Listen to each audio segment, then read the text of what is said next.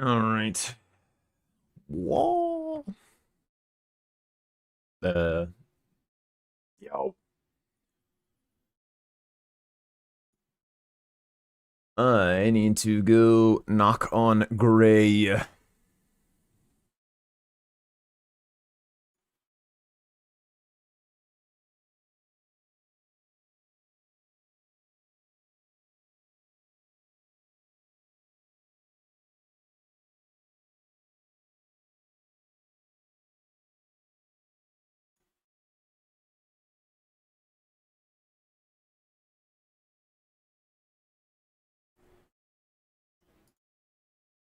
All right. Let's jump right in. Hello. Hello, my friend. How goes? Not that bad. How are you? Very tired. Very tired. Understandable. It is getting slightly late for me, so but this time works perfectly. No, yeah, I Actually, feel ya. yeah.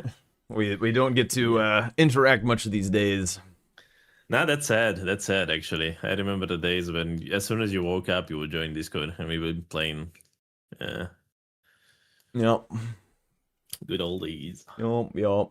I did want to do the shared chat so that if we were like answering questions or whatever, that Yeah, the one who is in focus, the other one can read. Basically, yeah. Okay. understandable. You Um want to jump straight into it? sure.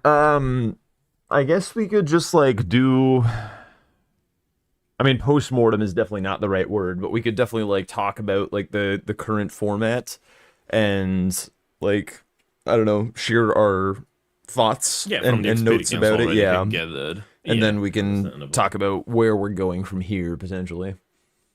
Okay, okay. I'm pretty much. Can we get Jack's voice? Let me increase Jack's voice. His beautiful Me me voice. me me me me me me me me me me. Should be better now. Hell yeah. But yeah, I'm perfectly fine with that. But that's basically how I thought of approaching this as well. Just based on the current experiences, obviously, I do believe you, as same as I talked with other players about the format on the other occasions. So we know we have a bit of feedbacks already. Yeah. Yeah, definitely. Jacking and graying. Holy pig, huh? All right. Do you want to start? I would want to start with DLC. All No, right. actually, let's like no. Let's start with base game. Let's start from the beginning. Actually, All right. let's follow some That order. works. My personal thing that I would love to see in a base game is thing that you mentioned, but I will let you talk about it slightly later. But one thing that I would really like to work on is changing how the squares are not categorized but variantized. Yes. I think that I'm getting to the point where I'm seeing a board and I am aware of the board is going to be enjoyable to play for both players or not in the first 10 seconds of it. When I see three dumb squares, Moog, Melania, and level 65, I want to reroll the board immediately, basically. Yeah. So that's the my main thing that I have basically when I hear them reworking base game. How Yeah. do you feel I about think that? keeping Yeah. like I really like the idea of taxing like players' money. I think that's a cool part of base game. However, players Hmm. do just have access to just an absurd amount of money, and they can just like, In the first 15 minutes. Like it's yeah, not some. I talked about it quite a few times because I feel strongly opinioned about this. Like if you are not able to access Moog nor Melania in the first half an hour, 45 minutes, I think that will be okay to have. Still a bit toxic. Still the guy who rushes this, it will be in a better position. But right now you can access both in first. I don't know if you can access and kill Moog in the first 15. Yeah, I know you can do in 20, but Melania, I know people who've been rushing that level 13, 14, minute 13, 14. yeah. And that sets you up for a whole game. I Yeah. think it really does create a lot of games where there's just like one super busted play and whoever wins it wins. I feel another square that has kind of a similar effect as like the one Falling Star Beast variants, where just like Oh, one whoever gets duelist it. as well. Well, one duelist is like whatever, right? Because like yeah, it's a Yeah, rush but square. FSB Whoever, sets you with the stones. Yeah, yeah, yeah, yeah. But that's FSB, exactly like yeah. whoever wins it, they get +9 immediately, and whoever doesn't, Yeah. like if either they died, then they're like giga fucked. If they Oh finish it yeah. like later than their opponent, then their opponent just has +9 faster than them and gets to get the next square. Absolutely Yeah. agree. Absolutely agree. Yeah, I've been heard the term once I watched your reviews. I heard the term that you used is premium rush squares. And that is definitely one of those premium rush squares where you are not just getting a square as a square, but you are getting the upgrades as well.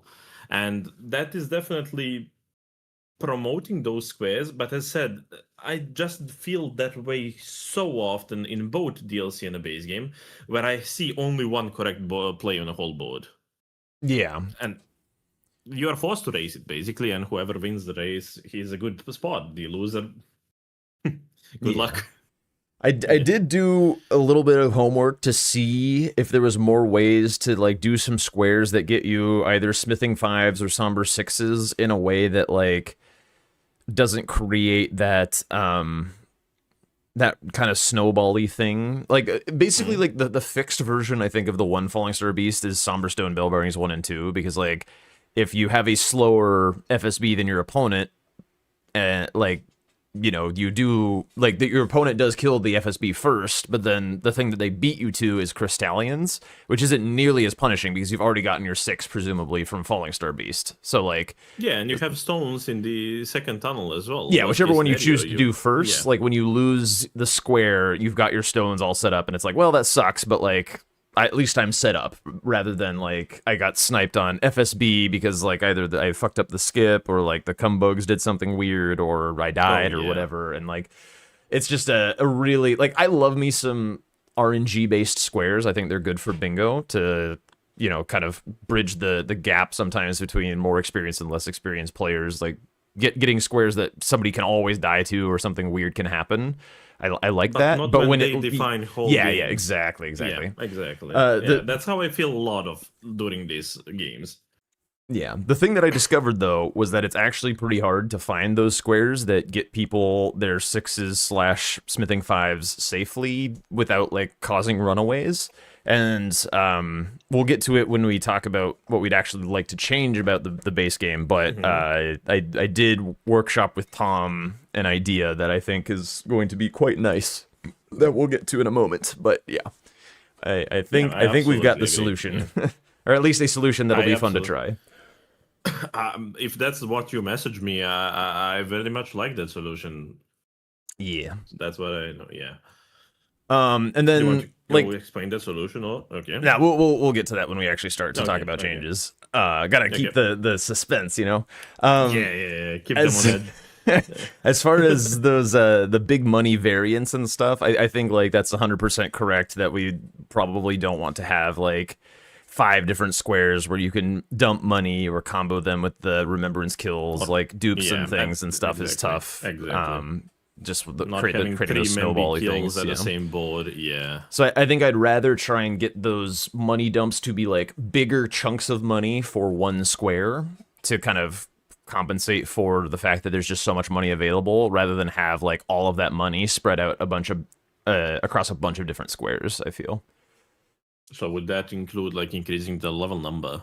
If Yeah, you are something like that. dumping? Oh, yeah. I also think that just Okay. like straight up squares like reach level 55 or 60 or whatever are just kind of like not terribly exciting versus the stat dump squares that you really have to work around. So It's a natural progression, just leveling. Like whatever you upgrade, you will eventually get. If you're killing anything big, you will get to 65.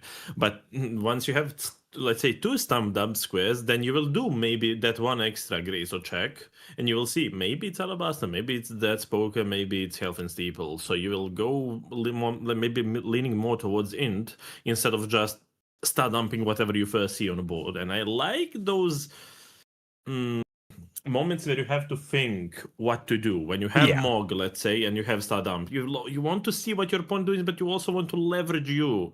But if you just see 65, that's a click and you progress. You know, yeah. it doesn't have anything thought behind it.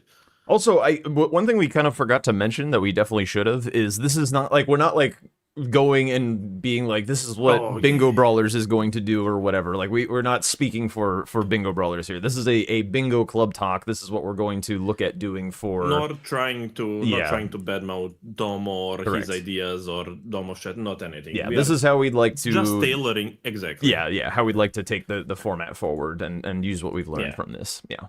We are just tailoring things for our needs since both of us are being part of the bingo club for a long time and we feel that we are part of the community. So we are just tailoring these things slightly to favor that community a bit more since obviously not all of these players are streamers, not all of these players are playing the same formats usually. So we are just tailoring to fit those needs slightly better. Yeah, there'll be a few like pet squares that bingo club players like that we'd want to include and things like that.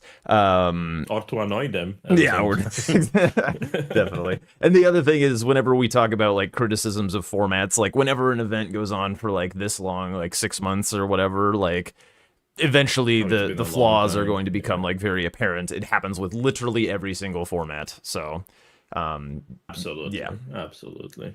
But I mean, I think the criticism is always good for upgrading formats in the long run. Although, like when we say Yeah. something that we don't like, we don't mean that in the ill intent or like in the mean intent. We just say that we might think that something could be better or could be dumber. Sometimes we need trolley squares, basically. Sometimes not everything needs to be giga serious that we are attacking here. But sometimes you have lightning ram, you know. Sometimes you have a kill all chief blood fiends, kill all blood fiends that are there. So Yeah.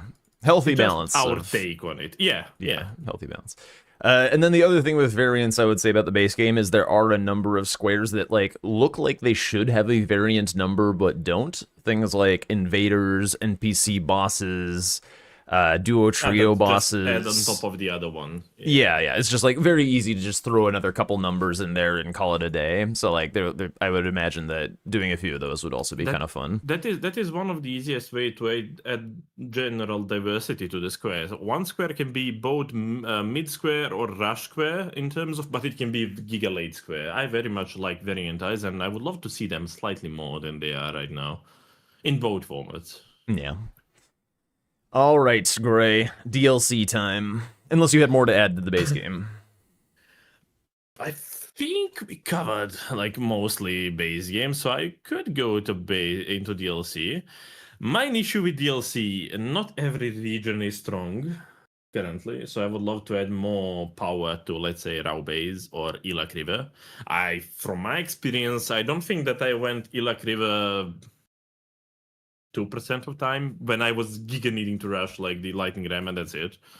So I would love to see like region being spread more, a bit more, and obviously front section is dog shit compared to back section right now. Because from my experience, I see a board, I don't even look at the board. I know that rushing back section is going to be worth it on the long run. Because I don't remember when was the game that we had strong hippo board, strong Rao ancient Rao board. So balancing those things out, and my biggest not issue, but my biggest thing that I want to just add more squares. Currently, Yeah. the DLC square set has, I think, 91 square, and I would love to aim between 110 to 120 if possible. Yeah, I think that like 115-ish area sweet spot is really quite Yes, nice. yeah. And obviously variants So do a little bit of the lifting as well. Absolutely, But yeah. absolutely. But just having more squares, it will mean that you don't have that stale board every time. Correct me if I'm wrong, but this is my feeling from playing DLC. Right now, I look at the DLC board that it's presented, and I see these 5 squares all the time: Bale, Meter, Midra, PK, and Yeah. maybe PCR or something in that lane, you know. So A lot you just of cannot do ends of the people earth. torrenting that much. Yeah, exactly. The half of the game is people torrenting. Just not enjoyable if every late game is same, you know. We just need to split our attention to every single part of the map and hope that the other guy did not do the same. Yeah. Ooh. Also, I have one. I think you could agree with this. When I see DLC bingo, the thing that I care most is map in general, like map and what you are communicating with your opponent. I think that is the most important thing about DLC bingo in terms of how I played, how players are playing it. Because in DLC, it's just linear. It's not open graces like base games, so you need that map to make your decisions and to know what your opponent is doing. So having you and your opponent not do anything for the 20 minutes, just rushing back section, I don't see as beneficial for DLC. I love to know info. Love to give info and to play around that. I think the best mind games are played around the map. Who has this? Who has that? And just playing those little mind games with your player. I miss those things. Yeah, I feel like a lot of games in the DLC kind of break down in one or two ways, where either there's like one super important square that's like in the middle of Shadowkeep, like a Golden Braid or an Ansbach's scroll or something like that. How convenient. Well, I mean, that's why I talk about it. and then like one thing that happens is like, because there's so much map to cover between the start and there, it's just like, and you get no info about what your opponent's doing. It's like, what value do you grab versus how psycho do you send this? And the decision Absolutely. winds up being Yeah. like very compounding, because if you're psycho sending two Blessings of America, for instance, and like your psycho send involves skipping Scorched Ruins and skipping the Skidoo in the I church. think it's Kadu even. Yeah, if you are all of those yeah. can buy you a few seconds and win the square, which is excellent, and it does involve a little bit of map sacrifice or power sacrifice or whatever. But like when you stretch that out all the way to Shadowkeep, like you start to be like, damn, there's a lot of shit I can sacrifice along the way, and like how bad am I gonna like cuck my game in order to win this one square? But then if your opponent like just barely cucks themselves less than you do, or more than you do, and wins the square while also like being at roughly the same power, then all of a sudden like they've generated like a 12-minute long snipe instead of a like 3-minute one or something. Yeah, I absolutely agree. And I think genuinely, you need to talk with your opponent. However weird that's sounding, you are talking I with did your not already. opponent. Because realistically, this is talking as a broken record. We are playing in completely dark when we are playing bingo. So the only info that we have about our opponent is the board. If board is dead, we are even more in the dark, and I don't find that exciting. Basically, I love to exchange blows with my opponent. One is killing ADM, the other one is rushing Ram. Just fighting, dogfight between your opponent and you through the board, through the logs. And we have a new feature which keeping log even if you disconnect, which is amazing. Playing about those informations that you got from log, it's amazing, and I love that, and I think we need that in general. Yeah, for sure. I also miss the early game in the DLC. I love I've talked about it a lot as well, but I love how in the season 4 format you really got to see people's strategic play styles do battle with one another. Like one player is really aggressive on the rush square, one player is very like map oriented and pivoting around and doing stuff, and it felt like all of those different styles like had legs. Like there was like they could beat each other with like different styles and things, and that was like really cool because it really helps players like express their personality. You got to see different tactics and things, and it makes it a bit just like more diverse, the style of game that we used to see. Diversity is a good way to describe it, because once again we not mentioned that in a base game. If you have only one correct play, one player is doomed to be sniped and to start from behind. But when you had more options at the beginning, you can always choose maybe slightly slower option but gives you more map. You have options. It's just the fact that you have options. Like, you're not forced into ADM with three status effects, You have other options that you can do and you will profit the same way. Right now it feels like one player will get the strong play and you play from behind. Then the meta with like pushing the bingos and stuff like emerges from that. But I think it originates from the fact that you are forced into one play. That's it. No many options available. The power plays off the rip are definitely concerning, because like one thing you might say is like, oh, well, Melania is responsible for like 4 squares on this board, and you can't do Melania as fast as your opponent. Why don't you just get good? But the thing is bingo is a binary game. Either you get the play or you don't. So like literally no matter how good you are, like your opponent will either get it or you will. It doesn't matter like the Yeah, skill discrepancy. absolutely. Like you could have Yeah. Tom versus Blanks racing for a 4 or 5 square Melania combo. One of them is going to get destroyed and not have a chance in the game. And they're Yeah. both like, obviously very good at doing that kind of thing. There's no get good element there. Yeah, absolutely, absolutely. And one thing that I would love to do on topic of DLC in the long run, Hmm. it's having those connection squares. The one thing that comes to my mind when I'm saying that is when you are going PK. Right now, the last thing that you can do before PK right now is like maybe kill a troll for a pot troll, for a crackpot, hefty crackpot. Yeah. Like there is nothing in between. You have 7 minutes run downhill, like having stuff like touch across there or fucking get the sword of Saint Rina. It's still a sword, Yeah, I mean the have sword won't be there, something. but yeah. I mean you could Yeah, just but like make the pot troll itself a square. You could kill some just have some shades. reasons to go into that direction instead of, oh, I have to people torrent for the next 7 minutes just to get one square, like have some reasons to go into certain directions. Yeah, I agree. Finding ways to connect the map a little bit better. The one I do have one note that we haven't talked about yet. I'd be curious to know your thoughts. Okay. But I wasn't a big fan of the removal of the like end of the line double ups, at least to the extent that there were. Like, don't get me wrong, having Saint Trina talk to you is not like Oh, a yeah, smile. very Okay. Yeah. entertaining square.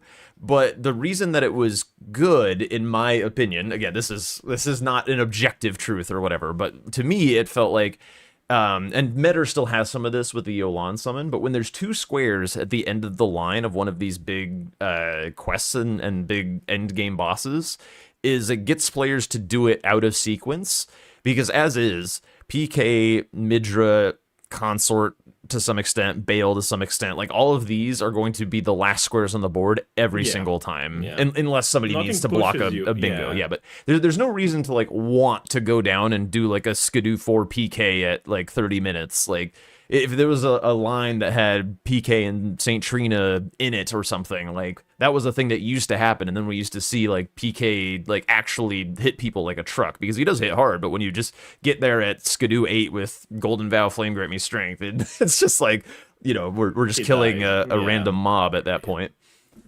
That is true. That kind of extends on the theory of the connecting squares. Not necessarily. This is just not before the square. This is after the square. I like that. Like I want to be able to go to Midra at some point, not to go to Midra as the last possible resort. Oh, the whole board is filled. I'm forced to go Midra right now. So I absolutely agree. I think they are not necessarily most interesting things that you can have, like Saint Trina smiling pain in the ass to do, but it's good. PK is all of a sudden worth 2 squares. So you Yeah. have PK, you have meta. You choose 2 squares if you want to, but if you need only one, you choose meta. You have choice. I love having choice. Yeah. Like choice in DLC is very good thing to have. And I see that, let's say, in the Mausoleum Square or Red Bear Squares. 2 Red Bears I quite like as a square, because you can combine the third one, the second, sorry. You either do Regalia, which is objectively easier than the mausoleum, but hey, you have mausoleums or you have dropped weapons, so you will do actually the other one. Just having that choice to do certain things, not to be forced into all 3 as a chore. I think that could be very nice to see as well. Yeah, I see what you're saying. I think like with the late game double ups and stuff. Well, I think like a great example of one that works really well is Capital in the base game. Like there's very little that I would change about how Capital works. It's just like sometimes going there like much earlier than you might is like a really good idea because there's like a couple squares in the sewers, there's a couple squares past like Morgoth or whatever, and like that's a really cool thing to have. Obviously, like the Capital behaves a little bit differently than anything in the DLC, like sort of enter a limb, but like all of the Giga late stuff is a bit more linear, whereas Capital has this really cool branching thing. So even though it is like really late Yeah, you game, either go for you don't necessarily win all of you it go down. if you're the Yeah, first person in yeah. the Capital, which is really Even if really you are cool. chasing, you can play those cute mind games. Oh, I think he will go here. No, actually, he knows that I'm chasing right now on Capital because, let's say, I showed Fiaz. and he knows that I'm chasing right now, or he will not do Morgoth after Godfrey. He will go for Shackles. Those mind games are so cute because of that branching thing. That's what maybe Euphoria was doing, because it is not on the main That's pad. You need true, to go yeah. off the main pad, and we can still make something like that. Like, yeah, Euphoria is not item, but Twin Blade is. Like, I think we could play something around that to have things in the non-linear path. Maybe not necessarily Euphoria, but things like that are not on the main path. That is not just linear. I take one, I take all the other Yeah, behind it. I think like a good option for like a Euphoria replacement would be something like kill Divine both Beast like Warrior, Storm Warriors light or like or yeah Lightning Warriors lightning warriors. in Yeah. Inner Limb. That would be a good option to kind of like still you have to go down and do that little bit of a skip or whatever, and then rather than like because once you do You take the one like goofy elevator. skip and stuff Yeah. like. You don't need to run all the way to Euphoria, really. But like, yeah, the Lightning Warrior down there. One elevator is pretty cool, difference, yeah. One elevator is right after, in between Euphoria and Lightning one. I like that. I think that's very good. And your example of setting up with the capital is a very good one. I absolutely agree with you on that one. I'm making a note about that one. That's a good one. All right. Is there any other like overarching things we wanted to talk about? I know like chat has been kind of going and we've mostly been just kind of ranting a little bit. We could maybe answer or like talk with chat and stuff a little bit and then get to like the more specifics of the stuff that we've already worked on. How does that sound? Yeah, I'm perfectly fine, and I'm curious what they have because they've been watching. Like the season 6 been going for more than 6 months at this point, or something like that, right? So Yeah. I do believe they have fair bit of feedback, although not necessarily as from the first hand as a player, but still feedback is feedback. I'm perfectly fine with that one. But also one thing. I think the best thing about being part of this small community of the grassroots community, like the Bingo Club, is we have so much resources that we can use as potential inspiration as well for squares and what to add and everything. Like right now, I think we have like 3 or 4 DLC square set that are just there for us to use as inspiration. So I think it's very good the way to tackle it. First, see what chat has to say, then we could like brainstorm. Yeah. With them or with us, just brainstorm. Not necessarily every change will go into the new format / square set or Yeah. No, this is a really exciting time, I think. Like, Bingo's never been bigger. There's, I don't think, ever been a, like, stronger interest in community bingo. I was kind of thinking that, like, when community things were happening, that more people would kind of tune out and just be like, I'm only really here to watch the bingo brawlers and stuff. But I saw that you've been streaming some of, like, Nike's DLC format and still, like, having pretty good viewership and stuff. And, like, I've noticed some of the same. A lot of people do ask about it as well. Yeah. It's a really, really cool time, I think. So excited to. Bingo Club is growing like crazy at this point, and a lot of new people are joining, and I think this is a good way to just get even more people into bingo. Like everybody can play. Like bingo is scary, bingo is hard, but everybody can realistically just join and play us. Like it's not that big of a deal. All right, let's connecting people, cliche, let's get to some of the feedback. So I saw Nucleo, more pickup squares in base game. I did have some things along that line. I do think that like typically in the base game there is just like it's easier to have people kill things as squares just because like you like having a weapon set up isn't really as much of a thing in the base game. Like all you need is a wieldable weapon and you can like kill some basic shit. So like really how big of a difference is kill a duelist versus like run somewhere and grab a thing? Like sometimes grabbing some stuff for like power-ups and stuff is kind of cool. Yeah, but or like time if you just put something, but it will no longer be rushable if you put it too far away. But yeah, I think more so than like making sure that there's enough like collectible stuff, it's like making sure there is a incentive to not just go full upgrades off the rip quite so often, because we see a lot of that. I'm ready for that to kind of not like go away per se, but to be reduced and to see people like doing their killing at like a more reasonable power level to where we're not Yeah, just not necessarily DRLing. just be AFK. Yeah, not necessarily just be AFK for 12 minutes and all of a sudden you have plus 10 alabaster and everything you just tap L2, R2, you know, and that's it. You Yeah. don't think about the fight. You don't have to be careful. No pun intended there, but in general, I agree. Just promoting not upgrading fully would open a lot more possibilities to actually play more tactically. Because Yeah. DRLing has been a thing. Like, you just get super strong weapon and you move through everything. You don't think about what you're doing, you know, you just do. Any Mikey Moonlight see, Mikey Altar do. squares that could be added? Only been watching Bingo for a couple months. I don't think you've seen anyone go there other than the Bingo with Tools run yesterday. Yes, Moonlight Altar is a pretty tricky one because, like, killing Estelle is no big deal, but getting the Dark Moon ring is a big deal. You have to do Oh. Finger Slayer Blade, kill Estelle, and is there anything else? Do you have to like also backtrack and kill the Shadow or something? Yeah, Baleful Shadow. Yeah. You have to kill Renala as well. Oh, the ring is in the chest. Yeah, you have to. In the chest, it's in Yeah, the chest. yeah. There's just too many hoops to jump through feasibly to I get to would Moonlight assume, Altar. like, this gave me a good idea to ask you a question. I assume we are not changing mod at all, right? Yeah, not Absolutely. not anytime soon. Yeah, especially because Yeah, like so- there's a so, lot of people yeah. who are interested in learning, and this is a good thing to mention. There's a lot of people who are interested in learning and getting into community bingo lately, and we want to create like a nice seamless transition from the format that we've been seeing for a while, such that things feel familiar, but also shaking things up so that things feel fresh, but not kind of like leaving everything behind that we come from. So trying to work within the constraints of the mod. And this is one of my favorite ways to design squares. I like working within limitations outside of my control. I think it breeds a lot of creativity. No, I absolutely agree. For Faro Mazzola squares, I think they're a bit too stretched out to go. Because if you're in Faro Mazzola, have in mind that the first thing that you need to face in Faro Mazzola is Godskin Duo.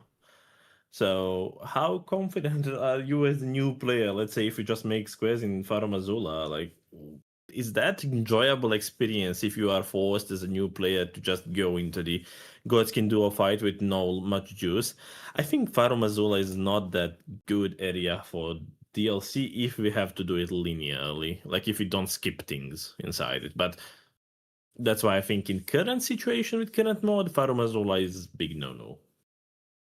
Faro Mazzola does not necessarily break the mod, I think. Killing Malikat breaks the mod. Yeah, Malekith is no good. Yeah, But you Malekith breaks could the do mod. things in Faramazula. It's just like You have to kill Farjan first. yeah, it's not the worst thing to entertain the idea one. of, but it's it's pretty long.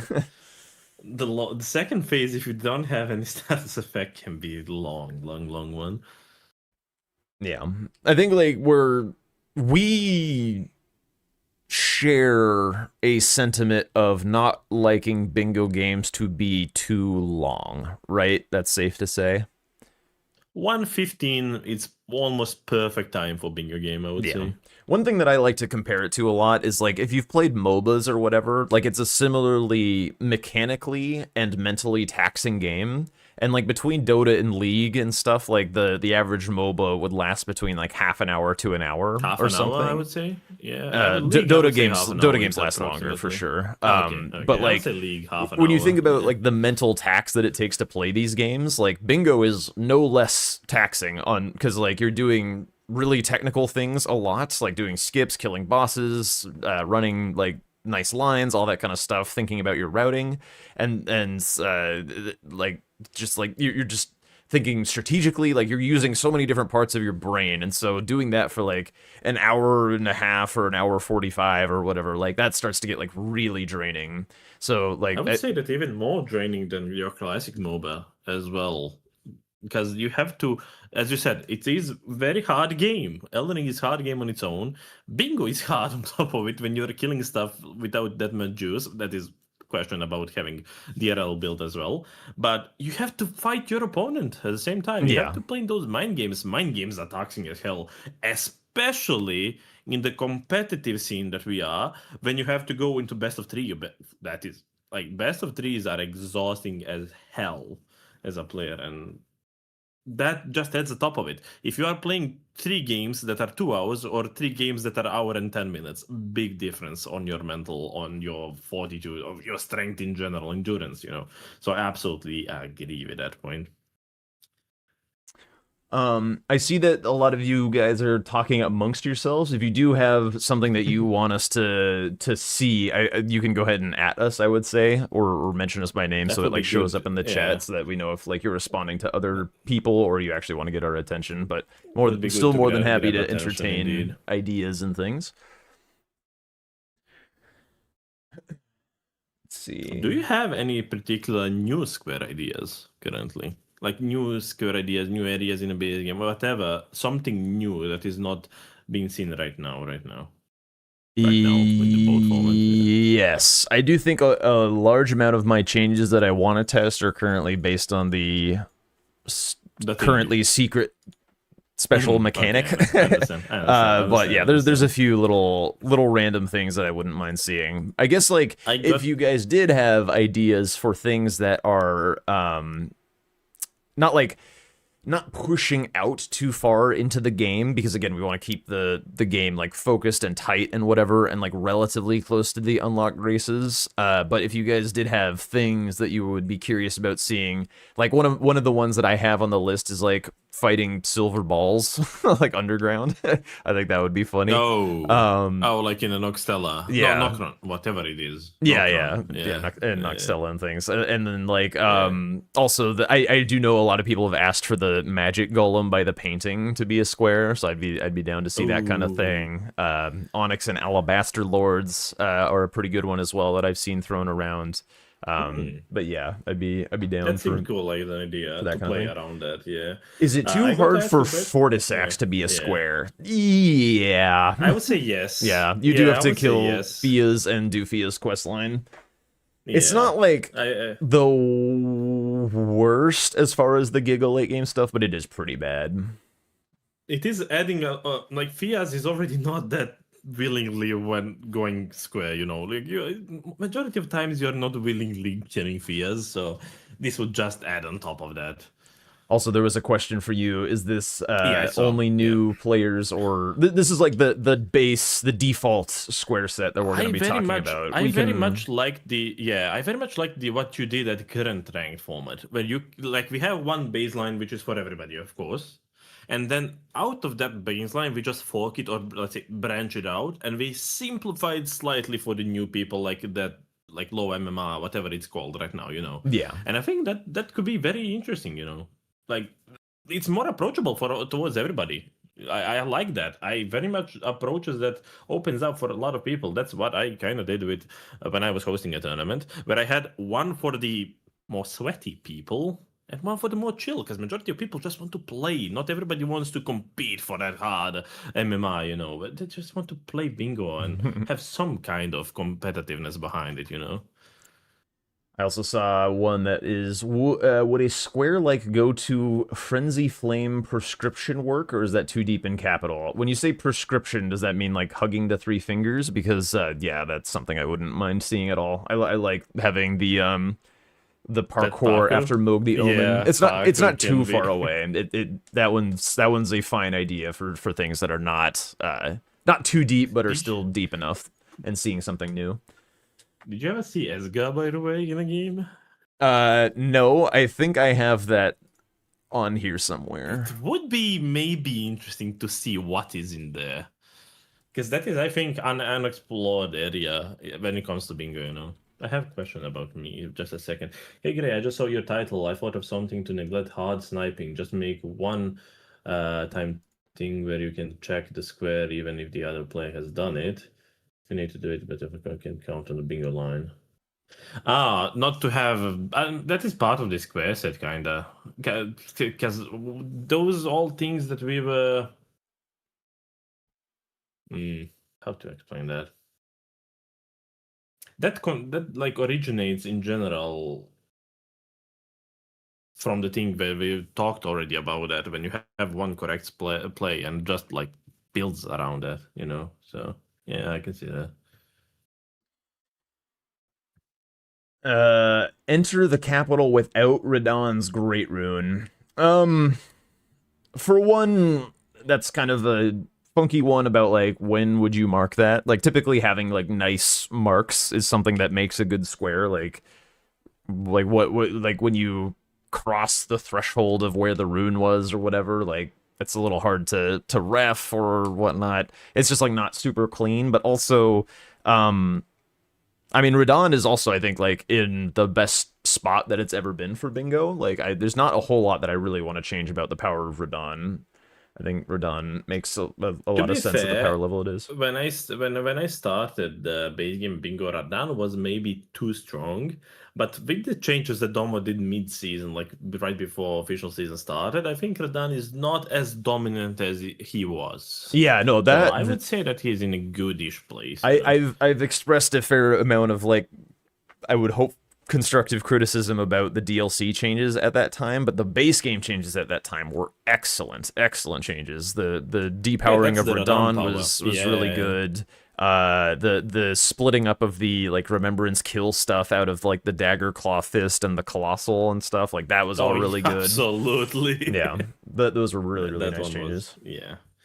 Yeah, I'm once again on that topic. I would just like to variantize those things, not to have kill with like all three, like bow, sorcery, incant, not to have so many of those on a one board.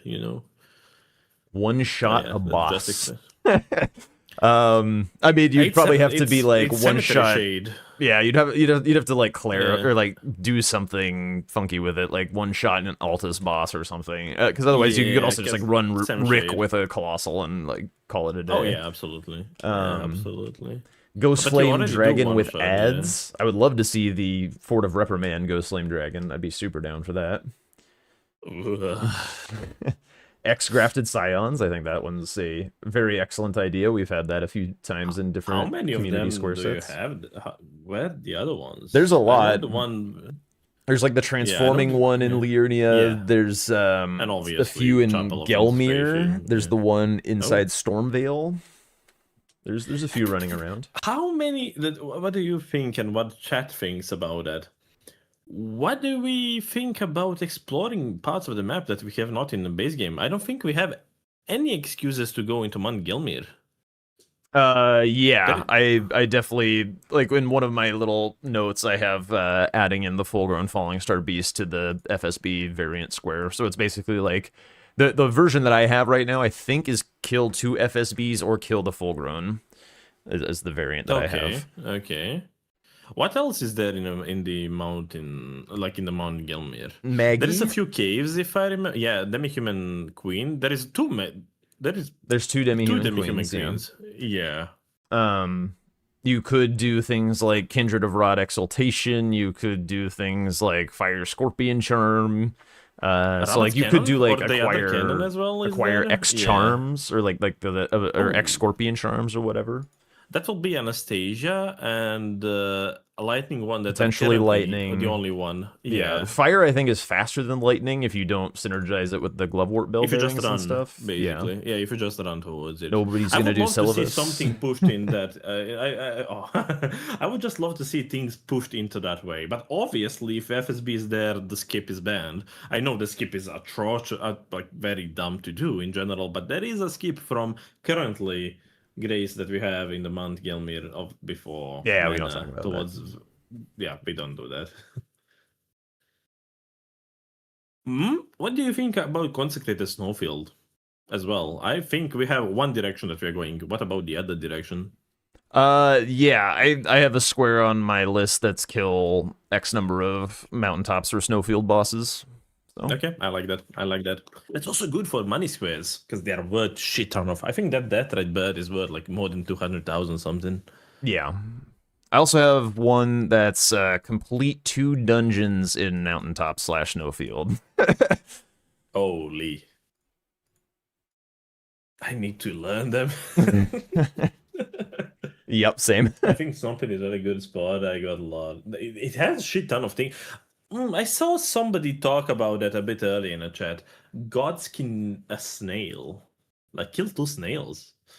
Or something like that. You could do, I mean, snail tunnel or cave or whatever is probably one of the fastest dungeons in the In snowfields the that you could do. mountaintops, Yeah, yeah. in the mountaintops.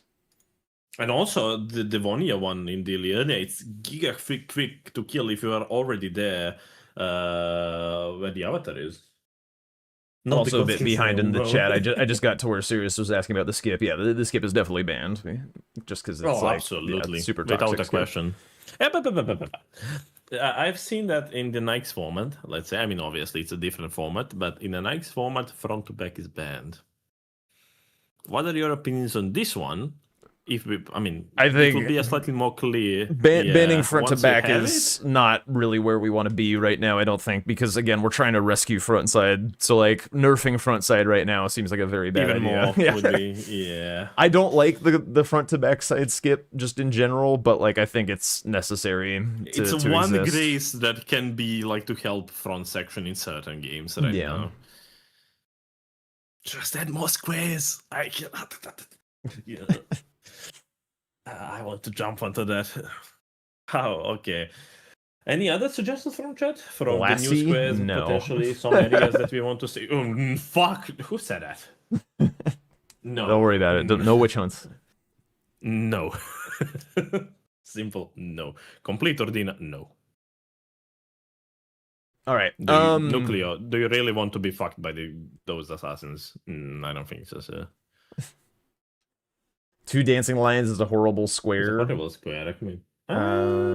That Nike did make that. Nike did make dancing bosses, so bosses? actually, yeah, that's a square in the Nikes, so you can do dancer for that. I don't mind two lions, to be fair. Yeah, I don't really care about two lions. Like, people over exaggerate dancing, Dead by Dancing Lion. Like, once you know that you have to just run away from Basilisk, I would say it's scaling is a bit higher, but arguably it's easier to kill than the other one, I would say, like because of the moveset and everything. It's just easier to get to so by a lot. Like Bellerod is such a terrible time sink. And I also love the idea that for the Dead by Dancing Lion, you have two options how to approach it. You either go there first, then do the skip towards Romina, or you go towards Romina, then go backwards. Yeah. I love that little tiny interactions that you can have, you know? Yep. Opportunities for routing expression, always good. Oh, yeah. The only way to make frontside better is to remove most church district squares. I think we can be a little bit more creative about how we power up Hippo, but I don't necessarily say nuke back section to make front better. Just make front section slightly better. Simple. Like, have some things around Hippo, something that will incentivize you going for the Hippo more. Just have immediate reward after Hippo. Smile. But yeah, something like that. Yeah, it's not like super easy because like there's not a ton at Hippo itself, so like what about square to collect X of different type of weapons similar to spells? Everything around Hippo is already a square. I don't think that that's true. But that is Lord's bestowal. Joke's on you. I think like we've done a couple things in the past with the Hippo. Like one thing that could return is the bosses with color in the name square. For like the golden, the red bear, the black knights, like that kind of thing. Like incentivize a like faster like because Bear Lion Hippo is a pretty shit square as far as like feels good to go do Hippo early, but like that old bosses with color square, it's like it's basically kind of like kill two bosses in Shadow Altus or something like that, which is like fast and like accelerates you and feels good. So those kinds of things, like massaging rather than like inventing new. Yeah, like killing people. Yeah, I heard you killing people. Yeah, killing people. Don't kill people. People did nothing wrong. But killing Hippo is good for you. I mean, I'm not trying to promote genocide on hippos or anything, but killing Hippo is very good to set you up in the game. Realistically, like if you have a heavy scaling strength weapon, there is not much that you can do better than killing Hippo early. Having that 200,000 that you can just do immediately and have money, have those talisman bought immediately. Like there is a lot of reward from it, you know. So yeah, and the other kind of one that I remember is like the bosses who don't wield a weapon square. Like that's another one that works with Hippo. Oh yeah, red bears as well. Okay, I think we've kind of seen a lot of the chat suggestions. I am going to briefly talk about my Your thing. yeah, my thing. Yeah. Okay. So, Drum roll right now.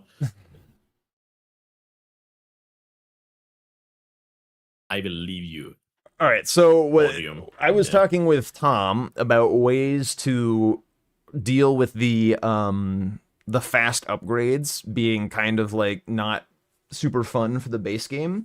And we were brainstorming some things like how can you like, get rid of stones or whatever, and just like nothing was really feeling correct.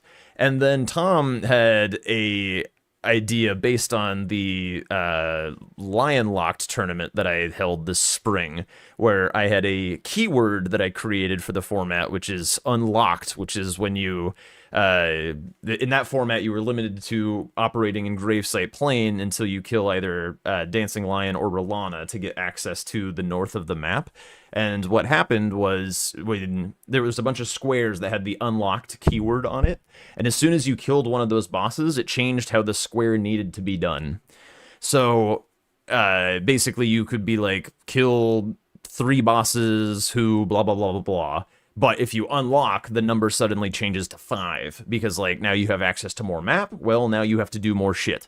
So it like kind of balances when you do your map progress. Anyway, the way that this maps onto the base game is with a keyword that I'm currently calling honed, which is as soon as you get your weapon above plus 12, the value of the square changes. So basically, once you get that linchpin stone, that like somber 6 or smithing 5s, in order to upgrade past the kind of like easy smithing 12 level, you basically change how you have to do certain squares. So on my screen I'm showing it, but like on the board you can see like these different colors of squares. So like this kill an ancestor spirit square. If you get to above the plus 12 weapon level, you now have to kill Regal. Whereas before you could just kill the regular ancestor spirit. And if you could do the Hyeta grapes, or if you upgrade plus 12, then you have to use Vike's, like the grape from Vike, in order to complete this. Similarly with Altus bosses, if your weapon is honed, you have to do more Altus bosses. Estelle becomes both Estelles rather than just one Estelle. That kind of thing. So like you can kind of scatter this out across the format to make it so that you have to balance when is the right time to upgrade. Also, there's a few other squares in here that probably are spoiling other ideas that I had. Nucleo was asking about Ashes of War. There you go. What was he saying? Well, let me see the question actually.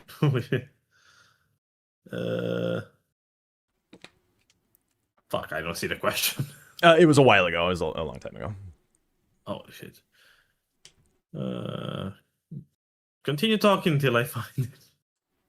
What if you have a weapon that is plus 25 and a plus 9? Like if you just had a smithing weapon, it like as soon as your auto upgrade feature reaches past the level of plus 12, then that's how we would do it. Like the value, like as soon as you hit strength and armaments to get to plus 13 or plus 6, then the square changes essentially. It's not about what weapon you're using. Yeah, I would say as somebody who did play with Lion Locked, which is where the idea originates, I would say that was my favorite gimmick of the whole square set. It added the additional layer of thinking that I'm sad that we are slightly removing those layers of thinking in both formats, but I like the additional layer. Like you have simplified, you have one square, which is maybe quick now, but do you want to do it now? Just that one question, I think, adds so much to the game. Obviously, we don't know how this will play out with majority of the players, how players will equip it, but I'm all up for this actually to try and see how it feels, because I think that's a good idea. Yeah, I'm excited to see how it plays. I think like it does create a lot of interesting elements where, like, similar to Lion Locked, if you set up a line that forced somebody into like an early kill Rakshasa, for instance, then you like force them to unlock early in order to block, and then you can use Mhm. the knowledge that they're probably triggering their unlock, which by the way the opponent doesn't know. Like only you, the player and your ref or whatever, But know that you have like met this condition on the board to change the values, and then your opponent has to kind of infer where you might be and what you might have to exactly. do. So like say I pushed my opponent into an early kill Melania or something, and I could be like, okay, they're going to be getting their weapon set up because they could have to do this at any time, and there's a certain number of honed squares on the board. I can kind of treat those as it's going to be easier for me to do or more difficult for them to do based on like what I think their weapon level is. But obviously, I saw somebody asking if you only see if your opponent knows that you are mark honed or not. But you will use the timers and the log for that. Yeah, Like, you let's say you you can have a never kill know for sure, Loretta. essentially. Yeah. Yeah, but you see, you have Loretta, and it's done as a first square in 7 minutes. You would assume that it's not the knight Loretta, so you know that your opponent is actually plus 12 right now, and you can play around it. That's true. Yeah, yeah. Obviously, There's going to be it's some things that never it's like impossible for 100%. them to have done. Yeah. Yeah, exactly. It's never 100%, but you can play around that. I like that dynamic of playing around that.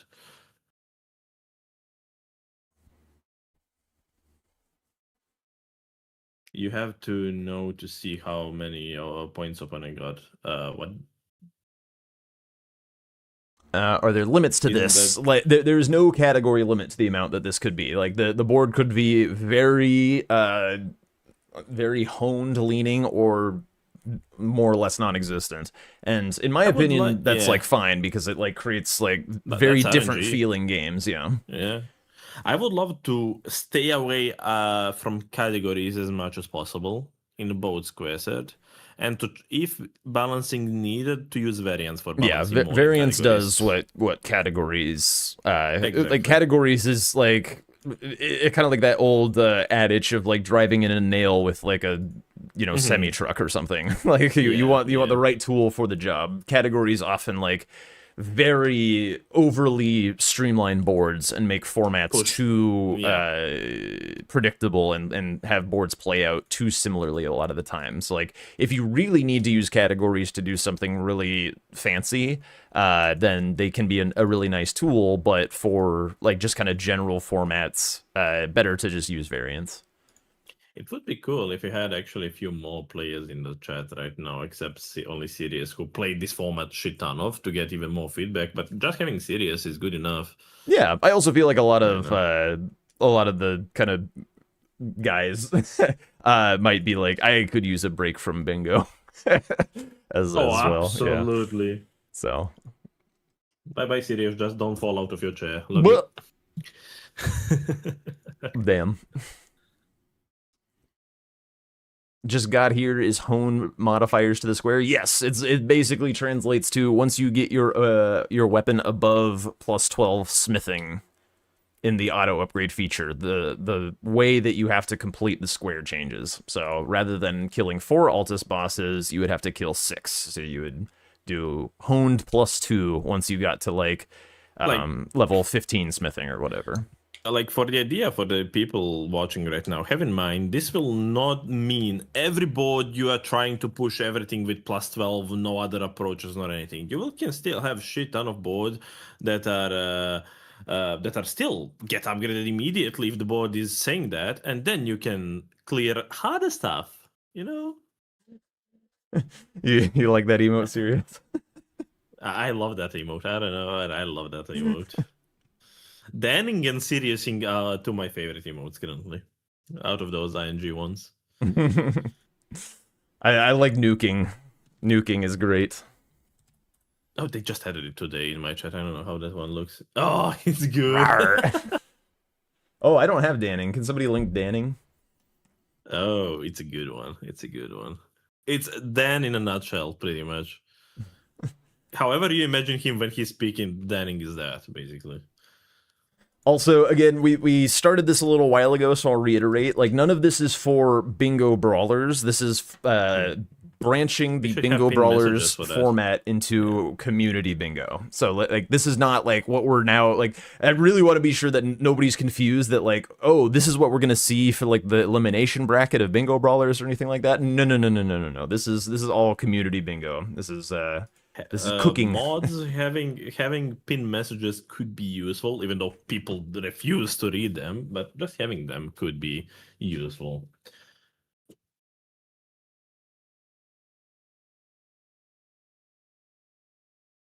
A silly idea That is a good when emote. we discuss how would a game go if opponents are allowed to watch each other streams while playing each other? No, Yeah, I I don't like mean, the maybe for a idea. goofy No, little thing like the thing maybe that I for a did last weekend night. Yeah. event, you know. Yeah, for a weekend event that could be cool. For format, no, but for a goofy event, I would say yes. Yeah, very very interesting. All right. So that is the current idea for base game. Other things, I just have kind of like a general change log that's like not super exciting of just like tweaking numbers here and there, a couple little square changes and stuff. We'll definitely be keeping in mind the interesting ideas that you guys have said and potentially working them in if they fit. One thing about like format design is a lot of it is like what fills in gaps. Like you could like if people suggest meme squares or whatever, but like all the meme squares like slots are taken. Like the Asher War Lightning Sheep is a classic. The Giant Rolling Lightning Ram in the DLC is a classic. Just like you don't want to have like too many meme squares, but like meme squares sprinkled in like as a little seasoning is spectacular. Yeah, So absolutely. like I kind of want to try out the balls as a meme square, but like maybe. See how it feels. Yeah, Like yeah. I think trial and error is very good approach for that. Play 1 week with it and get the feeling for it. Yeah. And so like and like you know you don't want to over buff certain areas of the map, things like that. So there's all these considerations for those kinds of things. But yeah, Somebody asked Nuclear. I think Nuclear asked if you could show possibly more examples of home squares, or are we going to talk a bit more about the idea first before actually showing the square set idea? I mean I can just roll a new board. I just have like a Okay. list like kind of ready to play. Mm-hmm. So like on this one, there's kill 3 death birds, but honed it's kill 3 death right birds. Kill the tree. Okay, this one's a bit of a meme. Kill the tree sentinel duo, honed aggro both. Holy shit. But the death right birds and dead birds are a classic DRL square once you get 25. Like if you have any strike weapon with plus 25/plus 10, it's DRL square. You do two. Like I played a game where I had what's the name, the Great Club. That's a 2 charge R2s and the dead birds dies. Yeah. Like, you know, I Is there how does partial prio work with the honed mechanic like midway through? So basically, if it's something that like doesn't matter, then you would just keep the prio. Like obviously, if you kill 3 bosses in Liurnia with a plus 12 and then you go to max level, like you would just then have to kill the 7 on this board. But you would still have like the 3 already done, so you just have to kill 4 more. With something like Deathbirds, you would lose that prio. If you like killed 2 Deathbirds and then had to pivot and then had to upgrade your weapon, then it's like, oh fuck, now I gotta switch this to Deathrite Birds, because like obviously that doesn't translate. So it would just like translate in the way that makes sense for the square. There shouldn't be any that just like don't work. or two extremes, like 7. Like if you have 3 in the non-honed, then you have 7 of something, you know, something that is not pushing it too much. But Sirius asks you a question: is honed always the same weapon level for every square? I would say yes. That's the only way that the makes concept sense. right now, is yeah. It's always like plus 12. That is the gap for that, right? Yeah. Yeah, I don't think it could be done any other way. I don't think we can add variables to that at So- all. Like, I don't think it'll work. If you were to cook on it a little, like you know that feature in the bingo board where it can like randomize starting classes, it just like tells you which classes that you have to be able to start the game with, like for the vanilla tournaments that we do.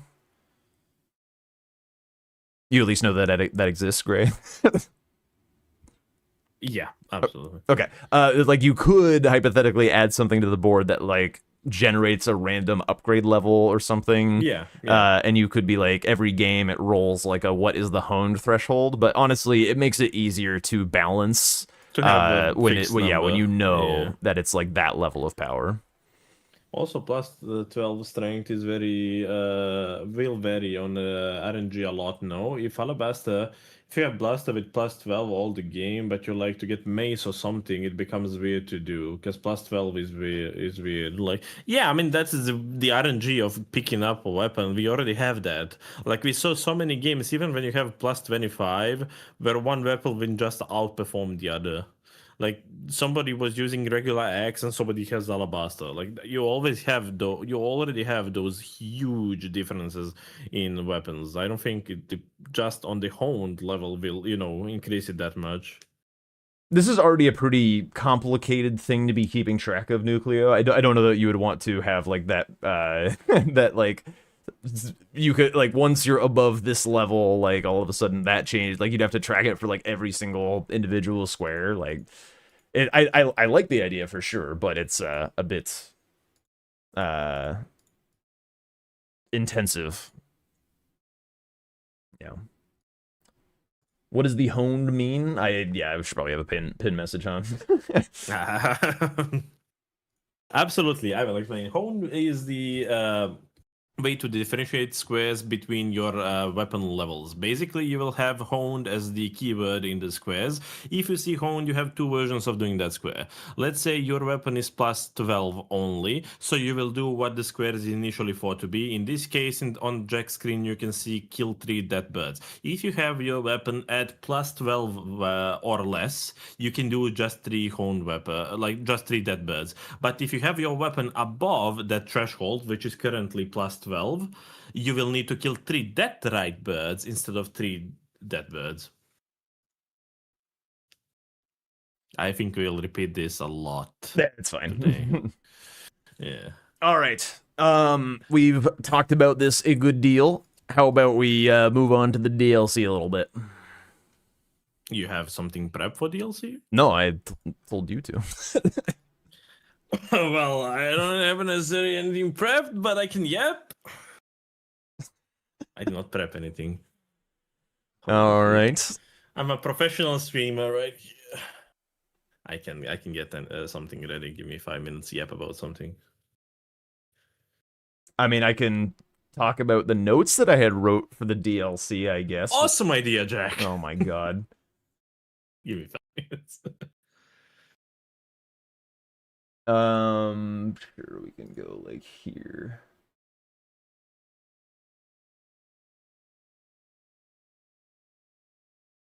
Okay, so I just had like a couple notes written down of like that basically the same stuff that you said, like buff the Elac River, buff front side if possible, bring back some rush, some more flexible routing map squares, and late game double ups potentially coming back.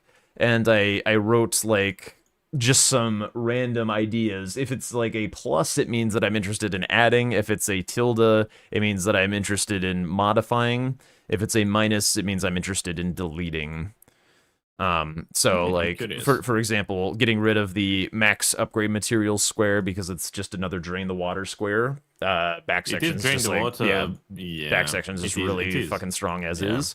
Hypothetically, you could just say like this like replaces drain the water. Like if we're like, drain the water has been around for a long fucking time, like maybe it's time to put that to bed. Like it's kind of nice that you get like a plus 25 weapon out of the deal with the upgrade squares or the upgrade materials.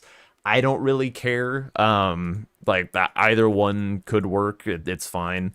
I like the max level smithing stones square that we've had in other formats. It like incentivizes going into the forges and stuff, and potentially doing like the magma worm, which I really, really hate doing in the current format. And then like also potentially going up Jagged Peak. This one, oh yeah, this is the get a great Glowsglovewort, which is like kind of an annoyance in the catacombs, rather than getting the grave glovorts from like the church district or from the coast area. So like if we did want to include a glovewort square, we could Yeah, potentially in all three consider, catacombs, there is one of them. yeah. Yeah. Bringing back perfumed oil is a great way to buff the coast. These kinds of like routing squares where like the DLC kind of misses some of these like counting squares that the base game has, where like finding a way to synergize in these counting things, but like because the DLC doesn't have like as robust of like regions, or you could just say like a bunch of slot bosses, either way you want to say it, but like it would be pretty not interesting to have like kill 5 bosses in Gravesite Plain or whatever. There aren't even 5 bosses in Gravesite Plain, I don't think. So like you have to like get a little bit more creative than that for the DLC and get people to like claim these where they happen to go. Then just like get rid of the sorcery only square. I think the incant square is more interesting. The sorcery one right now is like giga fucking boring. You have one option. That's what I've been talking. You have one option, one sorcery that you are always buying, and you're doing your 1.5 bosses. Like if you know that you are going Meriga 90% of the times, but one time you will go and need to then spend 10 minutes on that. I don't like sorcery at all. Yeah, I'm it's just glad to always see that one the go. large glintstone shard or great glintstone shard, On whatever it is from Meriga, Emir. yeah. Yeah, and it's always Meriga, and it's like very not exciting. Dropped spells. I put a question mark. I don't know why I added that. I guess that's like That's tree. a question mark is appropriate. Oh, right, because it's spells. Okay, this was a hippo square actually. That now I remember. This is a hippo square because like spells being not sorcery, like it's either incant or sorcery. So like if we're using the dropped keyword still, then like hippo What's can the get other worked quick in. one? Um, Did you think about it, or did you just come up with I the put idea a of hippo? this is a question mark, so I was like entertain the idea. Okay. Again, I wasn't supposed to be I'm running this segment. I did not know that I had to prepare it. I Okay, said okay. you should run the DLC segment. Oh my god. I'm a busy guy, but I can yap a lot about DLC. Yeah. My idea of the DLC that is the best thing how I would like to improve it is the simple thing of what Jack is doing, just the expanded idea of just add new squares. What I like about it, Drink did make a suggestion for a square set. Nike did make a new square set that I've been thoroughly testing. I think I already have like 10 plus games in the format.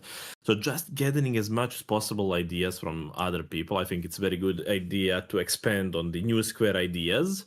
But what I would really like to see is potentially some of the squares, like you added the crosses. I think crosses are very good square to have, but not in the old version of doing it, if I could say like that, because 6 or 5, I'm saying 5 are definitely main path gets stronger.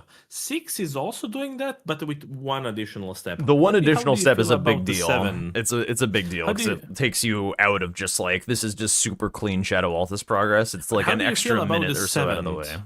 7? I mean, you could do like No, I think 7th is the sweet spot potentially for the what's the name for the crosses, because the 7th realistically is the one in the above reprimand in the SCAD view. yeah. So I would say that 7 is maybe sweet spot that we could aim for, because 6 we've been seen. I don't remember the numbers, but I think it was still less than 7 minutes square, and it gives you shit ton of skidoo as well. So Yeah, it's I still think very 6 powerful. could It's just still- slower. yeah. Like five is just like super. 5 and 4 were just like super optimal. Do you remember the times on 6? Maybe somebody does remember the time who played it. 6, I don't remember. I don't think I there don't there either, weren't but- 6 for the Were there No, I 6 think for it the was in brawlers our- format? No, in Brawl. I know that in the my showdown, I think we had 6. I will open the square set real quick. Yeah, I mean, so like Drink Time did mention his own keywords for like there was a time when Drink Time was brewing up a format as well, and we were talking about some stuff, and like again, I didn't. I was not supposed to be the one cooking up a DLC format, so Sorry. I didn't prepare anything like super creative or interesting. But yeah, we could definitely entertain those ideas. One idea that I would like to entertain in this format is use the auto upgrade to our advantage. Nike did cook something in the non randomized format, which he's doing. I would say that what Nike did is forcing you to use multiple weapons.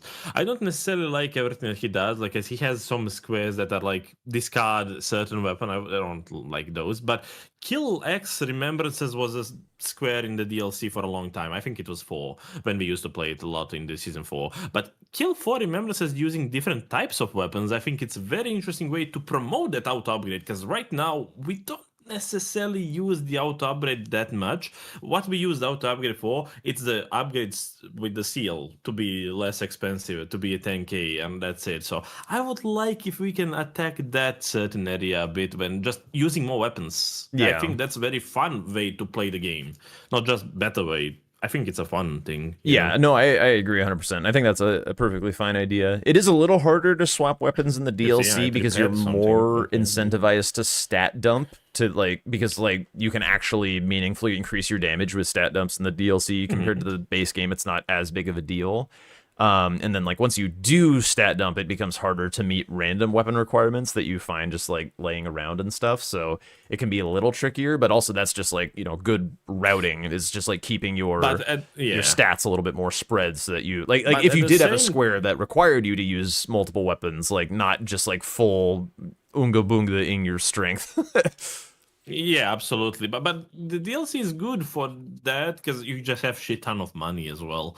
So you have a lot of money to your in your resources. So you can, if you just think about it, if it's a thing that is already used to being in meta, like switching weapons, people will stop just putting 80 strength with heavy infusion.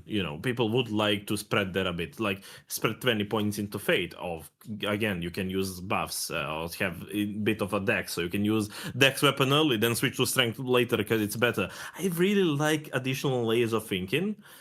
The one thing that I was thinking, but I don't know how easy it is to implement, that was idea that Drink did present to me a long time ago, is the thing that I already mentioned, upgrading with a 10k seal always. How do you feel about locking in what you can upgrade to say, let's say, you can only upgrade your starting class weapon instead of the seal?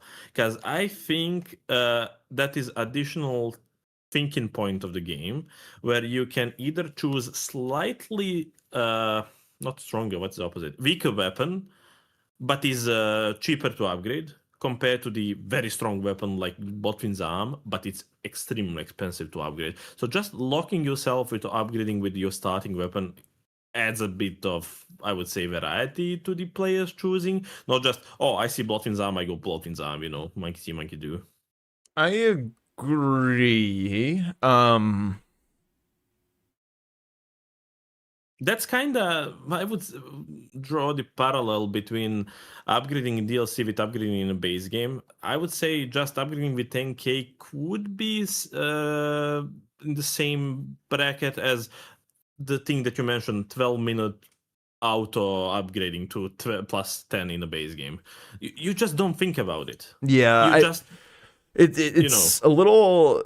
I do kind of like the idea because of like right now you can just leave Kale with like half your talismans all set up in a grease, and you're like, pretty much. yeah, you're just you kind have of like shit ton of money. kind of set. Yeah, it does make it really cheap. You can buy 2 greases, 1 or 2 talismans, and have enough to wield pretty much almost all the weapons off rip. Yeah. So yeah, I would I love could see to it see as that a. idea being played out, but we need to obviously see it and The try nice out thing how it about feels, that but, is like you don't have to like design around that really. You can just say like, hey, this No, you game, just let's say, just do do that. this. Yeah. Yeah. And like it's Yeah, very easy to exactly. test if that feels good or not. Yeah, exactly. It's very simple to test and to see if it's foolproof in general, if it will work or not. But I think I love the addition of having reasons to think or and strategize about your game. Like in the season 4, that was a thing where you had Back and Blades and Greytheerror. Obviously, one is better DPS, one is better stance damage and like double status. But that is a thing you have to think. But right now you don't think. You autopilot. You pick up strongest weapon. You always upgrade it for 10k, you don't think about your money, you don't manage your money. Like, I would love to see a bit more stimulating people to strategize more, which you did mention a bit earlier when you were talking about how you liked strategizing in season 4, which also additionally adds on the new square ideas and everything.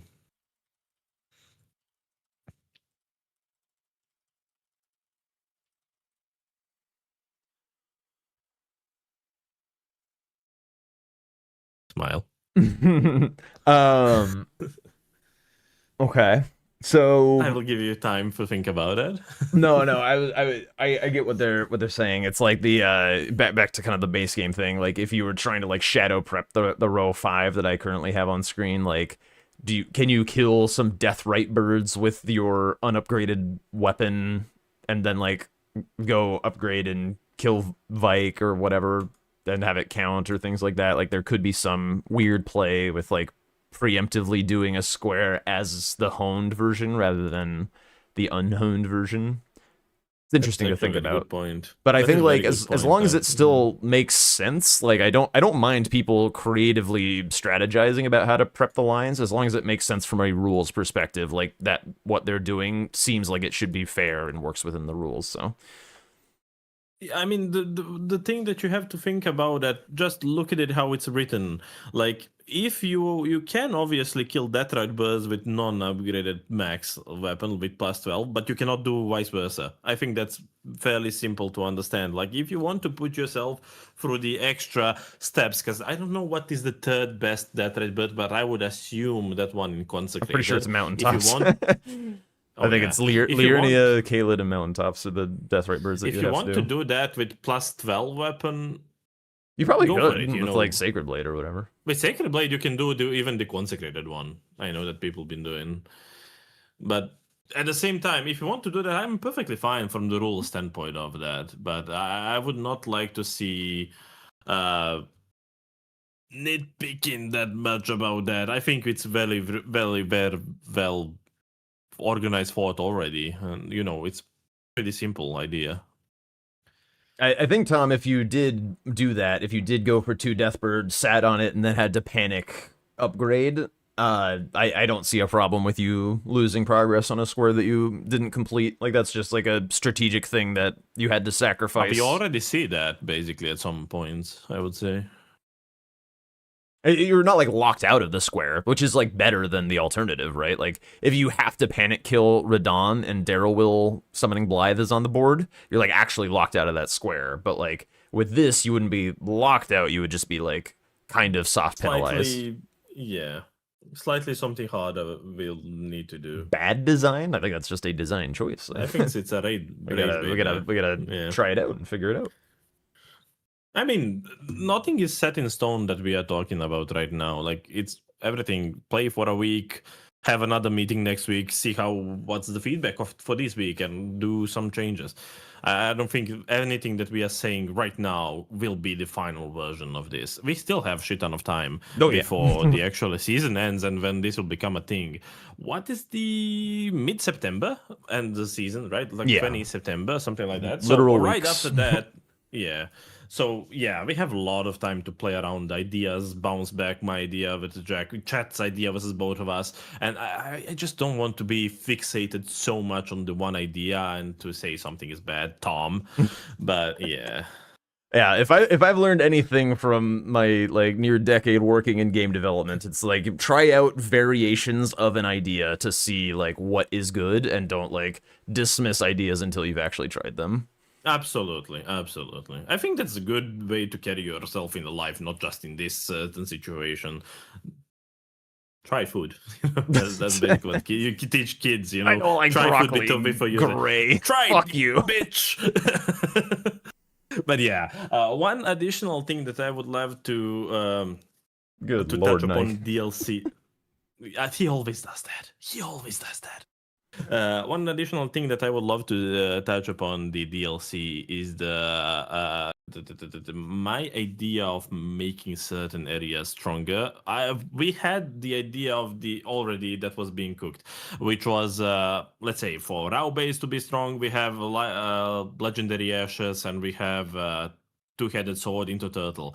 Those are just back-to-back-to-back squares. I want to avoid that, but I still want to make area strongest, but I want to avoid making people to commit to a squares like it's a chore to do instead of a choice to do, which is definitely no killing both Death Knights. But do you think we can maybe push that catacomb somehow? Because I would like to avoid it. But one way to actually push it, I got idea from Nike, is acquire both Black Knight Spirit Ashes, which is exactly pretty much at the beginning of the Scorpion River Catacomb. Yeah, but then you only ever go in for that. There's no reason to like finish it. I think like the way that I typically handle like those kind of like, it'd be nice to see this every once in a while type squares, is put them in a variant with something else that's pretty miserable. Like if you put like just some, like it doesn't even have to be related, but just some like dog ass square about something that is out of way, something that doesn't feel good to do. Yeah, just put it in the same variant to be like in those punish, like you can say punish squares, the square that you would rather force your opponent into than ever do it yourself. Or even in a variant that doesn't suck as bad, like kill a Death Knight, but the variant is kill or like clear Scorpion River Catacomb. So half the time you have to do the one Death Knight, half the time you have to do the shitty Death Knight. Like, you know, fair. I had that as a square in this showdown. And it was done 0 times as a square. That is how that kind of, yeah. I would love to go away from it, but always people, even players, I remember Swed and CBD was trying to make that work somehow, but ended up giving up on that idea. But I would love to see at least something in it, not necessarily finish it. Grab that ash maybe as the idea, you know. Just have one reason, grab that ash. But have some reasons to go in for that, you know. Like it feels like the uncharted territory, like basically like Mount Gilmy that we talked in the base game. Like you don't go into that area there. Maybe armor set could be used. There is armor set there as well, like in a close proximity of it. But I don't know. Is there in? That is the other Highland armor set. Oh, it's that's at in the front of the Rugalia fight. It's like the same as the other. It's like making Makar work in the base game. It isn't going to happen. You're kind of right, Tom. I do think like the long half Death Knight fight is more interesting to see than Makar is, because Makar is just another fucking magma worm. And I would you even just say like that long half fight is better than Twin Axis fight. Yeah, and you also just like, I mean, you don't like bulldoze him quite as hard as you do Makar by the time it's time to do Makar, but I see what you're saying 100%. It's just like a super long out of the way thing that nobody wants to do. It's just like something you get forced into doing. Yeah, Makar just didn't work out at all. I even tried when it like became a DD. I tried routing my upgrades into it. You can get plus 13 of just going Makar, but at the same time you are already plus 25 if you are doing the regular route. So it's just not worth it.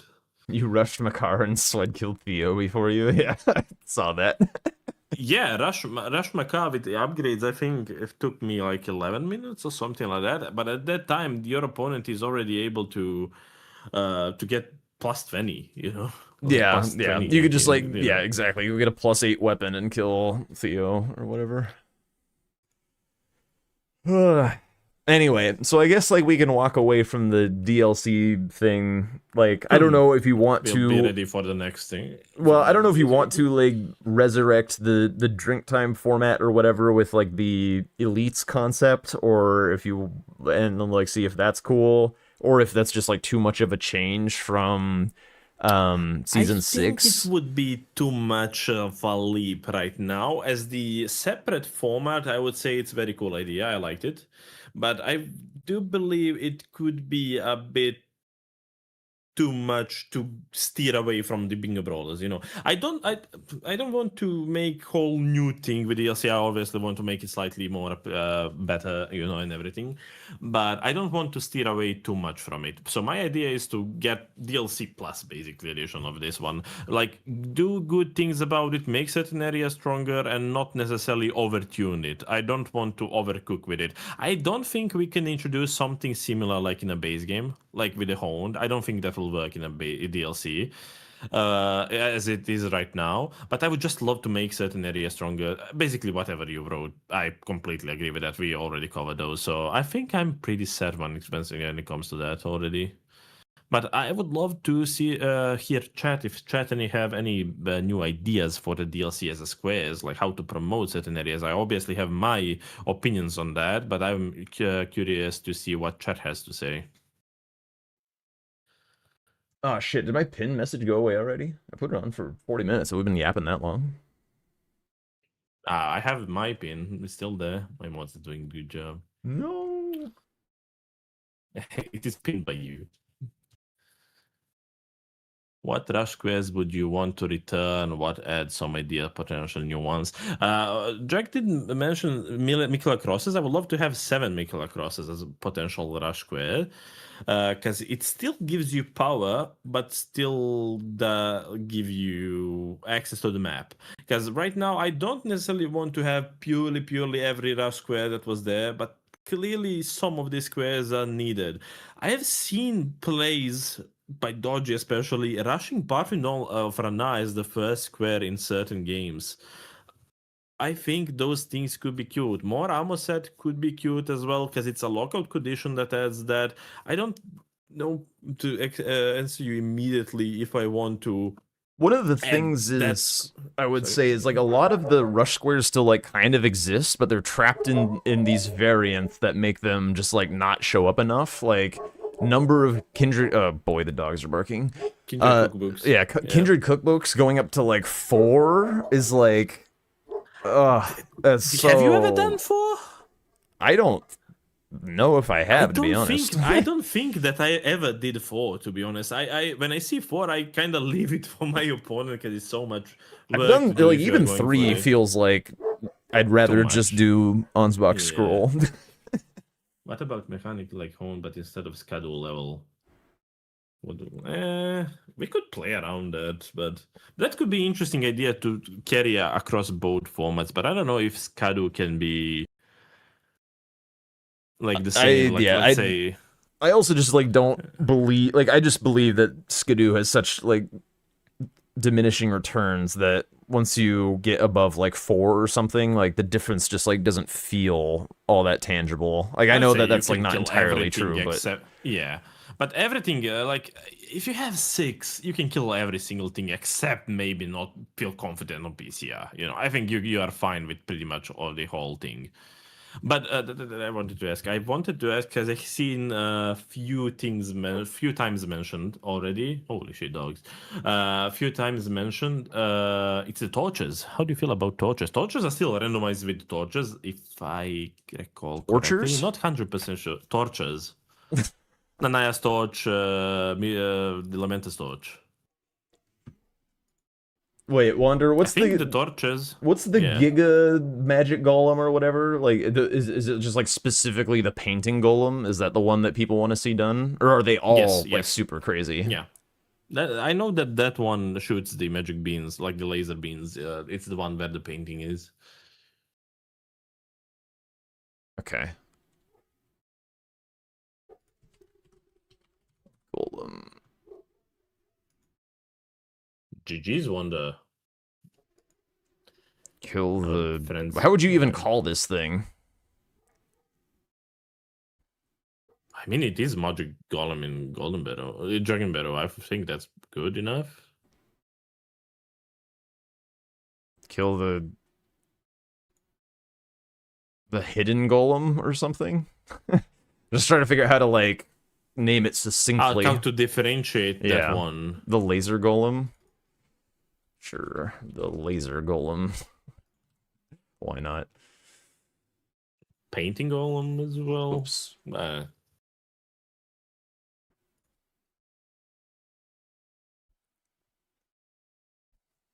We can do the laser golem, why not? Yeah, I'm trying to like, so what rush squares like died, right? Like we could pull like the Blessings of America out of 3 again, like, because that one is just another back section square that we can get rid of. I'm not a huge fan of the crafting the hefty pots, but it's like becoming more. When it's 2, it can be very quick to do. I think like both are. Because like Sirius has a route for 3 that is Elac River coded, so Elac like River? keeping So, yeah, that that it could kind of promote makes it. sense. Yeah. I don't know it, so like I don't have like a affinity I for have it or not looked anything. into it, to be fair, as well. Tioli's concoction. What do I think Theory about collection concoction, squares? Dane. Like collect all Scorpion tallies or Arsenal charms? I don't think we're collecting all Scorpion talismans because the magic one is prohibitively far away, but like 2 or something I could definitely see. Where is bad? Oh man, it's the Celavises, right? Yeah.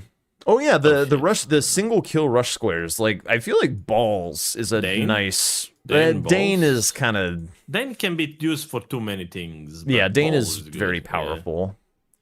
Yeah. Um, What else do we have? Balls is definitely like the balls was 4-minute kill. one. Garu will feel better when there's more shit to do in Shadow Altus. Like right now, there's just like, Not as much. yeah, like you can't justify going and killing Garu when you just need to get to back section every game. So like stopping off to kill Garu feels pretty bad. So like Moonrathil and Garu both feel like you can do them, but I'm not like excited to do it versus getting to Shadowkeep. Yeah, it's a minute and a half that you are behind on the back section progress. So Yeah. if every game is leading you back section, you don't want to be behind. Yeah, but if there's some more squares kind of in How do we Gravesight or think- Shadow Altus, then What do it you feels think not about as the bad. square, the talismans in dungeons? That could be the Relana's cameo. In that sense, Talismans can and be dungeons as opposed to the dropped ones. So like Flame Yes. Drake, Flame Cameo. Drake, all the scope, other drakes in the Bellerat. in the dry bouquet in Bellerat. Yeah, um, it can be the Relana's cameo. the Can be the Shadowkeep one. ones. Yeah, yeah. There is actually one in the forge as well. Yeah, could make a note of that. I think that is good one to maybe push Moonratil, because like you kill Moonratil. I like the shields, the square as well. The shields are pushing you towards Moonratil, pushing you. I mean, it's a back section square, which I would love not to overtune, but shields as idea of a square could be maybe interesting. Like if we tuned down back section a bit less at some point, I think shields is interesting idea. Yeah, sometimes Shields was doable through Hippo, which was kind of cool. If it's 2, which we had, it was doable for Hippo, indeed. But even 3 can be with a painting. Yeah. Is there any way to make Prospect Town good? No, right? Or Prospect Town or that Pata I mean, the square from fucking Lion Locked or whatever, like kill all the blood fiends on Prospect Town. Like people like colossals, like they could get them a colossal. Track, indeed. An arcane tally for tallies if needed for anything, I guess. I don't think tallies are needed there. That one doesn't fit the dungeon part for that, but tallies in unique dungeons, I think. Yeah, tallies in unique dungeon, that's how it will be, but yeah. I like shields. The thing that I realized with shields, you can do the one in Bonnie Jail as well. That is a shield pickup. I like it. We've had talk to ghost squares before. One of the things is like there's a lot of ghosts in Gravesite Plane. We've had talk to ghosts in dungeons squares. I don't think we've had like talk to ghosts in different regions. The thing is like talking to ghosts isn't like a most exciting. Yeah, it's not an exciting like okay, but that's kind of a thing. Like, but with the exception of like hanging pot bell bearings, like no collection square is exciting to do, but they're interesting if you like have good cases for routing. Like if it like adds if something. It's on a way, yeah. Well, yeah, if it adds something to how you move around the map and like where you choose to go and things, like then ghosts and collection and stuff is at its best. So like, you know, pressing Y on one item versus pressing Y a few times to get through some dialogue, like it's, you know, gameplay wise, there's nothing different happening about any of that. So it's like, you know, if we can come up with a reason for, or like a want for, we need a square that connects these different ideas, then that's a good candidate. But until that need has been established, there's kind of no reason to like really entertain the idea like on its face, you know. Do you remember other cookbooks variation that we had? like the Fire Night cookbooks or the other cookbooks. Bit like Drain the Water. So talk to a specific ghost, like talk to the Elak River ghost. Yeah, I see what you're saying. Yeah, I mean that's a good case. Like that is a collection square that is down the river essentially, and it would tell your opponent that you're headed down the river. So it's not I liked the worst plays. idea for sure. I very much liked plays when you are popping the bell bearing that is near ADM, then going Elak to pop the other two bell bearings. I think that was very good thing to do because you will like collect the round rocks on your way towards down, then you throw round rocks. You have something to do there, but how to force that? Have more things in Elak. But that is one of the things that we can have in Elak. Talk to that dude. Yeah, the bell bearing and back section adds some problems to the hanging pot bell bearing square. Mm-hmm. There's just always a lot of shit in back addition, section. addition to getting back Parfum Oil could slightly improve that because, as I said, Parfum Oil can be rushed if you wanted.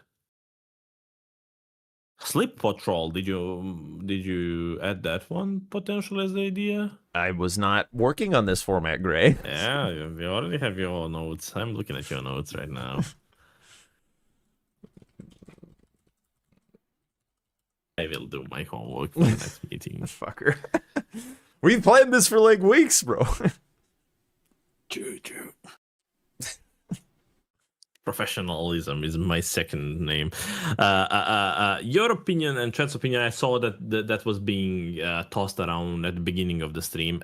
Swollen grapes as a square. I like it when it was the square in the one of these showdowns. I wouldn't mind rather than grapes, like having, because like grapes feels good when Midra's on the board. When Midra isn't on the board, grapes is horrendous. Is that true? Yeah, so I wouldn't mind rather than like a collect the grapes, a kill the ghost horned warriors in the manse. Yeah, something like that. Where like they're still fucking pretty page? Highly scaled and stuff. It's near the start of the manse.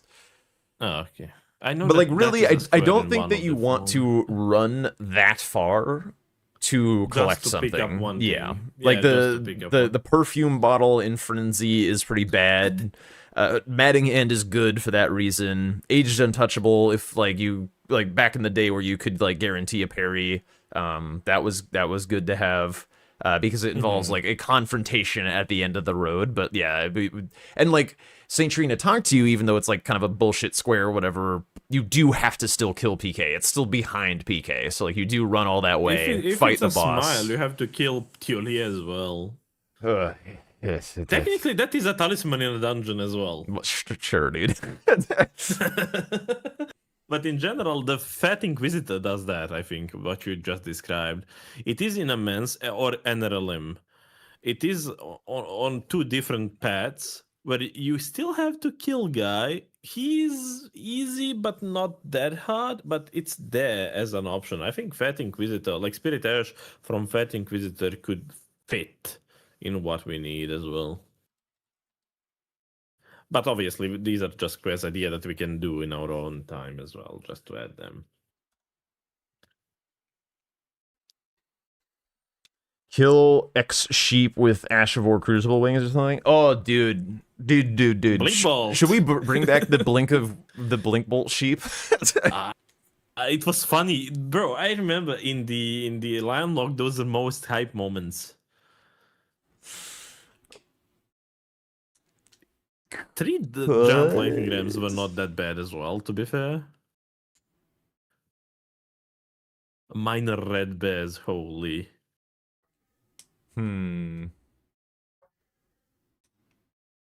We did have that one square that was acquire Revered Ash from a Fat Inquisitor. That one was pretty good for like kind of having some routing expression between Eneralim and the Manse. I'll fucking kill you, dude. I'll kill you. I talked about it now. Oh, did you? Is that why they were mentioning it? Yeah. I was typing, sorry.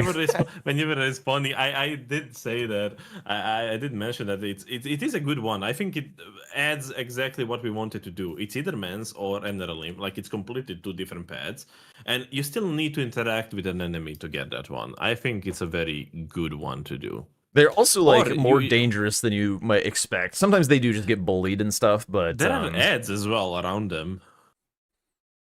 Yeah. But I would say I had a lot of interesting moments with the Fat Ash in my games, because we had that in the multiple formats already.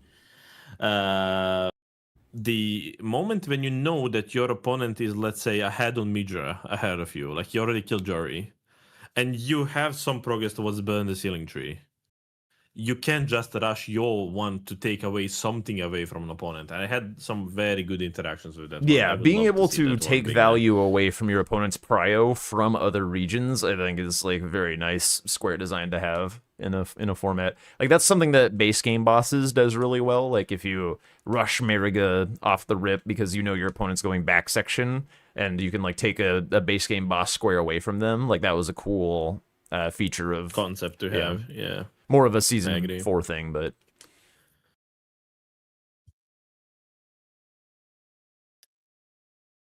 killing small bear with Roar of Rugalia. We've had that square before. we did. It's only doable in vanilla though, because you're not guaranteed to get the Roar. The incant is The incant is randomized. Are there dragonflies in the DLC? Could you like kill them with poison flower ash? You probably could, because they're by like gravestones and stuff. Like, go snipe some dragonflies out of the air. They're next to the skips, yeah. Dive bomb 5 dragonflies with poison flower ash of war. There are also in the Rao base where you are doing that toward Chief Buffin skip. I know that there are dragonflies there. Oh my god. Potentially. Okay, memes aside. So we had some ideas for Hippo. So like kind of the combo of bosses who don't wield weapons, potentially bosses with color, potentially drop spells, those kinds of things. That you could, I guess, spend some time ruminating on other ways to help out Hippo. I will. We could continue thinking of ideas for Elak River. Rao base, I want to see improved as well. Yeah, I think Rao base is kind of at a nice-ish spot. Like it could be better. I kind of miss the legendary Ash Square, to be honest, but I miss legendary Ashes as well, to be fair. But I don't know. I don't know if I could say that Rao base is in a good spot. Like, I don't remember when was the game. Open the door to the Hippo arena. I don't know if I had the moment where I had to go into Rao base, not to kill all 3 red bears or something like a chore, like where I actually rushed it or semi-rushed it. So I think Legendary Ash was doing good job. I don't know why exactly was that one taken out. I think it was taken out as the response to Snowbally pickup of Legendary Ash into two-handed sword into two-headed turtle. But if you can just limit one of those, I think it's okay to have double up like that. Yeah, it was a nice like premium rush square because it was still very fast, but it also like didn't get you towards back section, which is cool. Exactly, it is opposite way, but I think that could be very cool. No. Drink time, genuine question. Is it not a good opportunity to try new squares as opposed to just going back to the old habits and comfort bingo club picks, if you will? I would agree, but Gray didn't do his homework, so we have nothing to go off. We'll do for the next meeting. Sorry. But I mean, yes, I think like some combination of like some of the bingo club classics that we like. I mean, we like them for a reason because like they felt good. Yeah, they felt good.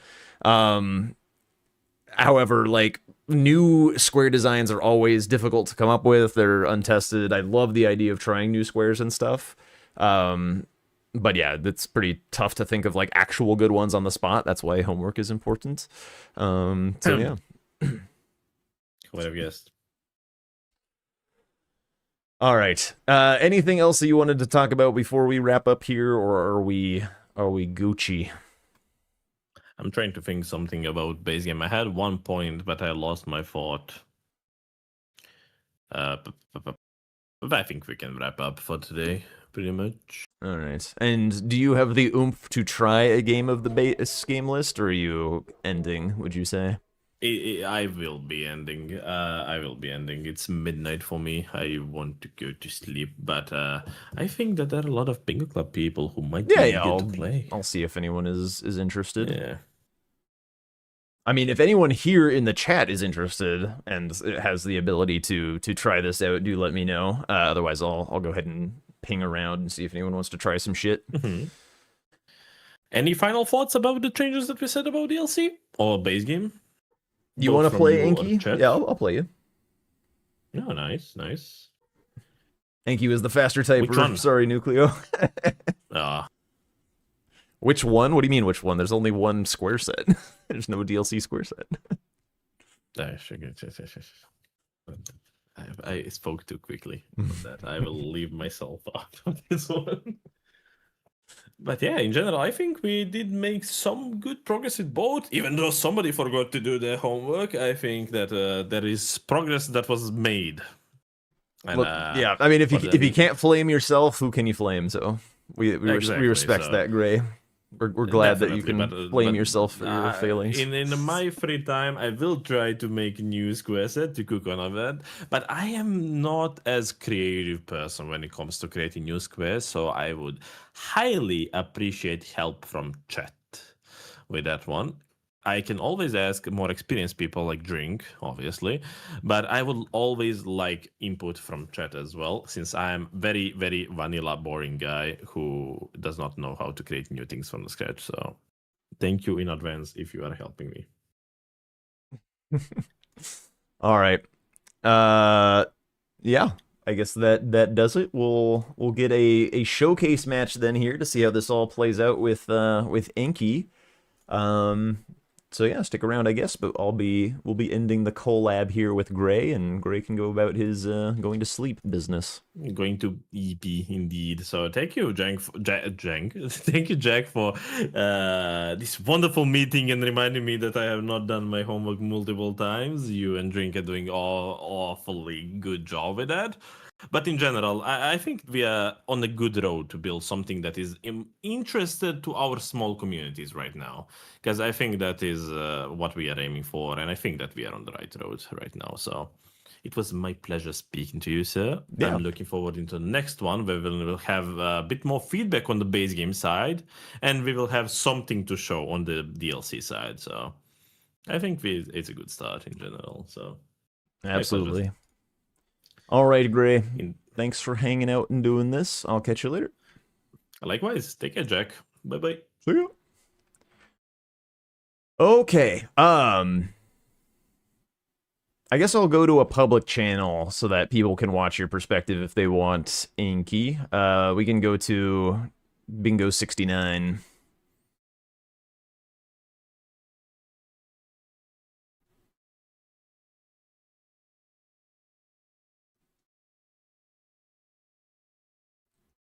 Oh, Hello. Let me get a lobby code for you here.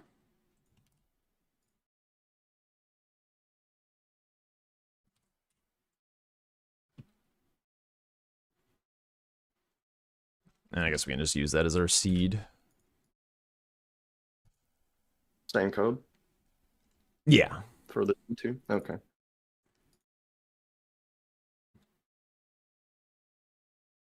think I also have way too much prep time. Yeah.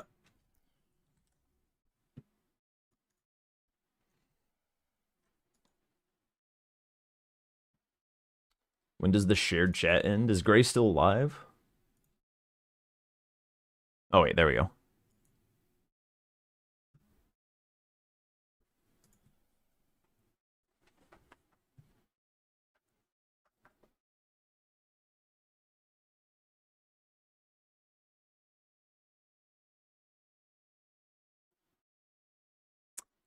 Did it crash? No. Here we go.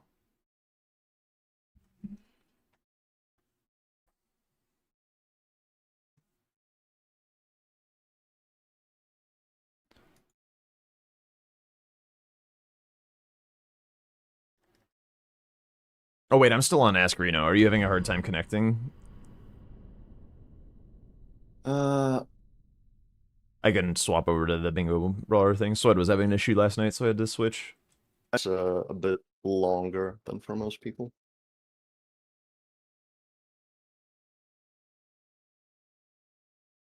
Let me get back on the main server.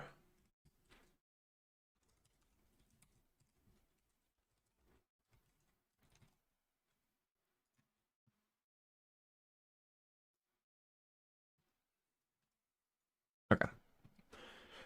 Same lobby code though. Righty.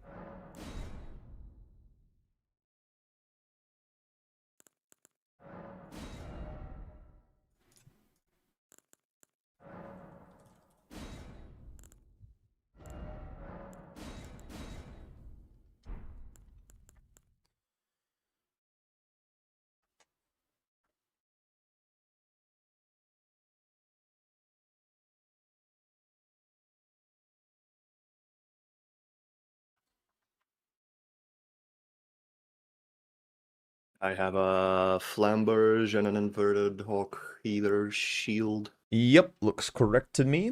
All right. I'll boot it up. If there's anything that doesn't make sense in the squares, let me know. All right. Just so we're on the same page. Hound is 12 plus, Yeah. and 12 is included. Plus 12 smithing or the somber equivalent, so plus 5. Okay. Sounds good. Good Right. luck, have fun. Good luck. Am I doing DLC after this? No, because there's no DLC format. Because Gray didn't do his homework. All right.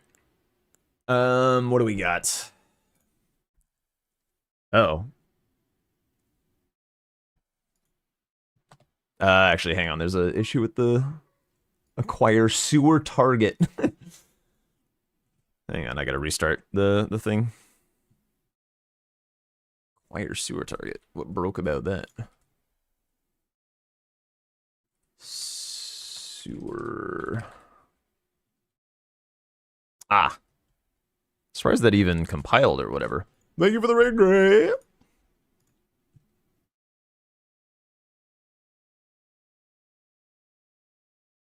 Okay, that should work just fine. Sorry about that. All good, all good. Hi, Ollie. Okay, quick scan to make sure everything looks good. Oh my god. I'm dumb as fuck. Swap Garank and the honed thing. Like, if you're honed, you kill Garank. If you're unhoned, you kill Runebear Boss. I was wondering about Yeah, that. yeah, yeah. That was on the previous one too.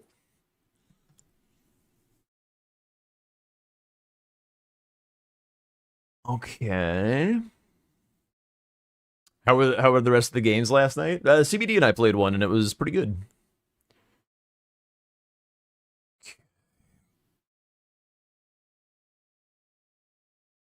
So, Moongrim or the Great Jar Invaders? Monka. Okay, so caves. There's some mountaintops. BBK. Okay, so getting... How bad is, like, upgrading early? Vare's Finger takes more time. That's a bit of Mog. Probably don't... 6 Everjails? Yeah, don't want to upgrade too early, I think. I kind of like upgrading with Everjails. Doesn't suck. There's a little bit of, like, this synergy, I think, in Liurnia.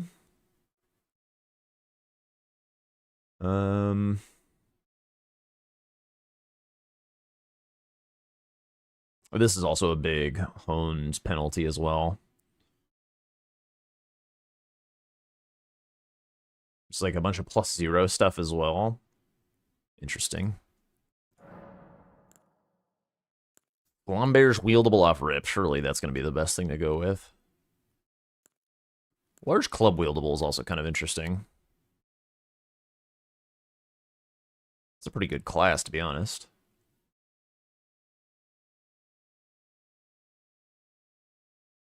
BBK as well.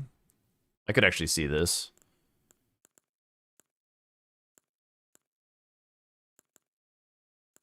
Yeah, let's do this. Wieldable large clubs, 16 strength.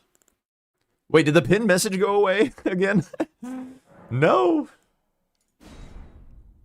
Why does the pin message keep disappearing?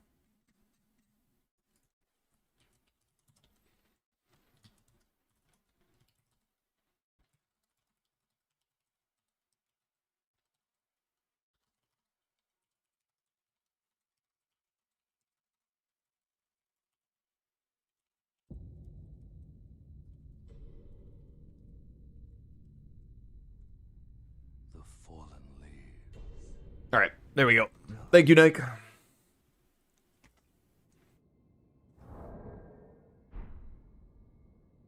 Okay.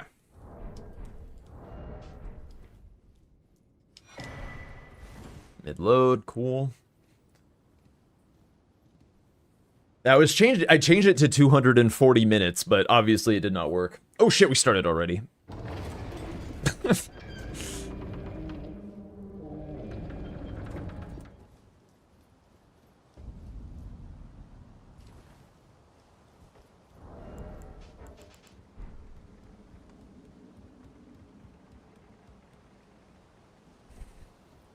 Compliment Gray, huh?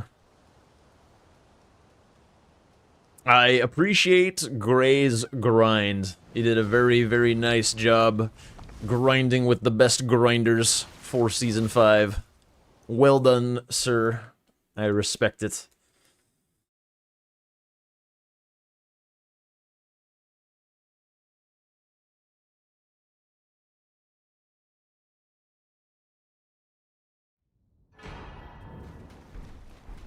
Did I say Season 5? Whatever. You know what I mean.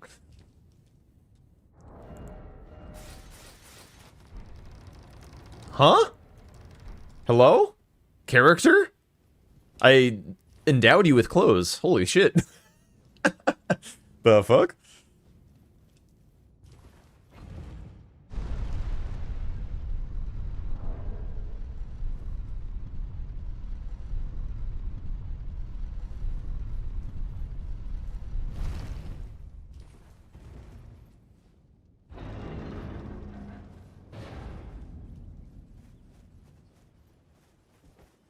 I don't think I need that grace.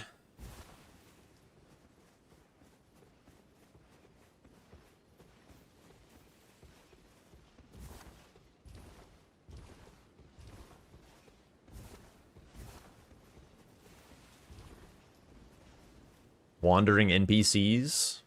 Who would even that be? And what defines wandering? Do they have to be like pathing? Or just like hostile and standing there? Non-invaders? Mali Marai. Does Moongroom count?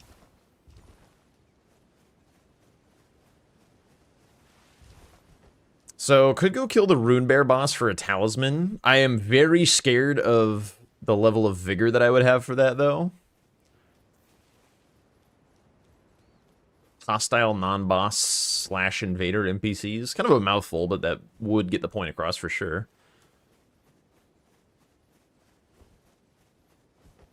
I guess, like, the fired castle or whatever is just kind of, like, too hot of a spot for that. You'd have to, like, maybe make people go other places.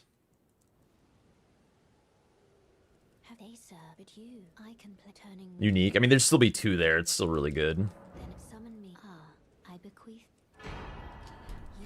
I kind of like the idea of going Margit first, just because it gives like a bit more money. That would give me the ability to go do the Rune Bear relatively safely.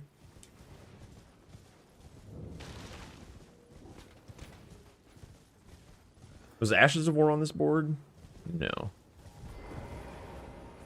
I like the large club, but no harm in checking. Routing towards Fire Giant is always kind of meh. That's a fair point. Yeah, that one I fucked up, Lucas. It's definitely the other way around.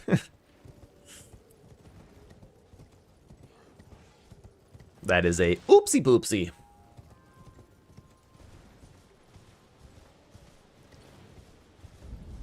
Manor questline invaders, like the Volcano Manor stuff. I mean, you could just be like, kill Juno Hoslow or something. That would be a real thing, I think. I don't mind grabbing the stones and kind of being slow about this to Margit, because if he rushes Margit, he's going to get it before me, because I started 15 seconds late for no fucking reason.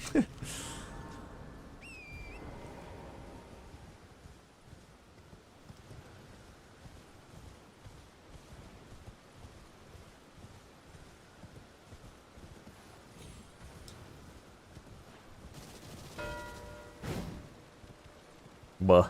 Buh. Okay, so I should be uncontested on this, which is cool.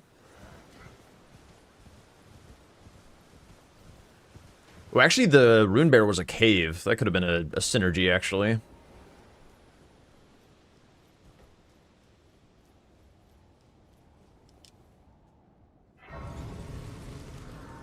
Market +0 with no status. I'm gonna put in the flasks. I'm not contested on this, so...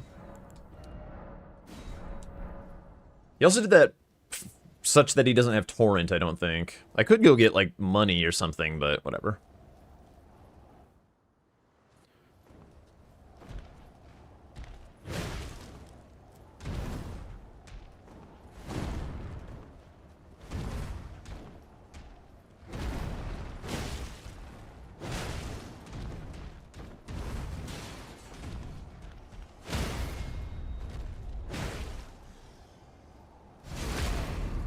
How close to the edge are we? It's kind of hard to see. Pretty close. Really.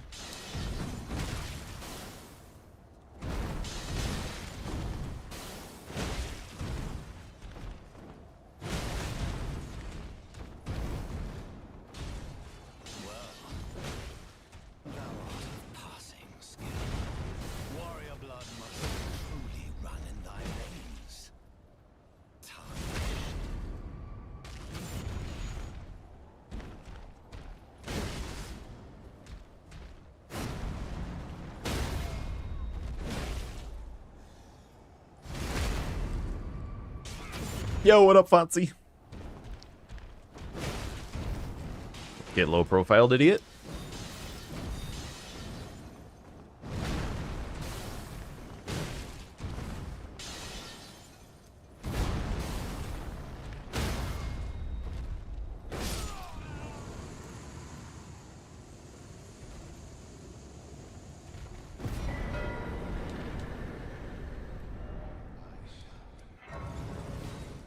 Kind of like the idea of going for the Rune Bear here. Could have upgraded, I guess, just a little bit. Or though, a Geel, actually. A Geel still being there makes me not want to do that. Just go like here or something. That should be enough vigor for the Rune Bear, right? Also, how do I get down there? I actually don't know. Honed is in the pinned message.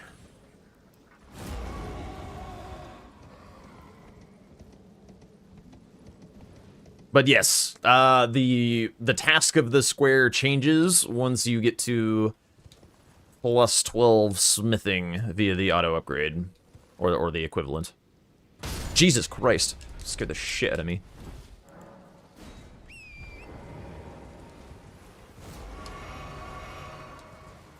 This is not wacky, funny bits. I mean, it might be wacky. I don't know, but it's a we're testing out what the community bingo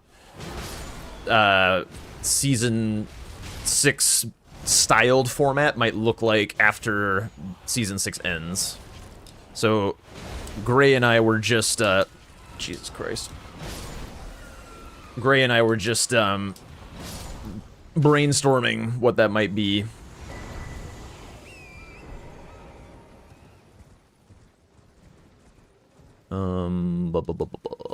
Where is this place?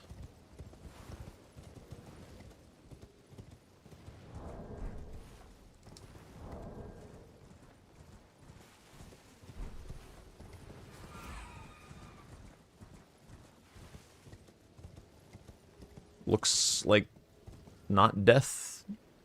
Maybe death. Is that death? Kind of looks like death.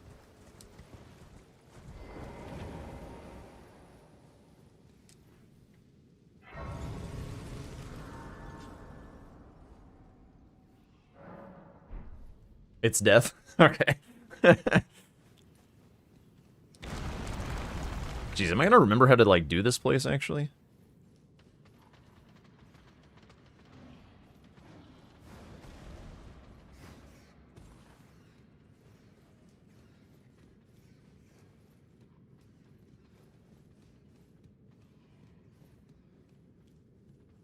Fuck.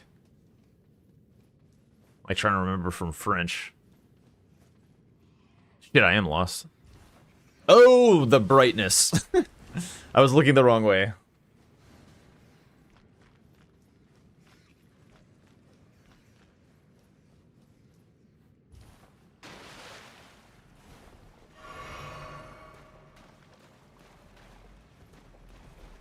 There we go. All right, Mr. Bayer.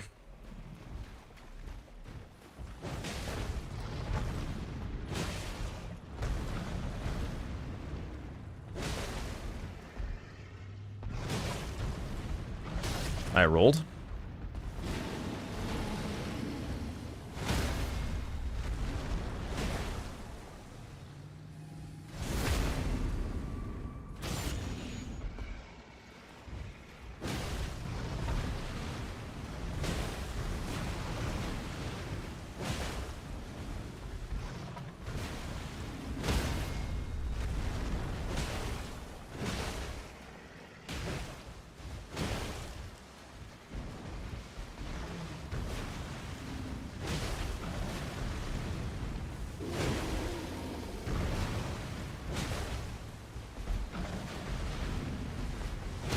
I'm not getting bamboozled by the, whoop. Oh my god.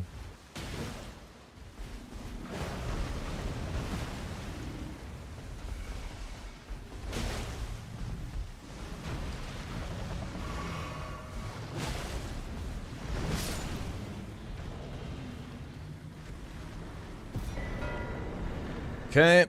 Is this anything? No. I mean, I might as well try and go for a Geel here.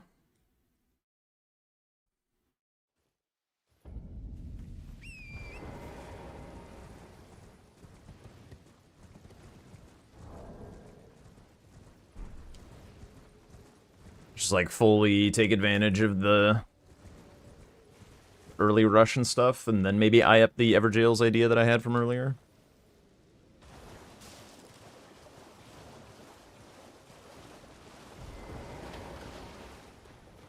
Yeah, it was backwards. Oh, huge.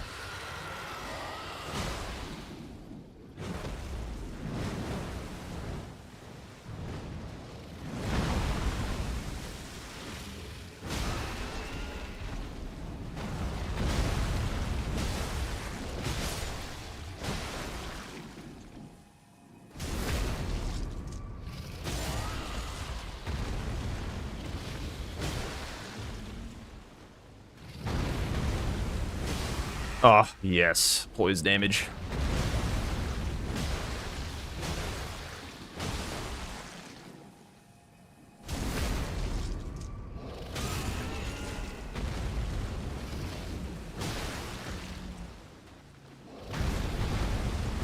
What?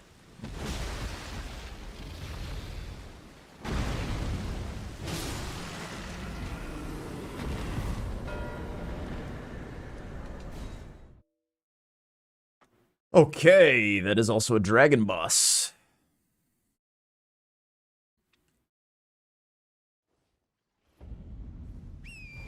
I don't hate the idea of going up to the honed limits at this point before trying to grind through these Everjails.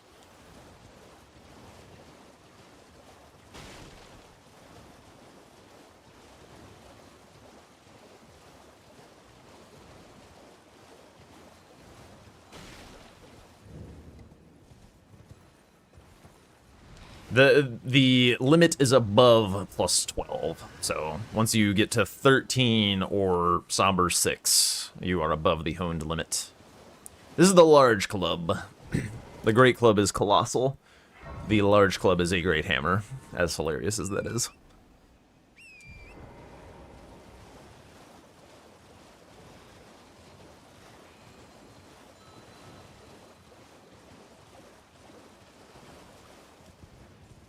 Talismans is on the board. Make sure to grab this twig while over here. Wait, where is it? Okay, I'll grab it later.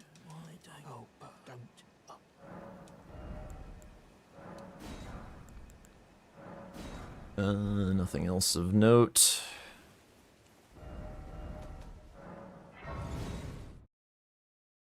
One talisman, 2 staves.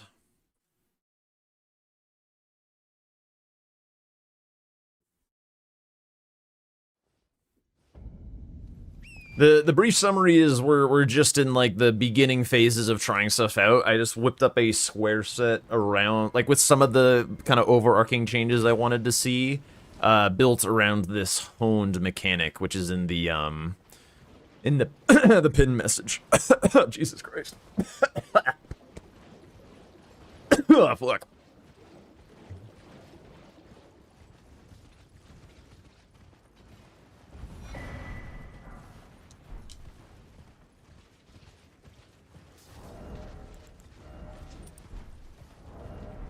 Might as well have that on, I guess. Okay, let's go get to the honed threshold.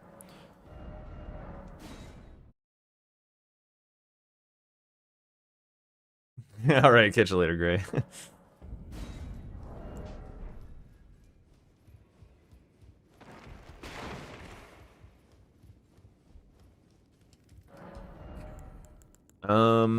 Nothing really of note here.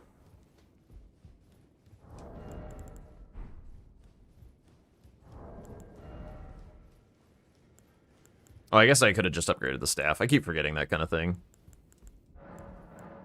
Oh, wait. Somber weapon. Fuck. Hold?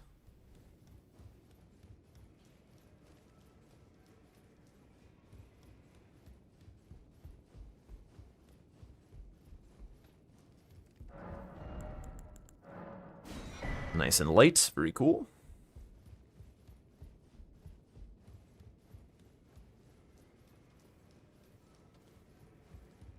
Bring the music up a little as well.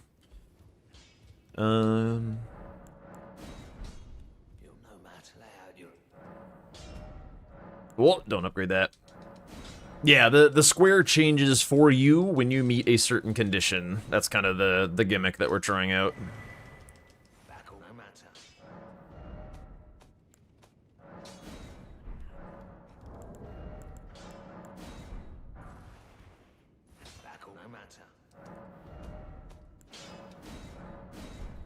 Okay, so we're up to the threshold, but we're not above it, which is perfect. Let's get wild strikes on this bad boy. Okay, let's start killing some Everjadals. I feel like I should probably actually have gone to not this one first, because the other ones progress my map better, so that was a bit of a mistake, I would say. Oh my god. Give me the talisman, please. Thank you.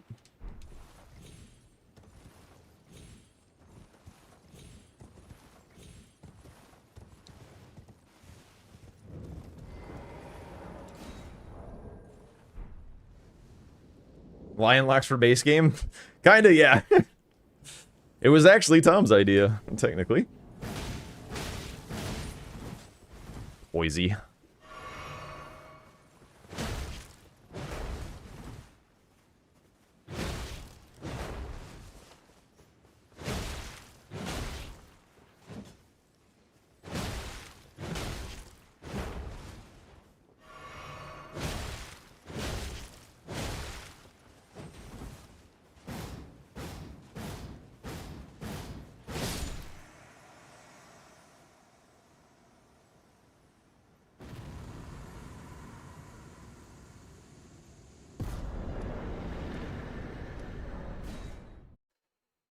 Okay, Everjails. NPC bosses. Also, 3 NPC bosses is rather nice. I think it should be more uniformed. Yeah, I mean, that's why we're trying all this stuff out. Very unlikely to hit the nail on the head the first try, so we try lots of different ideas for how things might play out. And we'll, see how it works, see what feels good, see what sucks.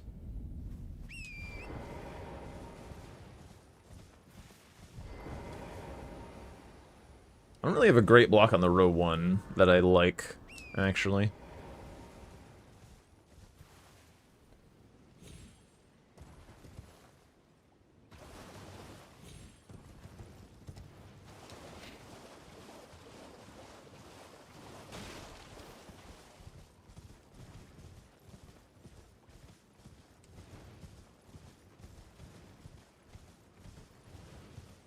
Yeah, and I mean, it's totally fine to just, like, suggest things that I don't agree with or won't ultimately adopt. It's just, like, throw ideas out there. Like, you can't know if an idea is worthwhile if it's not entertained, you know?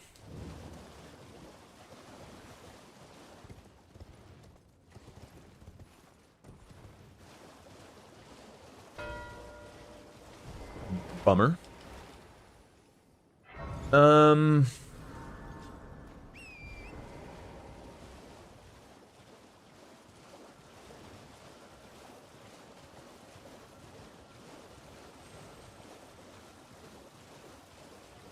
Interesting. I like his play there, because I wanted to do it.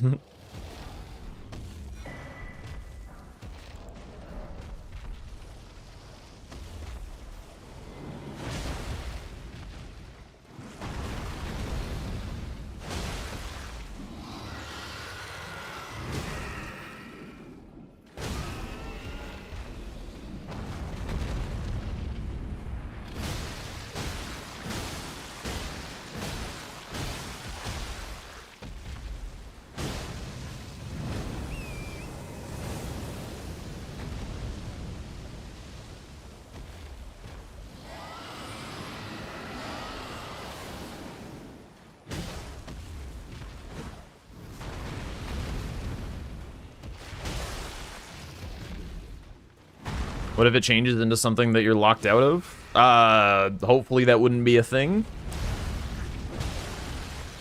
But we can cross that bridge if and when we come to it.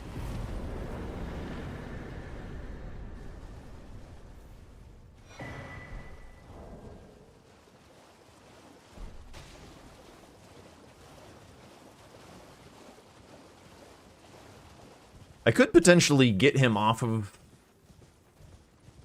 some of his stuff by pushing a little harder on the row 4. I would need to kill Patches and, like, what, Gary or something? Kinda rough. Let's see if I can get Moongrim before him.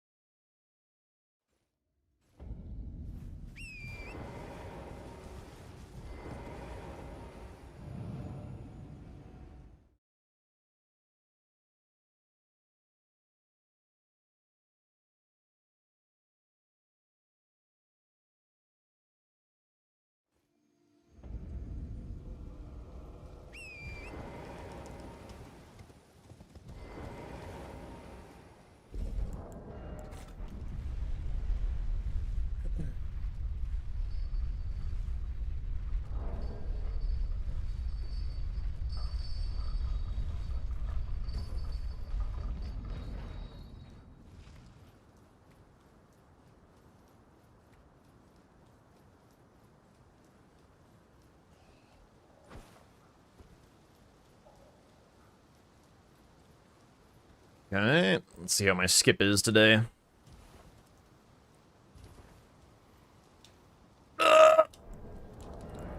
Whoa, barely got it in time. Woo!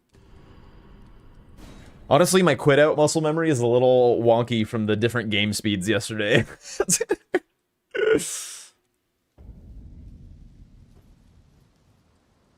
Massive.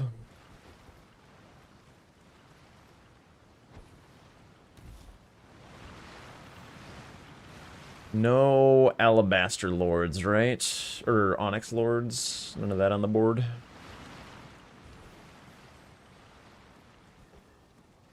Ow.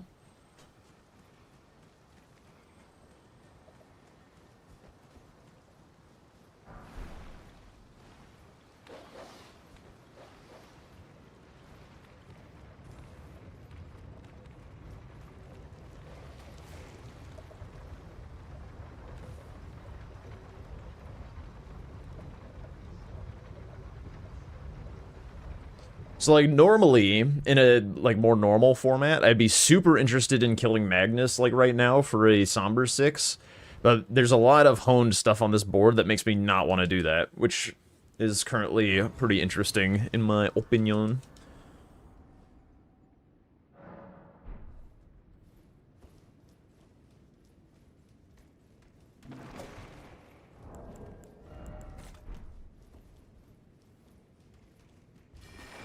Okay, there's a sorcery near Red Wolf that is non-merchant, i.e. not a book, so that would be good to have for later. I'm not going to grab it now, but...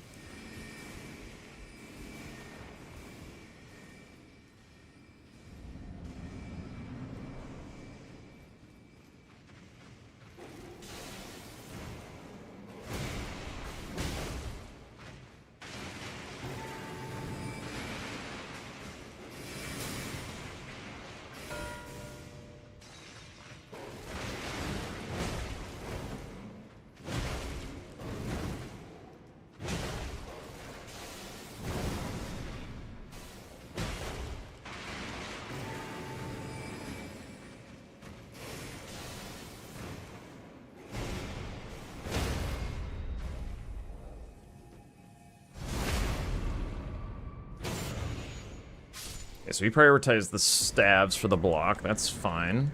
There's a talisman right above me. I think I really like Moongrim here first and foremost. I could kill Magnus to have the 6 like ready to go for whenever I want. And I might do so, but the diagonal's now closed. Although it would be nice for a column 4 that's kind of emerging for me. So I might like it just on those merits.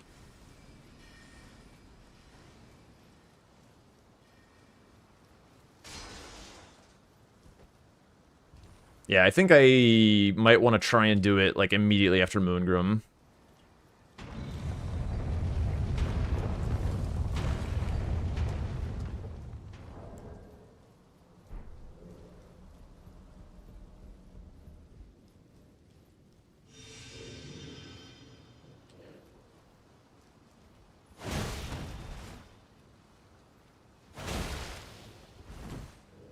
Important to pretty much always jumping attack Moongrim because of the parry.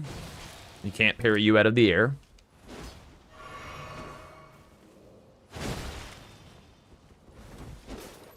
Now I gotta watch out for the staff. Ah, shit.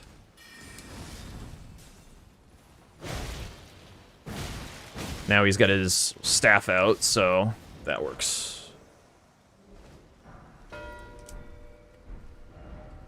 Let's go for Magnus. So I've got some nice progress on imbued keys to block his row 3. Got 2 dragons dead. So I'm feeling pretty good defensively speaking.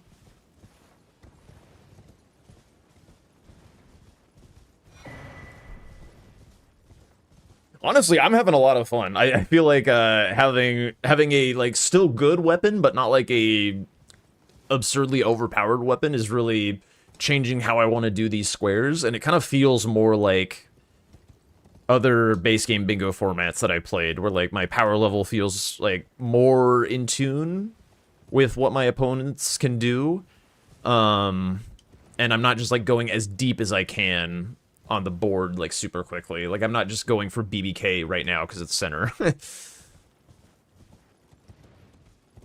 But that's just a first vibe. Like this feels fresh to me, even though like a lot of the squares haven't changed all that much. Okay. Let's go get a little bit of vigor, I think.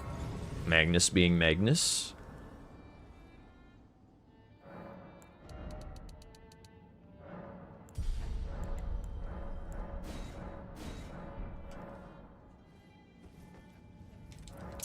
Basically, we're just working on a base game format, mono.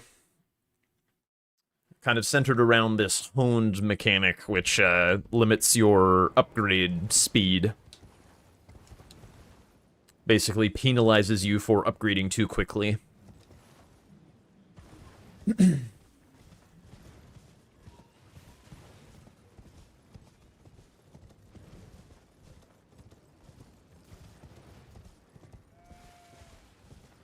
I wish there was more incentive for me to go kill, Gary.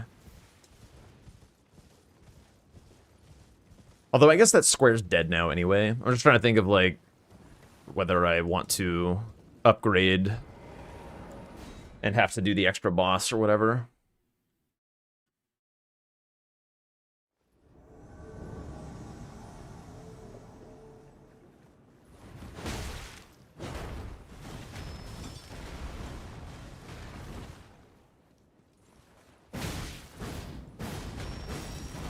Ow.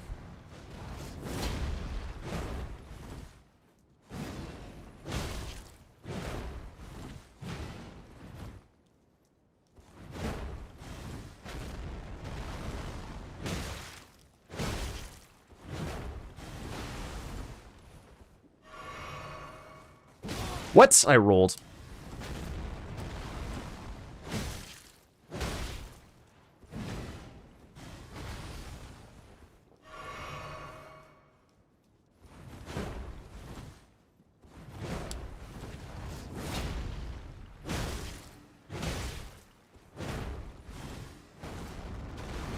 What?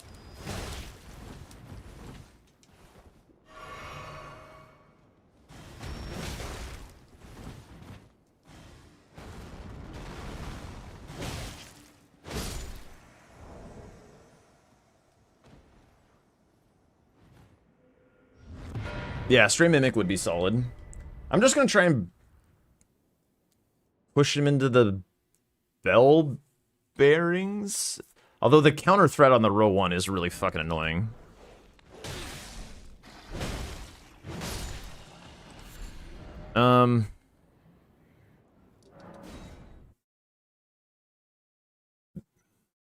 Maybe if he goes for lions right now.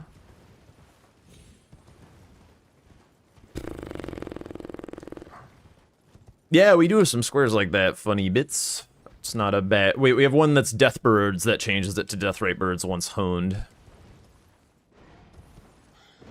But all kinds of things are on the table. Why not do 2 bell-bearing hunters? Because it's not really pertinent at the moment.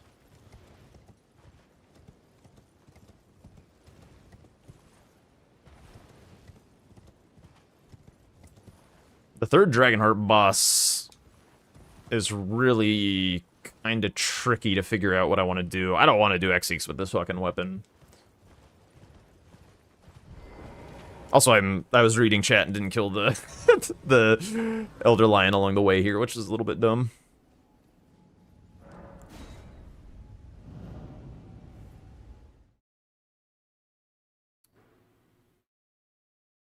I think the thing that I hope is he goes for Smithing Stone Bell Bearings. I block with Lion. Actually, I don't really care about this Grace. I'll use the teleporter later. I block with Elder Lions, and then I still get imbued keys for the block on his row 3. That's the hope, I think.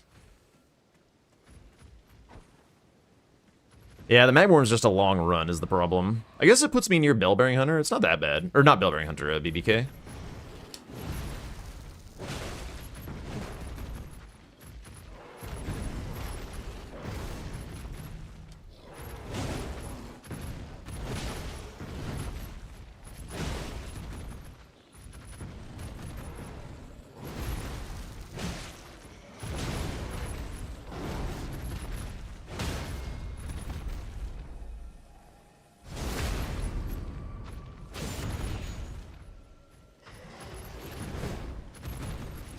Uh-oh.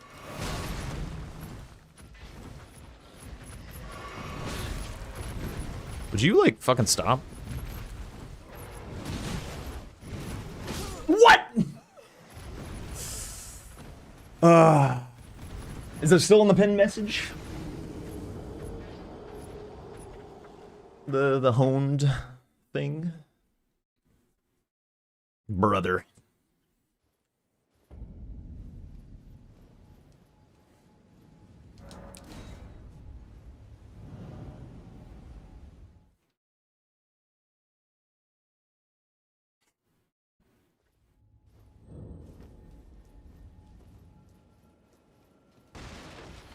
Well, you can bet your ass off that death wouldn't have occurred at a higher upgrade level.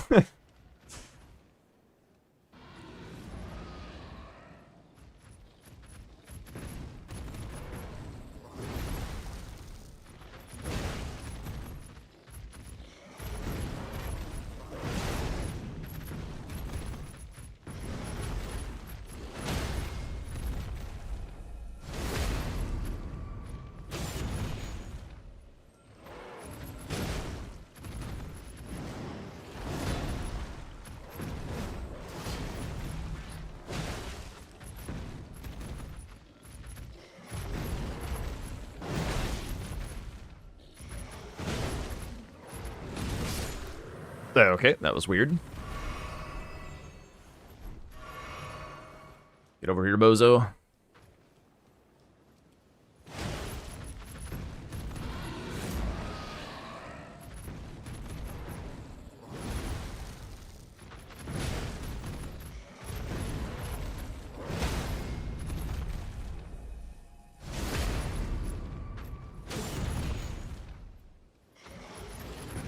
What?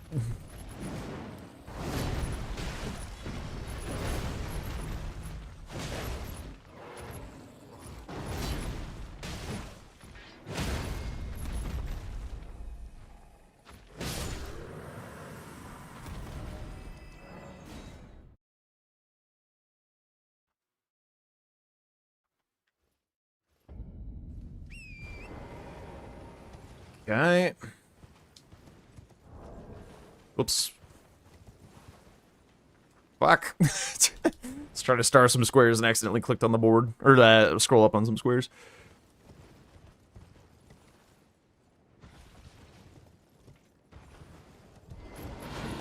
Oh, fuck you.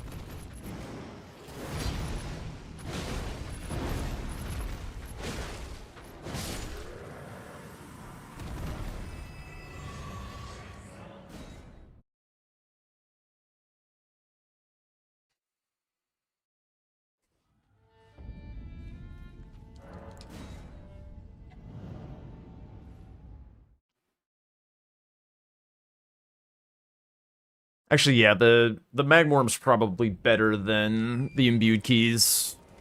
If he does waste time going for the imbued keys, I think that's good for me.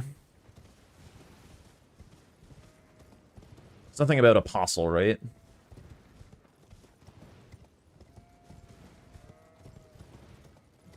No.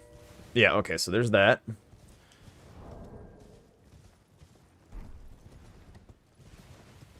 To Theo. It's good. It's good. It takes me to BBK. It's good. Elder Lion in Limgrave. Is there an Elder Lion in Limgrave? Oh, right after. Oh, I do have Maria dead, don't I? Yeah, it is.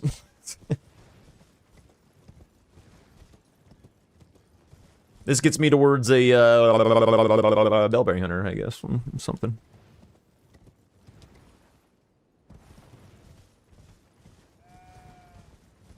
Trust the plan.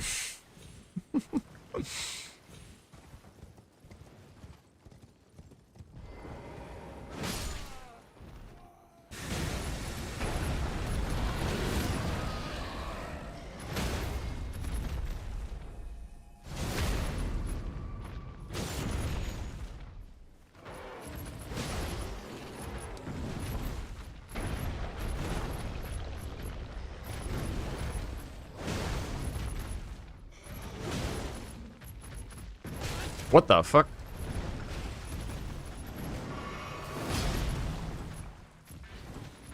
Please.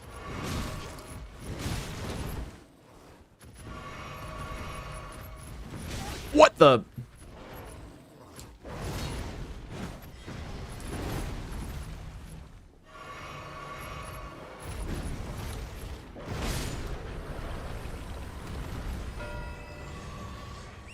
Ugh.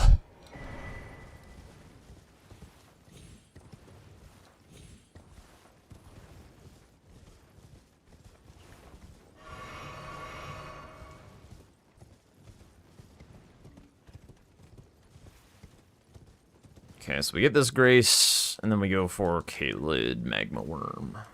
And then I think I'm okay with upgrading, to be honest. Even though, like, I would have to kill 2 more Kalid bosses, I think it's fine. I think it's time.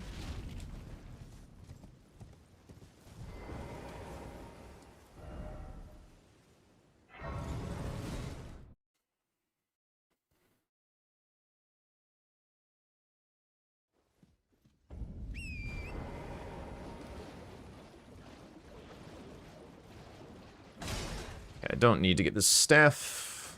So that's gone. I do it on talismans, still just the 2.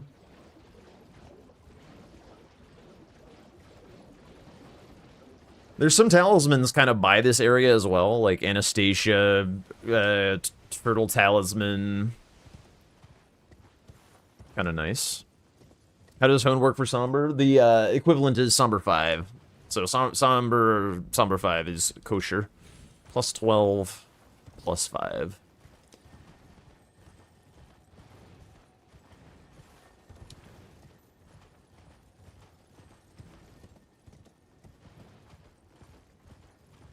Yeah.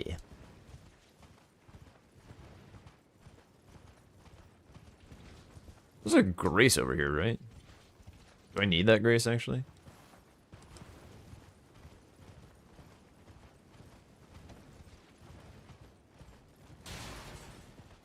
Not really.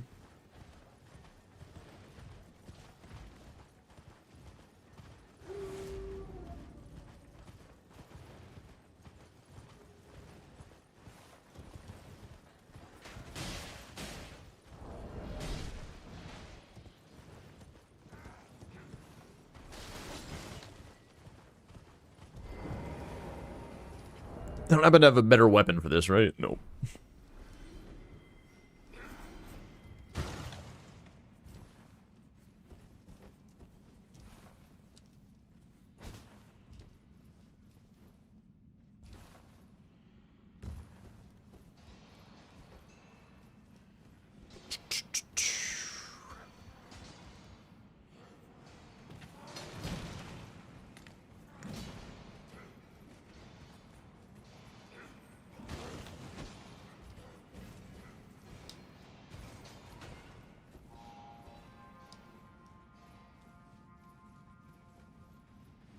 I can also kill Alex here, I think, for his talisman.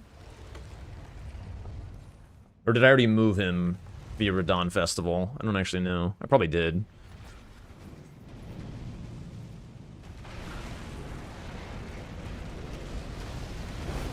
Damn.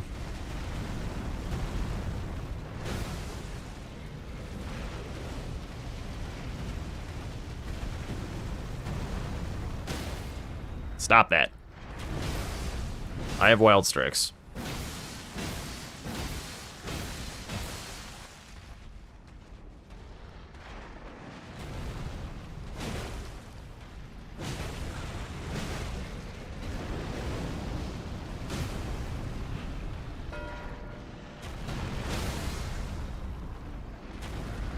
Okay, he is almost certainly not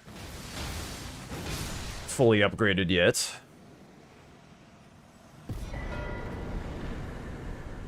I believe that puts me into majority. But there's a Tibia Mariner over here too, actually. Any Alexanders? Nope. Bummer.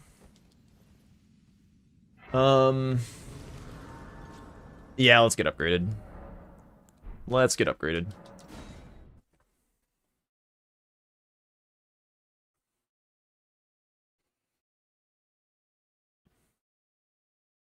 How much money am I sitting on?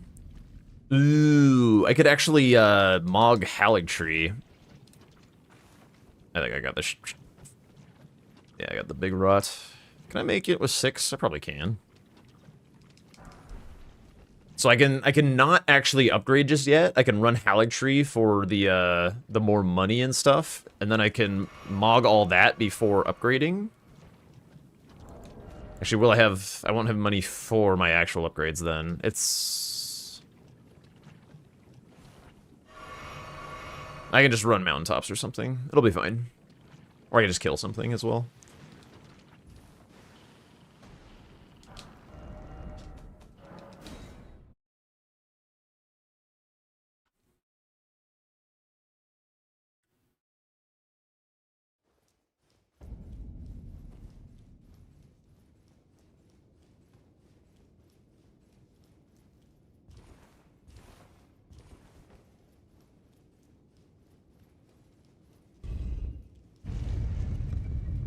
Think I send the elevator down because I'm gonna go get the 10 and maybe the America thing for another talisman.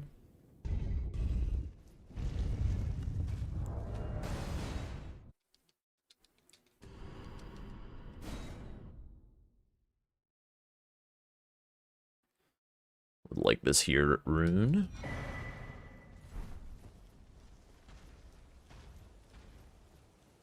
I like how if you're speedy about it, he just doesn't notice you.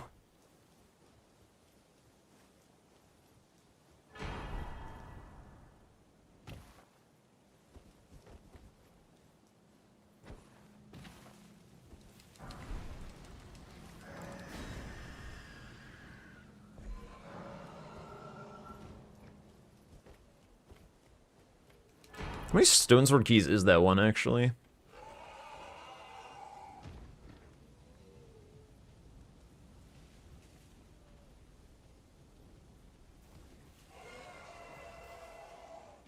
Did that fucking work? Sweet.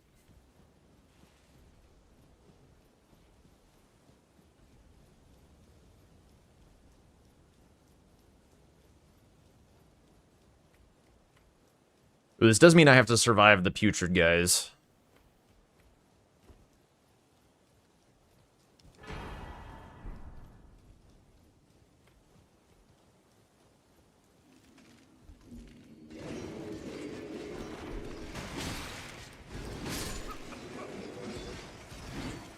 He said cursingly.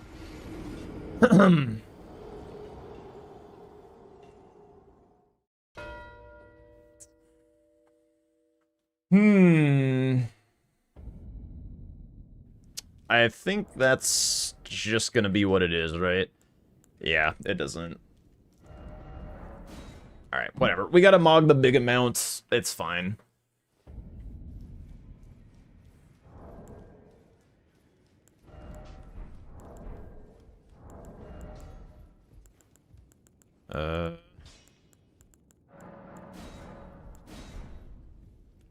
Alright, all of my values are now switching to honed values.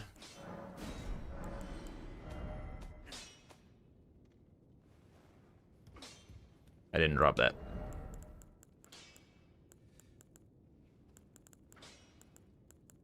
The fuck is it? Oh, there it is.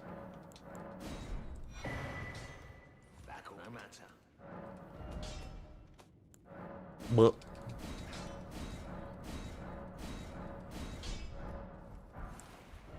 Okay. I think I go for the tibias, maybe?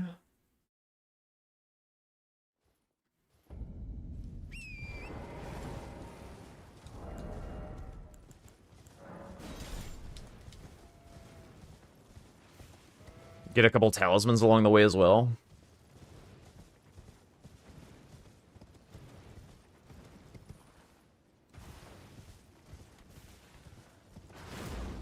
Wait, that's not the right one. Over here. Alright, now I essentially have to get 200k in order to mog. Oh well.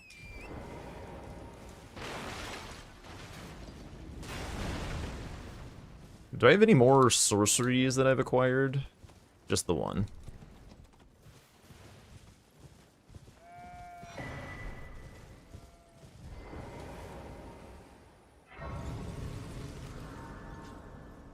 I'll come back for Ritual Sword. It's not like super important right now. I'd rather get like the kind of low hanging fruit squares.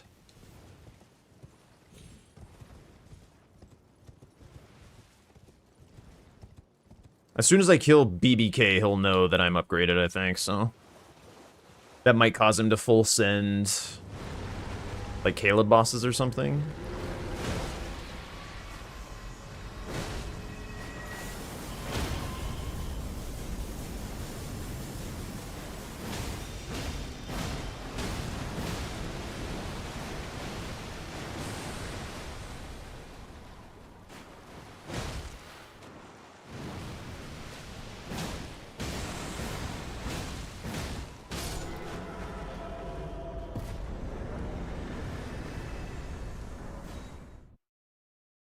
Okay, one tibia.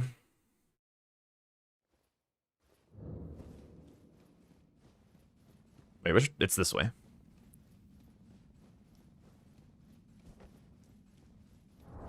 Up to 4 talismans.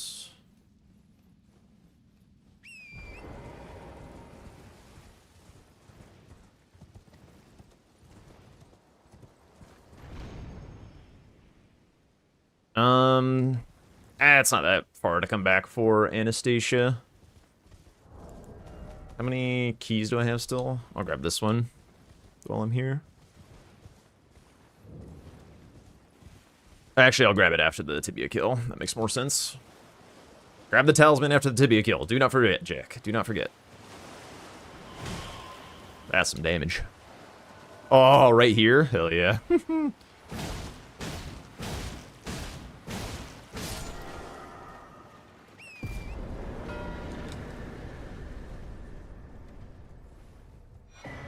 Please get off the horse. Thank you. How many keys is this? Just the one. Cool.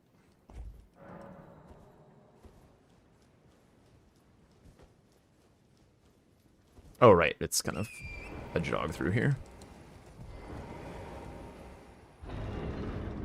Okay, so this is 5 talismans.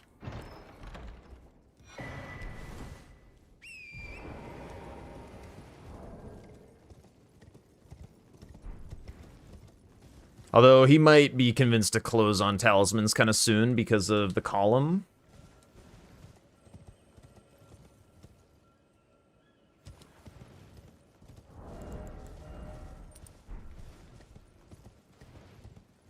I could race him on it.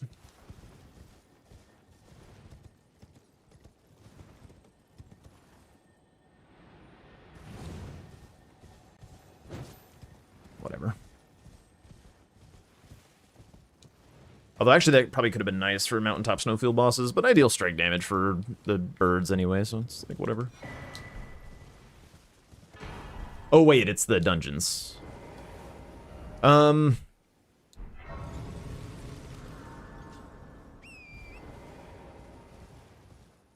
almost doesn't need to die on this board. Let me go get the, charged attack stuff.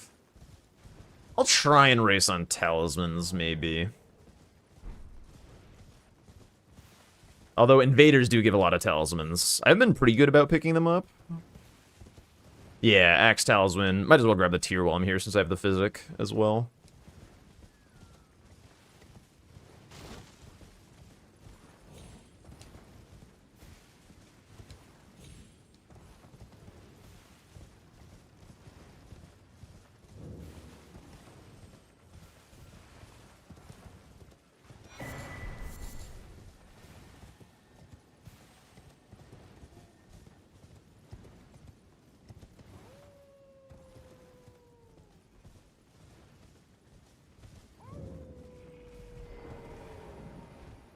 Is there any talisman associated with, like, an NPC boss? I feel like there's not.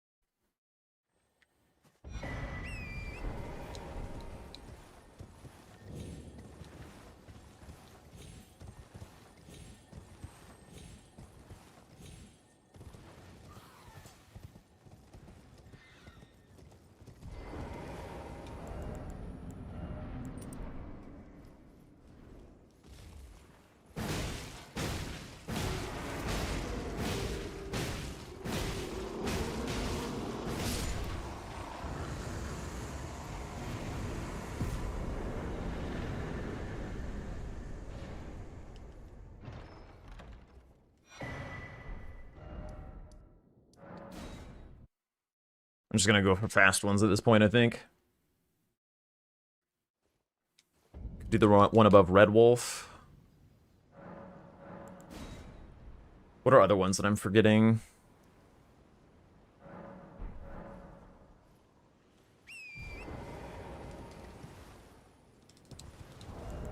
Life Ring, yeah.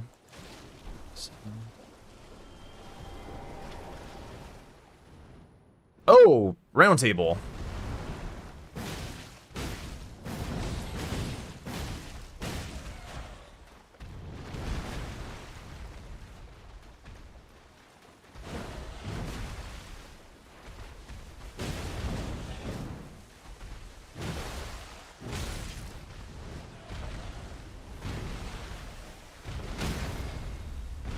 Of course, I'm done with this already, actually.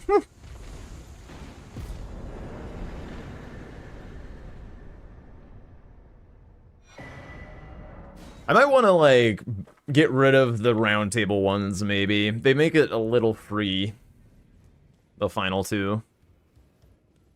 Forgot about that. I guess the one by Haligtree Medallion could have been a good shout as well.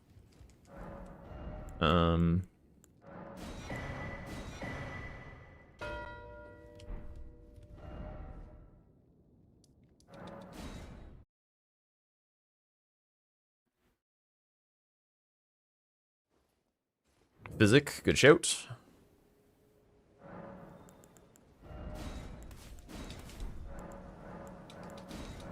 Finally a tier as well, holy.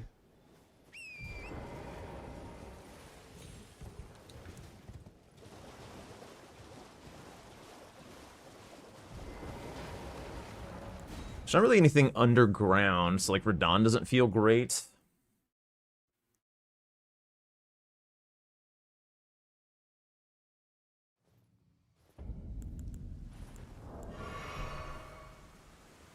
Whoops, the fuck did I just drink?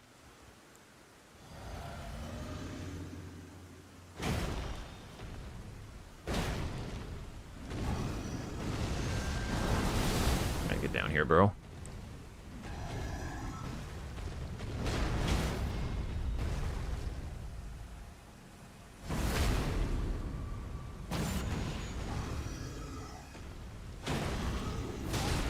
Really?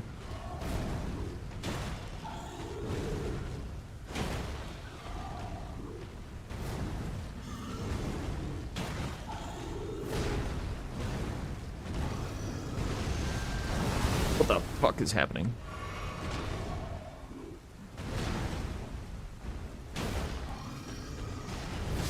I rolled.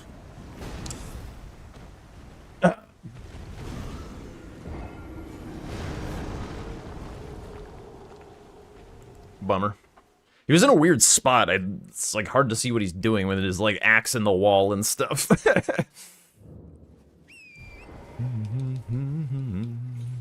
We can write this down, all the way back down. We go again. Where's my money? Wouldn't mind having that. 30K.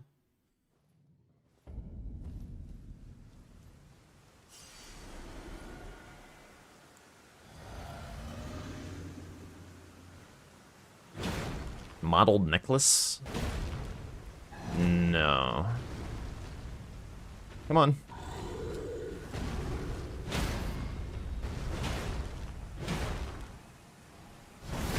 Huge.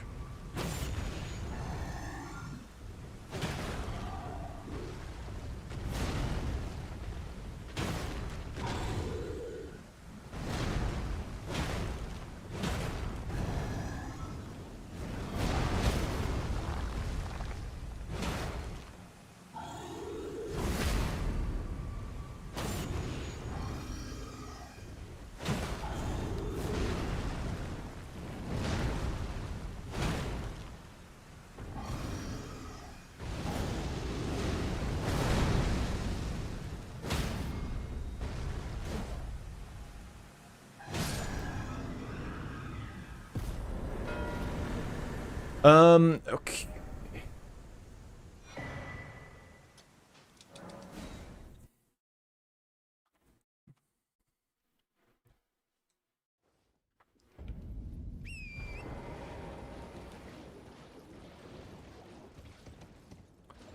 More sorceries. Could have...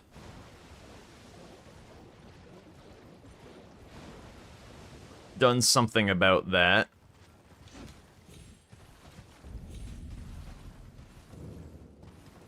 Yeah, Belfry Talismans could have been good. I was kind of feeling like it was a race because of the invaders. I just wanted to do, like, the quickest ones I could think of at a certain point. Like, I got a couple good ones, and then...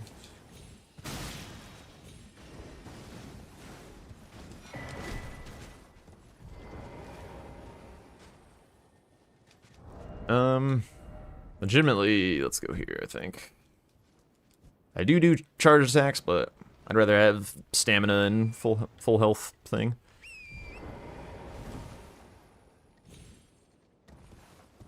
And because I'm at honed, 7's a lot of Kaled bosses, so, like, I don't know that I really want to be pushing that. I didn't grab the Grayson Dragon Barrow, for instance.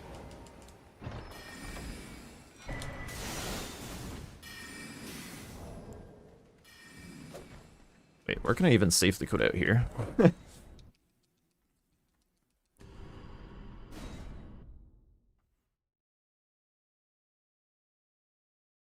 Could Mog Nile, maybe? Oh my god, I've had the cold wet blade this whole time! Oh my god, I'm so stupid, actually.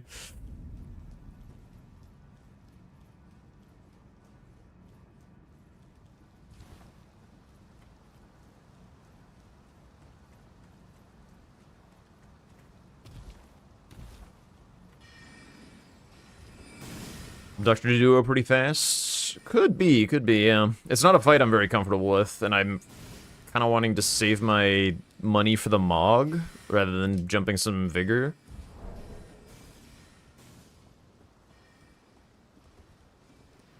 The Lightning Grease still exists. I haven't used it for anything.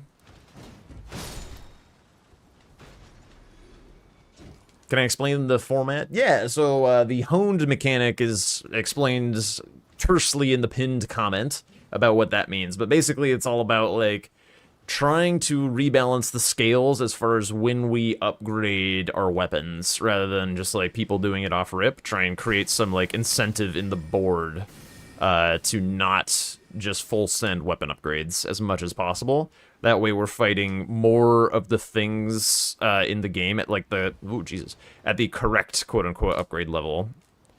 Or the way that the fight was designed. Rather than just, like, bulldozing everything. That's kind of the overarching idea. And then just, like, if there's cool things that we didn't see in Season 6 that we could add in as well, stuff like that.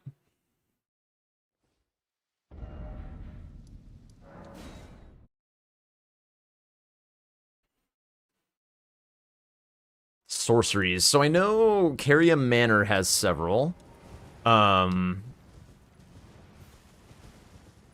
I haven't killed balls. I could do that. There's one hanging out in Red Wolf Land. There's Meteorite. Or not the Meteorite, the Rock Sling. So I probably don't need to go to Caria Manor, I guess. Rock Sling. The one by Red Wolf. Balls. That puts me to 4. I need one more. What's a nice random little sorcery just hanging out?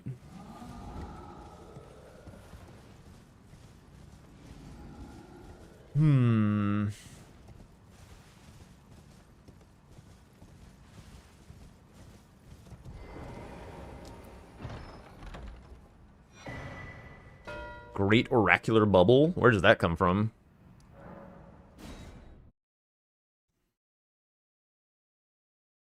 The Hidden Tower and Plateau. I have no idea how to do that one, to be honest.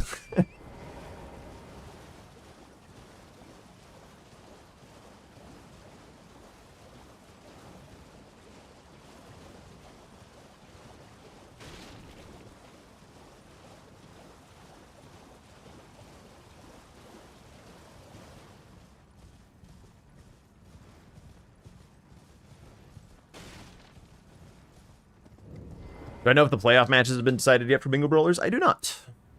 Shifra near the Soar Seal? Yeah, Comet definitely is in there.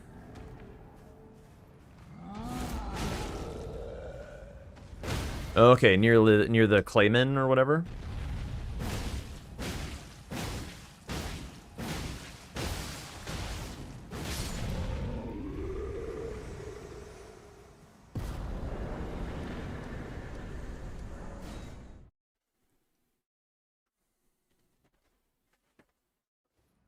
I think I would have to pull an elevator back up, which kind of sucks a little bit. Is there any just like...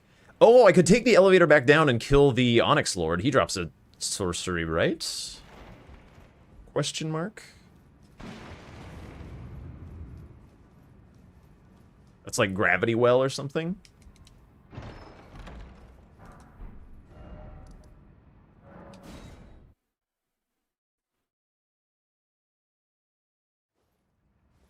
Although, actually, how do I take the elevator back down that way? That's Inky. He's a bingo club player. Does a fair bit of base game stuff. Okay, so I've got to get off early, I think, right? Which side is it on? It's on this side, I think. Yeah, okay. Temporary rule set for this format? Right, I mean, right now it's just, like, vibes. Like, it's just checking vibes and stuff. Seeing how it feels. And then we can get into the more nitty-gritty of how everything should work.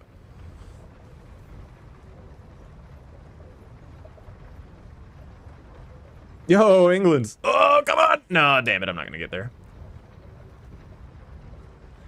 Thank you so much for the biddies! What up, what up, what up?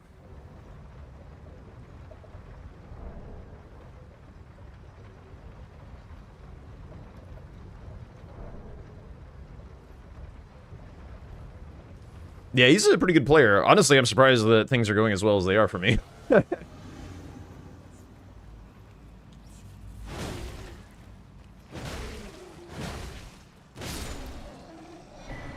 But I guess I have been doing a lot of practice against, like, very good gamers. It's just... I'm surprised, I guess, at my own progress. I'm just used to, like, getting beat by Tom, you know?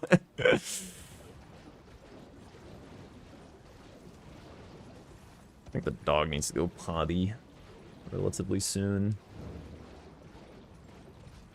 I'll do this into Haligtree. And hopefully that'll end the game quickly. Maybe even Mog the Haligtree money.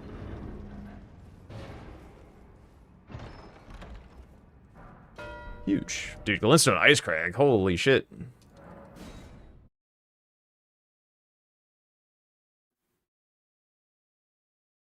What is honed +2 Caleb bosses? So the hone mechanic is briefly explained in the pin message, but basically once you meet that condition, the square total in this case changes. So like for NPC bosses, once I am quote-unquote honed, I have to kill 4 rather than 3. But if I were not yet honed,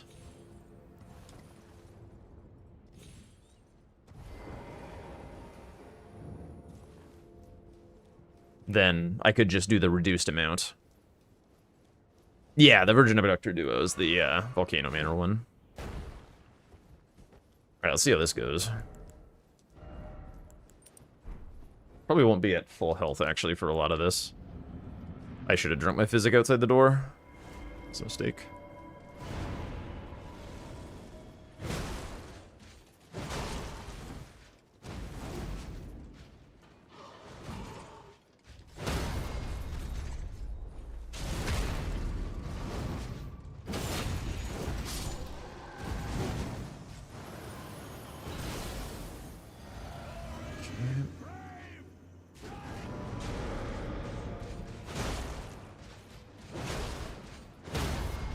Okay.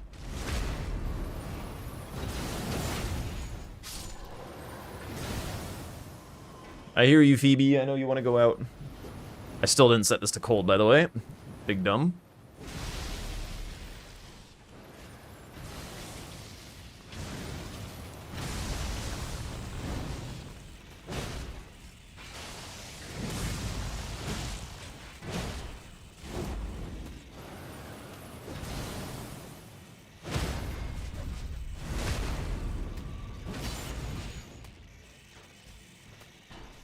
Oh shit.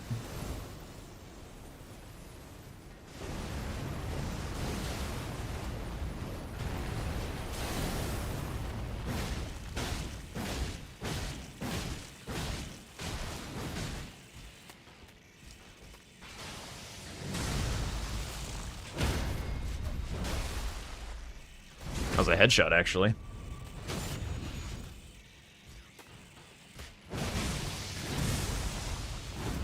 I got a little scared that I wasn't going to strafe that.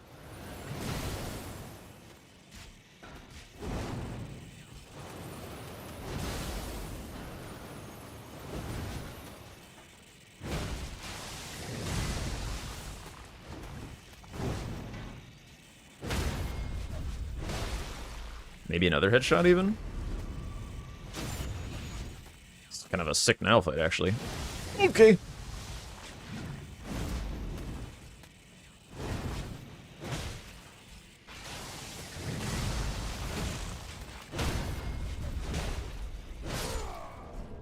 Best Nile fight of my life. Starfist! Holy shit.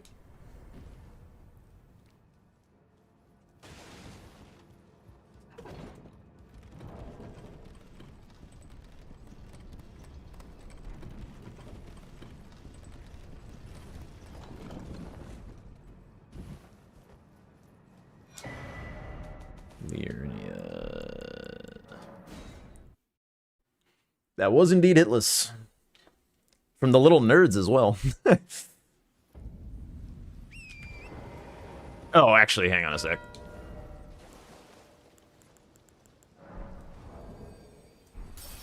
This is faster. No! Oh my god, that's crazy.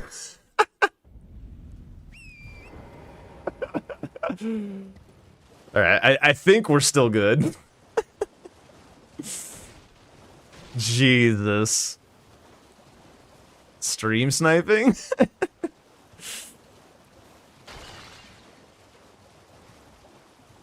The real tragedy is I need to let the dog out and go pee. And now that, prolongs the game another minute or two. I probably should have done that between Gray and I's segment and, starting this game. That was a mistake. Skill issue. Yeah. I should have just, mogged immediately after killing Niall, I guess. PB Jack strikes again. It'll be fine. It'll be fine. I'm holding it. Edging, if you will.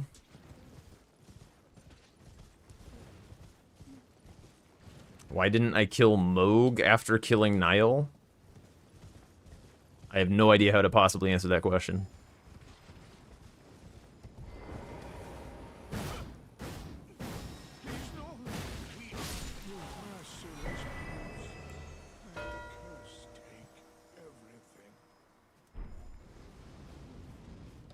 GG's.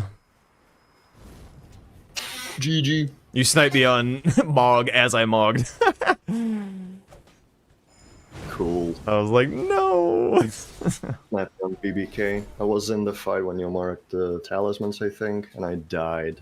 And then I was Of at BBK? like 25%.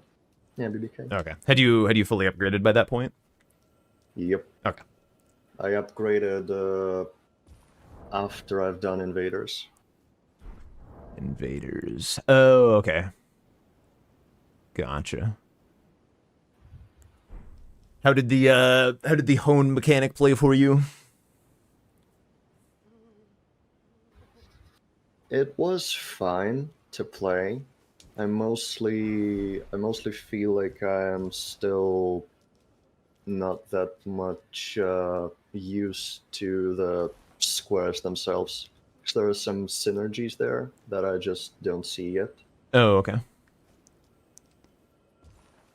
Like you went for a rune bear, there's a talisman there. You went for what did you go for? Dragon bosses, something else that showed me you had progress on imbued sword keys. I also wanted to go for Magnus. That forced me into unoptimal place. Yeah. So just the squares themselves, I still need to get used to. But the mechanic, it feels fine. There is certainly some things there to learn to chew into. Yeah. From my end, I quite enjoyed how it felt to not just be like obliterating things with a like +8 or +9 somber weapon at the very start of the game, more or less. So I was enjoying it, I think. I died 3 times to a Don in stupid ways. Oh no. Yeah, when they're very early. Did you use Flambears or Great Club this game? It felt like those were the best options. Flamberge. Okay. But then I bought the Great Club, used that for Or the large club, I guess, BBK. rather. Yeah, I started large yeah, club. whatever club was in Round Table. Large club. There's a club in Round Table. Oh shit. Maybe that's why I died. I didn't drop it. It was at +11. Oh. It's still at +11. Oh well. Oh no. Would have gotten BBK for sure then. Also, 250k seems insane to me. On this board, it was a lot, but I don't really think it will on a lot of boards.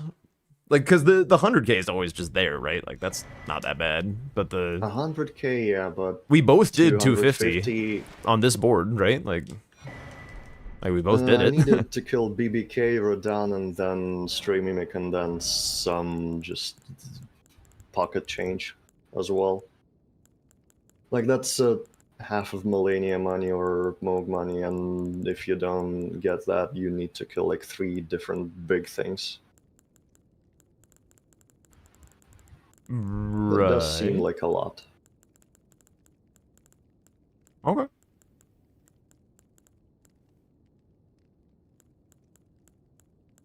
Wait, So when you say in the- large, I don't actually see a large club in Round Table. Were you talking the Anvil Hammer or? It was somewhere.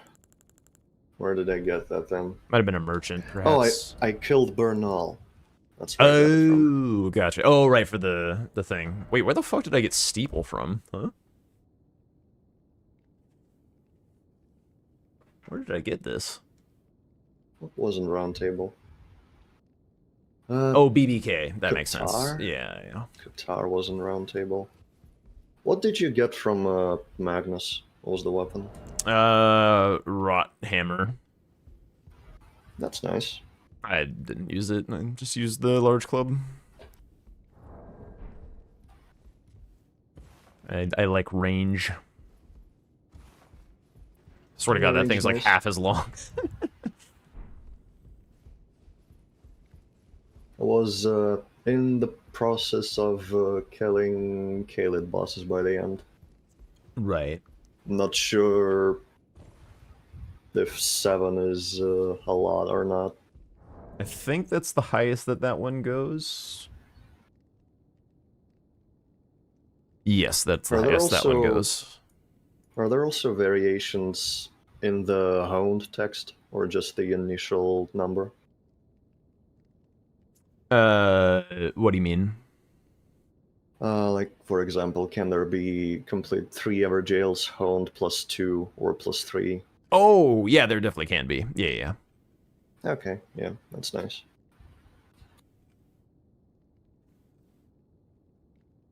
All right, I gotta use the restroom and let the dog out. Any last minute feedback on anything before I do that? Not too much, I don't think. But yeah, that was fun. Yeah, I had fun.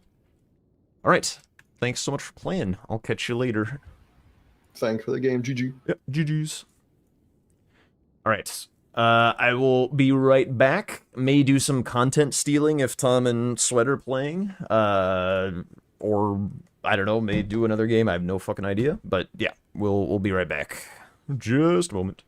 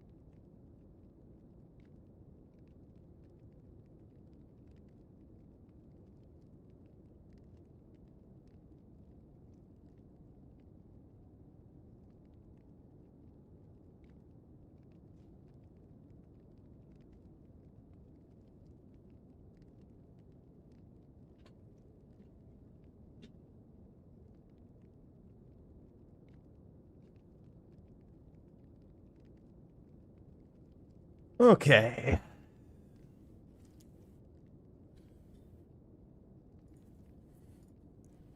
So,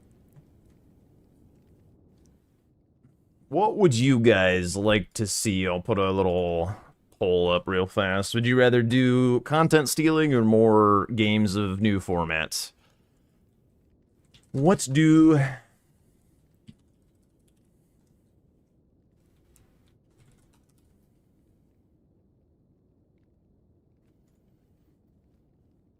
Yo, Wanky. GG's again. Some stealing? Yeah, I don't mind doing some stealing. That sounds kind of nice, to be honest. I presume they are playing. I didn't actually check. Oh,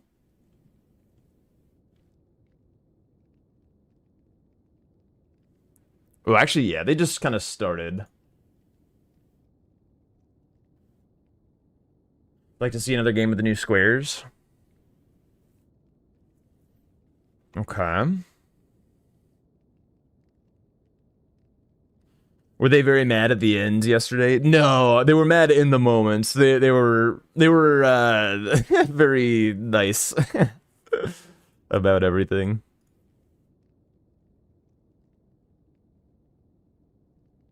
Okay, let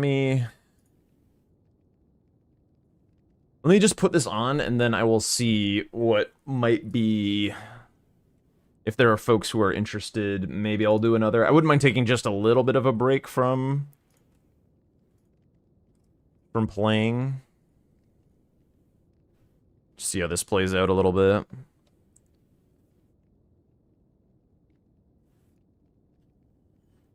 I mean, yesterday was fun. I still have the game open under him. Hang on, let me.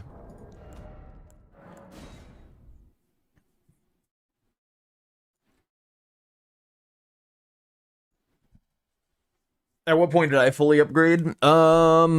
Good question. I just closed the board. I think it was right before. It was right after Dragon Hearts because I wanted to kill the magma worm for the block on the, like, it was like basically the square that put me in majority. So kill the magma worm in Caled and then upgrade and start destroying things. Was kind of the idea. Poll was a 2-2 between commentary and more testing, so we'll take a little bit of a break. I also need to give the dog a little bit of love.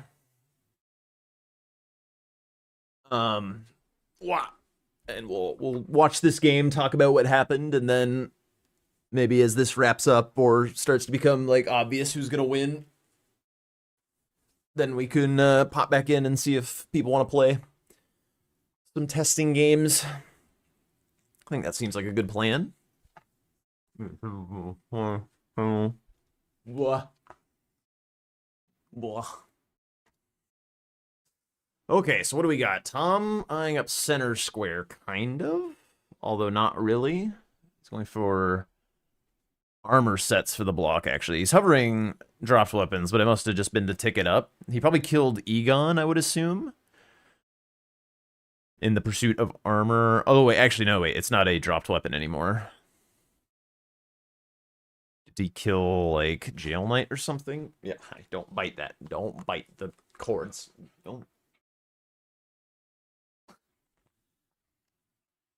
ADM? Okay, that makes sense as well. Ow. Don't bite me, please. He psycho rushed it. Oh, right, it's on the board. That makes sense. That do indeed make sense. What is his weapon? Oh, it's Great Stars. Okay. They both have it. Yeah. Okay, Swed going back section, meanwhile, has drained the water. There's Helms. There's nothing else. Okay.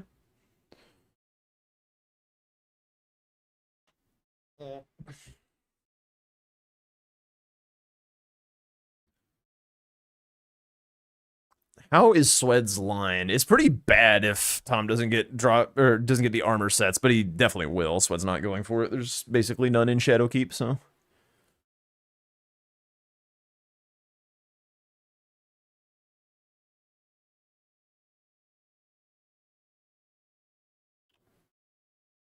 Bear Lion Hippo, yeah. He didn't kill the red bear when he went for the armor. Oh, he's going for the knights. Is there a reason for this? Why not just kill Egon? Oh, I guess just like trying to get more. I guess he must think he has time on it. He must think Swed is doing Shadowkeep stuff and is not contesting the armor so that he can get a more synergistic one. Yeah, with the dropped weapon, exactly. It's also just like more money and stuff as well. My gosh, you are in a bitey mood today. Stop biting. No biting. Punch me in the face either.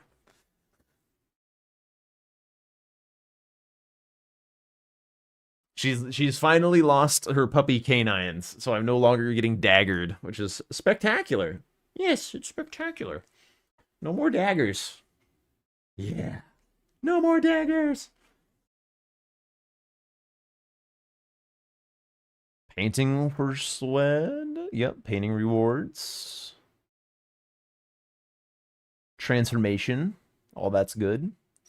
Oh, Egon's rolled fingers on the board. They can't kill Egon for the armor. That makes sense. I didn't see that.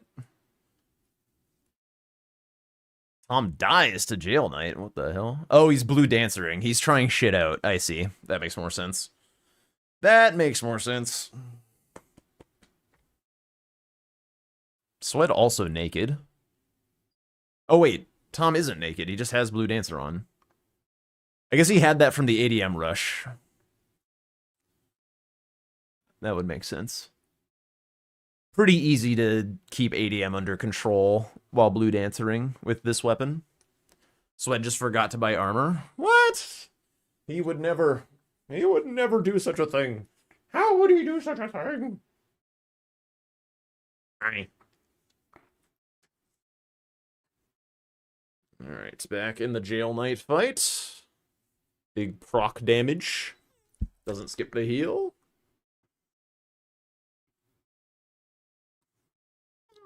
Blech. You want to be put down? I feel like you're just going to try and jump up again if I put you down. That's fine. There you go.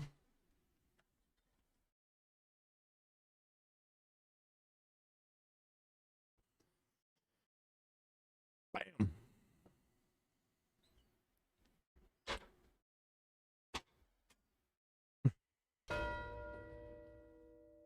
All right, square for Tom.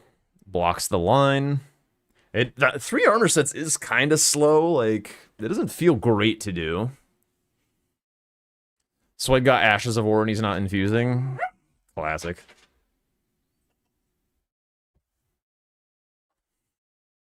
I'm very interested to see Gustav play tomorrow. Because I know he tuned into my, like, damage breakdown talk or whatever, which admittedly was a little chaotic. So, like, I don't know if he will, you know, remember and employ the things that he may or may not have learned from it. All of that being my fault, none of that being his. Loger just manhandling Tom. He is not having a good time. NPCs for days. So like I'm curious to see if Gustav like eyes up maybe a cold infusion or at least just like gets an infusion online early. He was definitely there for a lot of that kind of stuff, so hopefully that helps his damage in the DLC. Also, we've been listening to this playlist for a while. I can swap this up as well.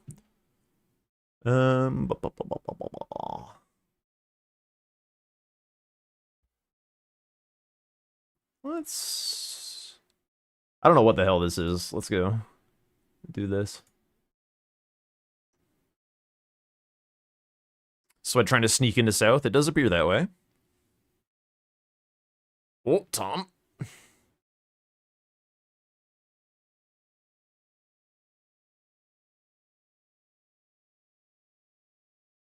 Trying to do some block cancel tech. Jesus Christ. In the Logard blender. Doing the nice heal up on torrent technology. Could bite him if he holds Florisax. Could.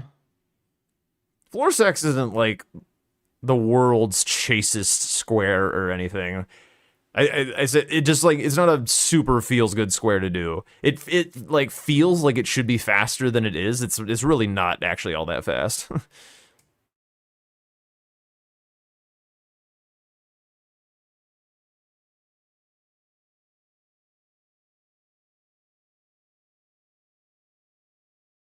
Jesus Christ. All right, what's the fist check?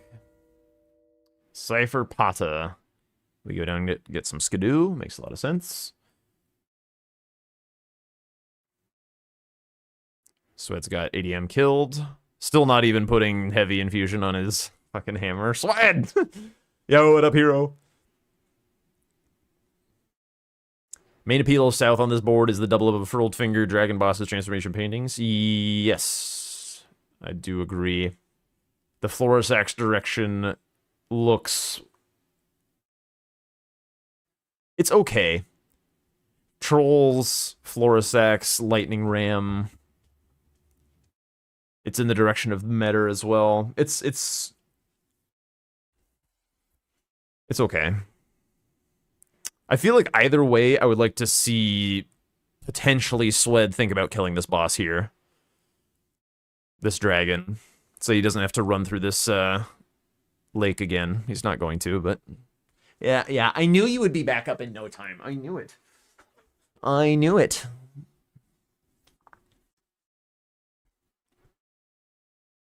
Mm-hmm. What? Phoebe? Oh my god.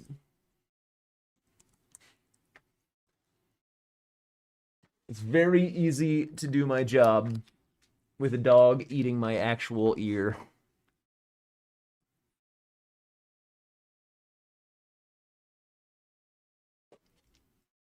I guess I don't get music. You guys get music, I don't get music. I'm YouTubing right now.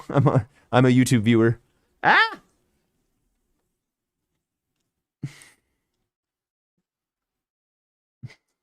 Fuck? Stop.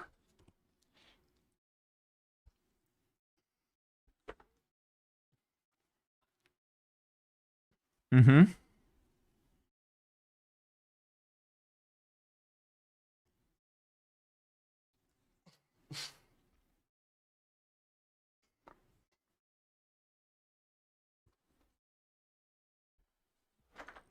Alright. Oh, God.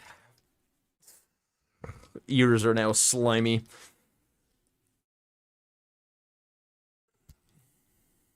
Okay, so Swed, yeah, did indeed choose to go up the Jagged Peak. Tom is looking to close out on Florisax.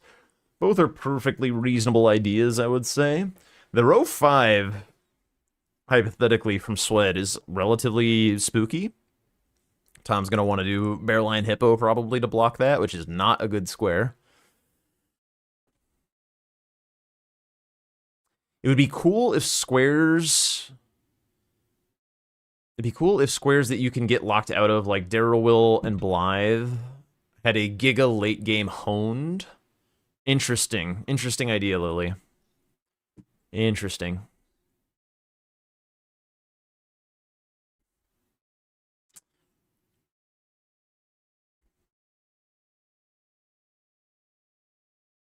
I like the idea.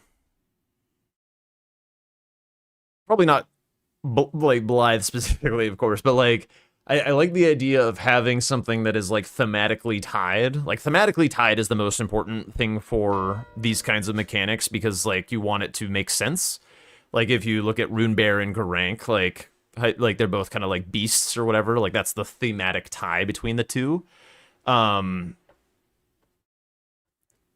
I don't know that I'll keep Runebear Garank, but like that's just an example of something that like thematically scales up. Like it's kind of dangerous early because Runebears are terrifying, and Garank is kind of dangerous late because Garank is also terrifying. But yeah, being able to tie together the mechanics in a way that makes sense is a big deal.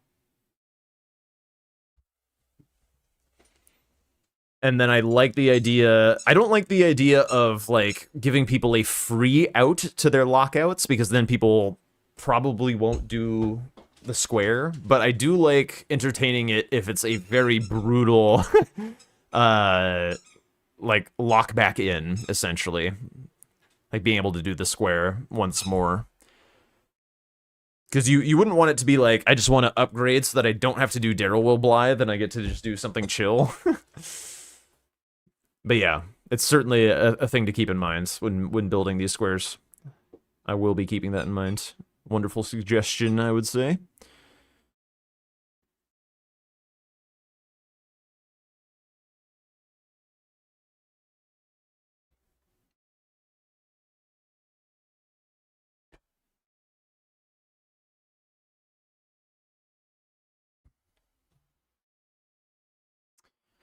Yeah, there's two important things to having the right idea. Having the right idea is a part of it. Having the right idea at the right time is the other part of it.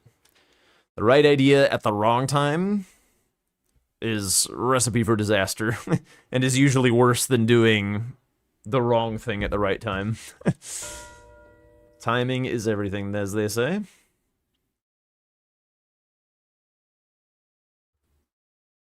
Just choosing to get obliterated.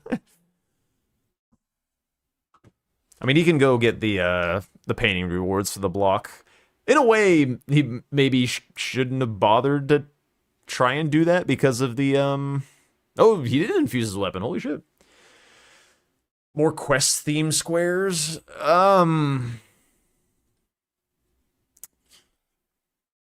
Quests I feel are charming to see on squares, but when you play and watch a lot of bingo games, just doing the quests is not really the best content. I think it's better for bingo brawlers squares than it is for community squares. And I'll explain why. Because bingo brawlers is first and foremost a spectator sport. It's there to be watched and enjoyed by many, many people. Community bingo is more for creating fun play patterns because community players play a lot and we don't have to like advertise and show off for anyone. Like they don't have to be like the most on its face understanding. Like it doesn't have to be as simple as it does when you're broadcasting to like thousands of people. And something that's like a very like a good example is like the Millicent prosthetic arm square. That is a very easy to understand square for the majority of people who played Elden Ring. Like maybe not the majority, but it's like it's a quest thing. They know who Millicent is. They know that she has a prosthetic a lot of the times. They've seen people in Challenge Run get Millicent's prosthesis or Rotten Wing or whatever for damage. They like know the implications of what that is. But in the community where we don't have to like make sure that every viewer knows what's going on per se, it's not a very fun activity to do. Go give Millicent the arm. it's oh my Jesus, Swed. It would be nice to not have to do that, I would say. Yeah, that's a good way to put it, Philum. Bingo Brawlers is meant to be accessible for viewers. Other esports are meant to be like max level competitive and whatnot, but also like bingo is interesting in the first place because it's entirely community created. It's just like, what is the community trying to do? Like Dom's community for Bingo Brawlers is trying to bring as much attention to the idea as possible, get as many people interested in bingo, get as many people watching his stream, getting as many people watching the streams of the people who participate, and it does a really good service in that regard, and it does a really good job.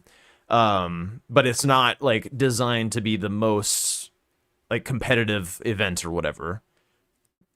Like the whole worldwide thing that they did this season, like a lot of the games aren't nearly as competitive as they are in other seasons where people have been playing bingo for years and stuff. But that's by design because it's there to bring in more people and get more people internationally interested being able to hold this live event as like a, you know, World Cup type thing. Like all of that is for like publicity and things.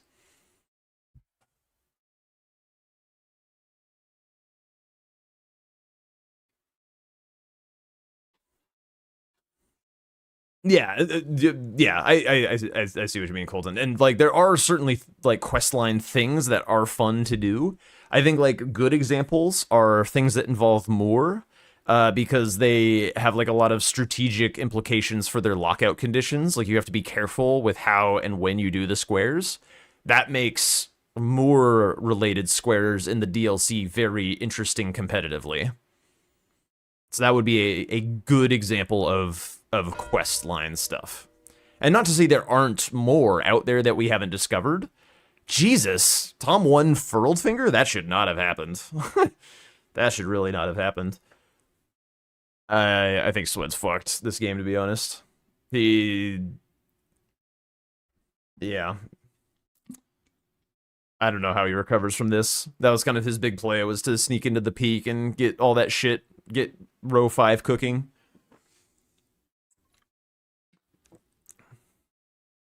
Yeah. Yeah, the death definitely hurt for sure. Yeah, it's definitely working, Philem. Definitely, definitely. Bingo's doing great right now.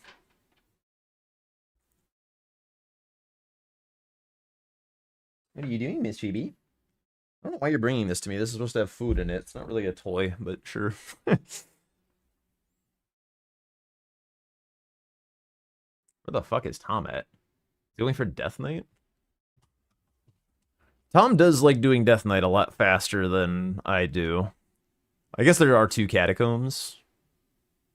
It's okay. She's giving me a hint. She already ate what was in there. There's no hint to be. She's just ringing the bell now too. You need to chill the fuck out, my girl. I started streaming at kind of a weird time because I needed to be on early enough that Gray would still be awake to do the talk about the formats and stuff. So she's not used to me. Like this is a schedule mix-up essentially, which always fucks with dogs a little bit.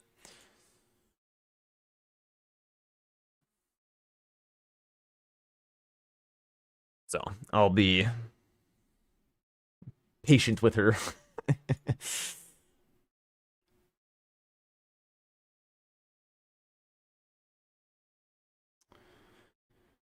All right.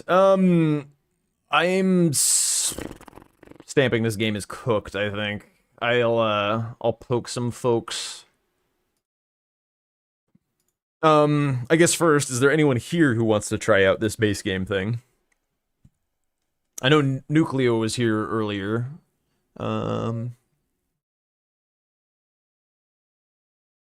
Did Tom kill me after yesterday? Am I a ghost? How's the lighting right now? Because the window's open, the lighting. No, it's not washing me out. Yeah, not a ghost.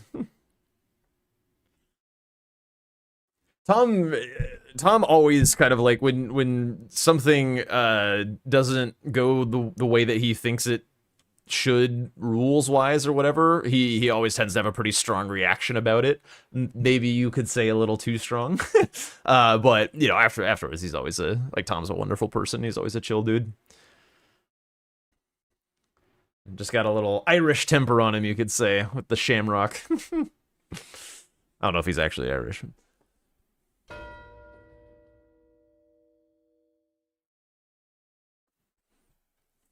But yeah, if anybody is in the chat that wants to try this out, do let me know. Otherwise, I'll try and ping some folks.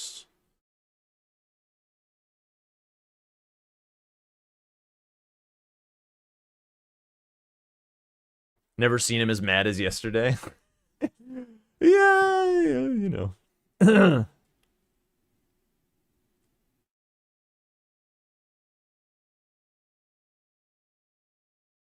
me message this guy.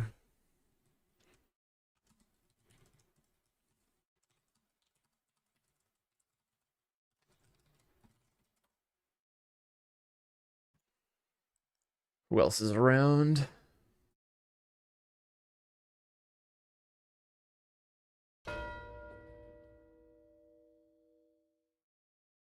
Play again, but already snipe Nucleo.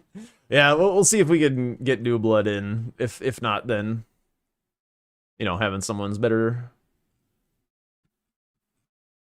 than waiting around forever trying to spread the love.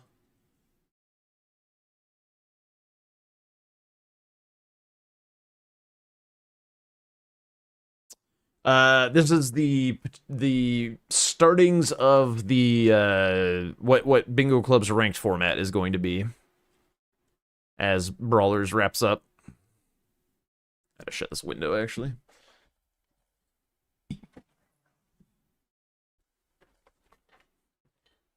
Lion Locked is in the base game. Sorta.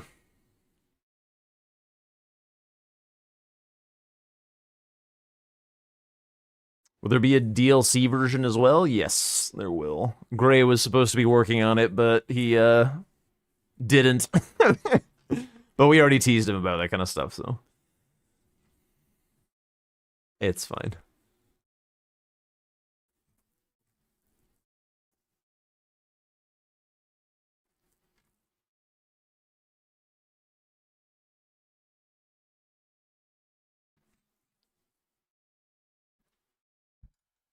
All right, I'm gonna do a more general ping, Anki, and if nobody responds in a timely manner, then we can go again.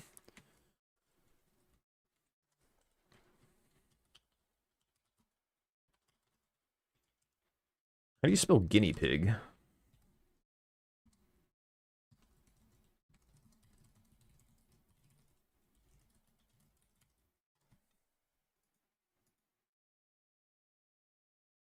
Is that how you spell it? I swear to God, it like wasn't spelled. Yeah, okay. What? How do you spell guinea pig? The autocorrect isn't guinea pig. Ah, there it is. There it is. There it is. Yeah, this is a hard word to spell.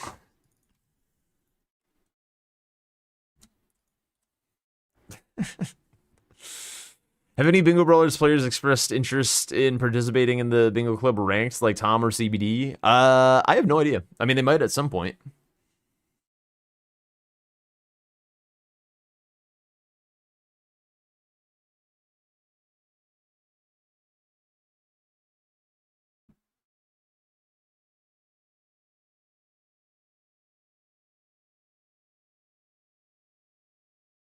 Especially like CBD, who hasn't been playing as much as like Tom and Swed, and those guys are on the grind, so I wouldn't expect them to be like jumping to it or anything. Although Tom's appetite for bingo is pretty insatiable, so maybe.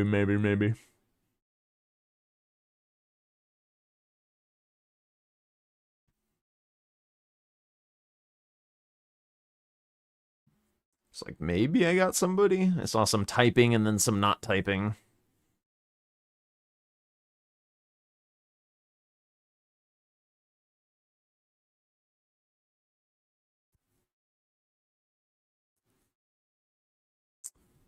So Swid went back section early. Was there like a bunch of stuff there?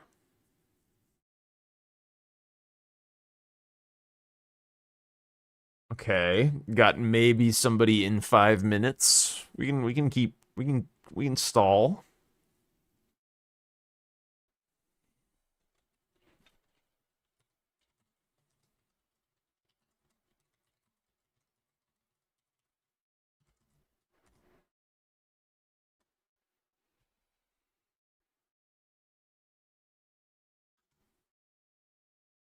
So Shadowkeep this game, it's actually pretty bad, no? Like level 85, burn, Letta, like all that stuff is very late. Not a lot of fast squares in Shadowkeep. Yo, Bandicoot! That is a cozy joke. Yo, how's it going? Thank you so much for the 5 months.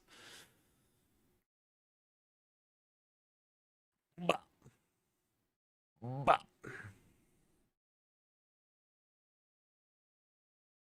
Yeah. Appreciate it. Appreciate it. Also, while we're waiting, if anybody had any feedback that watched the bingo with tools thing yesterday, I'd be curious if you enjoyed it. Particularly if you enjoyed it and would be interested in seeing more of that kind of thing. I feel like the dream would be to try and like somehow recruit Chris and Aggie to try it out. I feel like they would probably have fun crashing out and all that. I'm a sadist.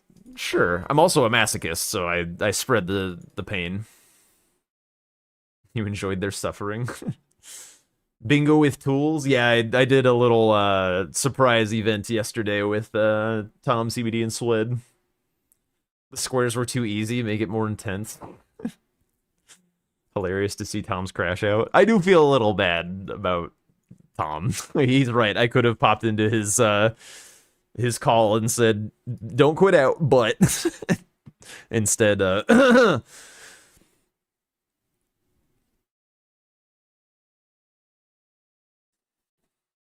did I deserve to be called a fucking dumbass? Maybe a little bit. Sweat is never coming back to that. He actually said that he would afterwards. He was like, I'd try that again.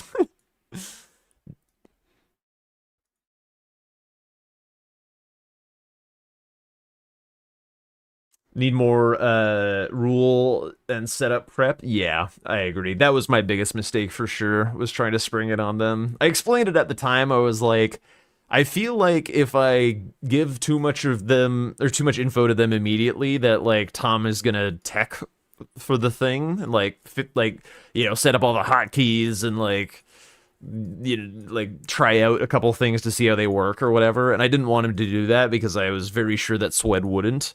But like, yeah, I could have just like told him not to practice things and had the expectations a little bit more correctly set.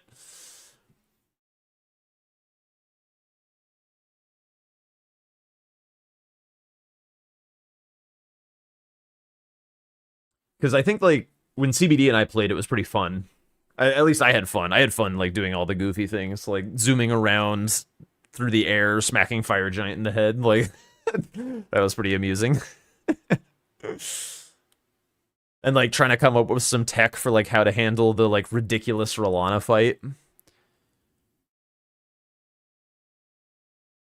Could ban hotkeys and macros. Yeah, true. The goal ideally would be to like still keep it like relatively approachable, so like not like too many rules if you could avoid it.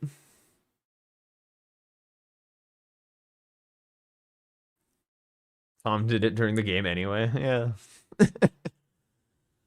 CBD and I were more prepared. Yeah, yeah. That's like the very obvious like test case for like having a little bit of understanding of what was about to happen made a world of difference.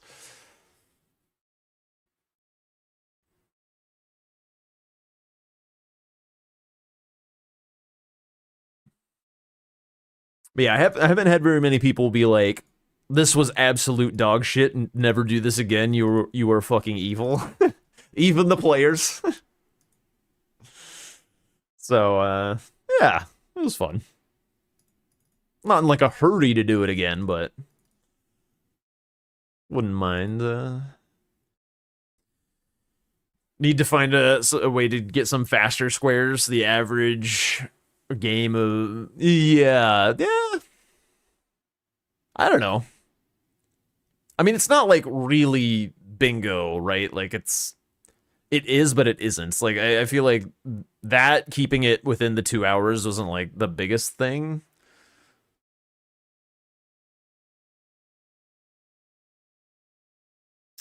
Is there a VOD? Yeah, there's a VOD if you want to check it out. I'm also working on making it into a YouTube video, so it'll be like edited and stuff if you don't want to sit through like the boring parts. It'll probably be like at least a week or so before it would be up, but yeah, feel free to watch the VOD and stuff.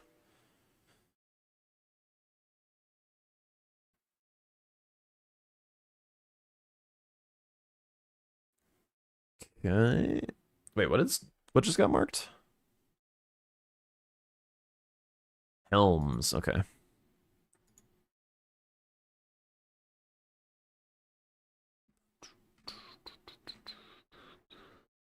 All right, it's been 5 minutes. Where's my guy?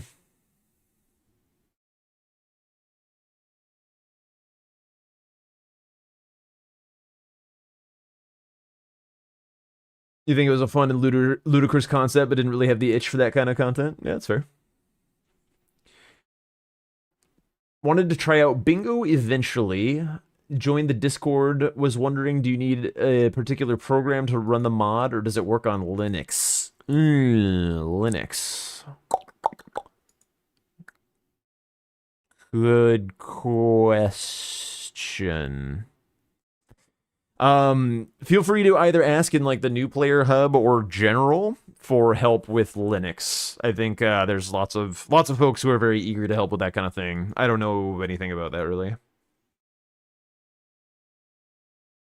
Change it from lockout to a race format. Yeah. If you don't make it lockout, then it's even longer because then like both players would need to do certain things. I like kind of the whole point of like it being a bingo race and stuff is like how much time do I prep for this? Like I do want to, you know, prep for the thing or the square, but like do I lose it? You know, that's kind of the whole thing of like why lockout is fun.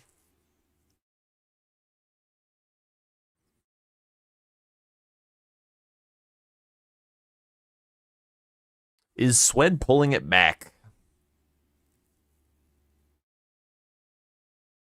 Kinda. Tom still has a catacomb advantage, but Swed's blocked a lot of the bingos. Did Tom die to Mesmer or something? Why is it taking him so much longer? Because Tom was like mid-fight. Swed doesn't have gold scarab, so Tom might beat him to 85. In fact, I'm pretty sure he will. I'm pretty sure this will get Tom to 85. Maybe it won't. I don't know what level he is.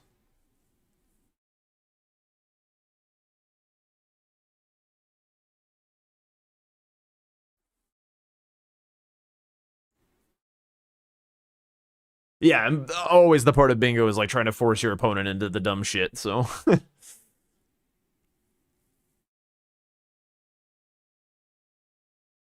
82, not quite there. So, if Tom doesn't kill something small to get to 85, like if he tries to race the burn, this isn't going to do it for him. Reprimand might, though. I feel like these levels are like 50k a piece at this level. He's got 50 right now. This should do it. How much money is in Reprimand? Like 90-something K?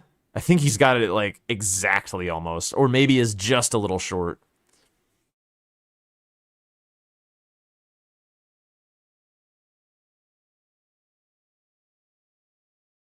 Interesting. Wait, where'd the board go? Huh? The fuck?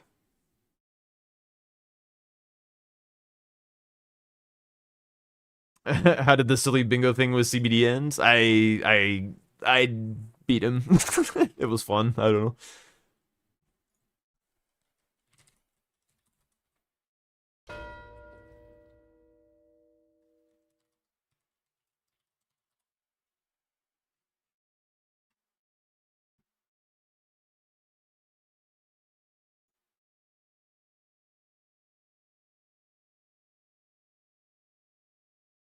Okay, so Tom did get the 85. That does suck for Swed, but Swed is way ahead on burn.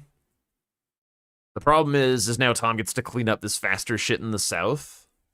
So Swed will be ahead on Letta. But Tom won't be that far behind on Letta because he has Consort's on the board too.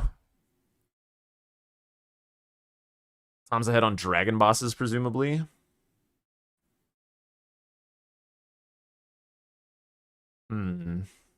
Yeah, I think as Tom gets this like Lightning Ram Trolls thing, the game's gonna look really hard for Sweat again. There's also even some like remaining synergy for Tom in his favor that the catacomb and the perfume bottles are gonna go together. So I think like even though Swed pulled it back in kind of a way that makes the game look better, I think he's still pretty in deep shit. I think he needed to snipe Tom on that 85. Because then it would be 7-7. And like even then I think Swed's in a tough spot.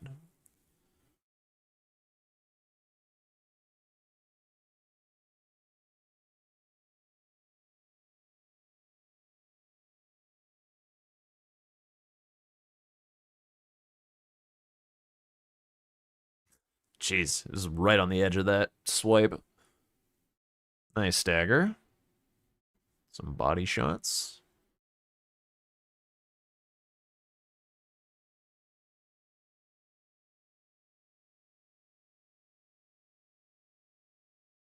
No charged attack.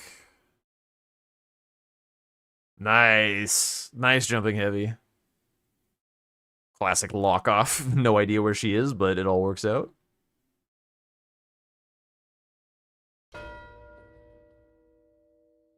Lightning Ram marks. Swed not distracted. Well done. Yeah. Lightning Ram's a great square. I swear to God that was like put in the game for bingo. Like why else would that be there? Somebody on the design team from FromSoft was like, bingo brawlers exist. You know what they would enjoy?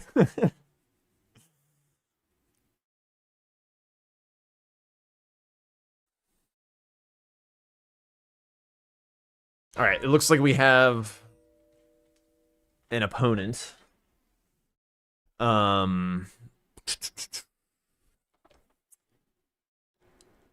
How fucked is this game?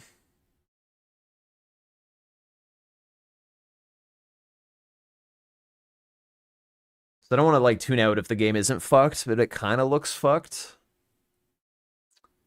If I recall correctly, there's a guy who was in here for a while called Jack the Godless, who then changed his name. I'm pretty sure it's that guy. Agent Sere.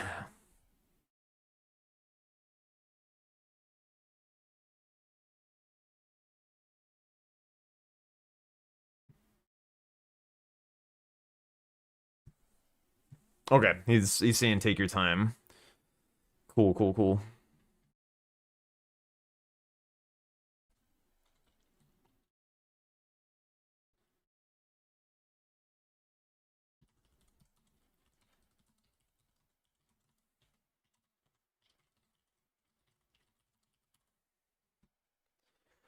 All right, so we get to watch the rest of this game, or at least until the game is like well and truly cooked.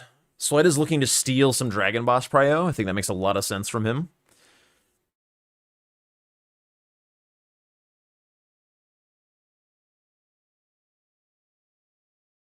Tom is doing the faster square, but this does take some value away from the things that Tom has already done, which Sled definitely needs. His damage is very high on this thing. Big strike damage. Did he finish Egon Drakes? Good question. Probably not.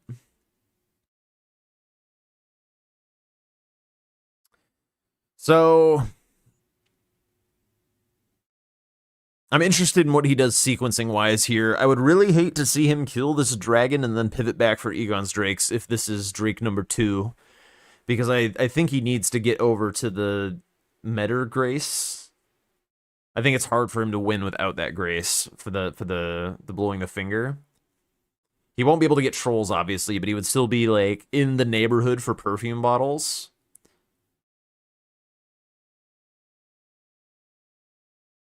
But it's hard for him to get back on, like, the Catacomb Square because of the Death Knight.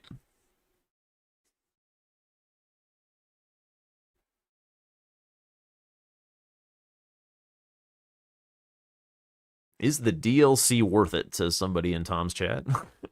Nah, we don't have any amount of hours in the DLC.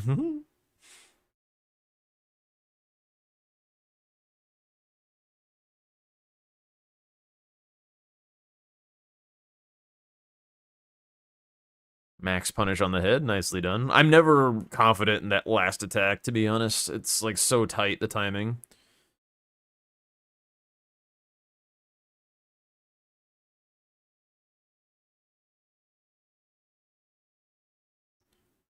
Stamina? Okay, do we port from here?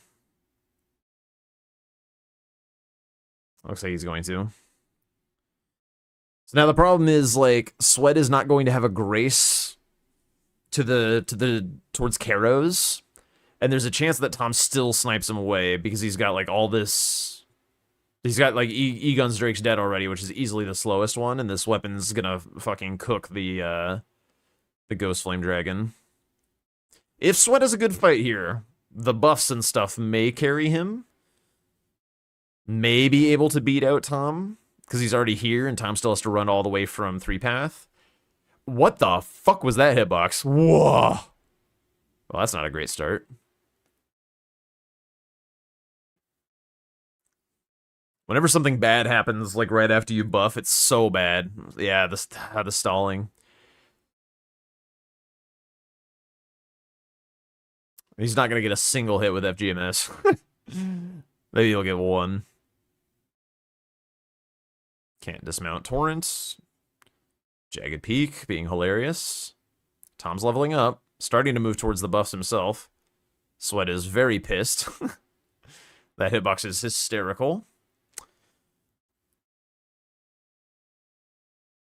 With the amount of strike damage that he has, there's a world where it was correct after the Drake in the lake to just like run south and just try and do the summons one, because this one's such a fucking troll sometimes.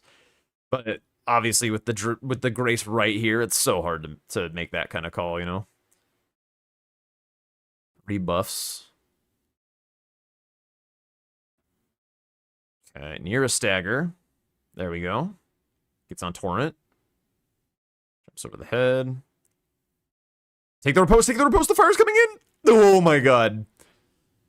Nicely done. However, Tom's got a stagger, and his damage is going to be way higher than Sweat's. Look at that. Looks like FGMS ran out again. The damage is back to being kind of mid.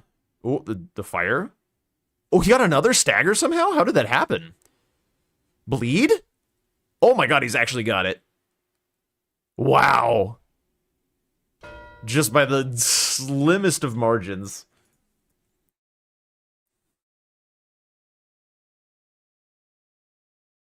That's a big snipe. He needed that for sure. Mitch tier luck.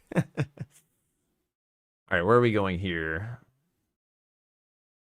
Surely Sweat has loft. What are we doing here? Why are we climbing this ladder? You killed Mesmer, my friend.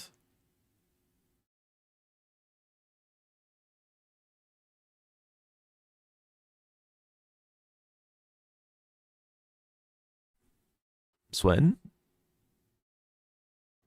Why are we climbing this ladder at an hour into the game?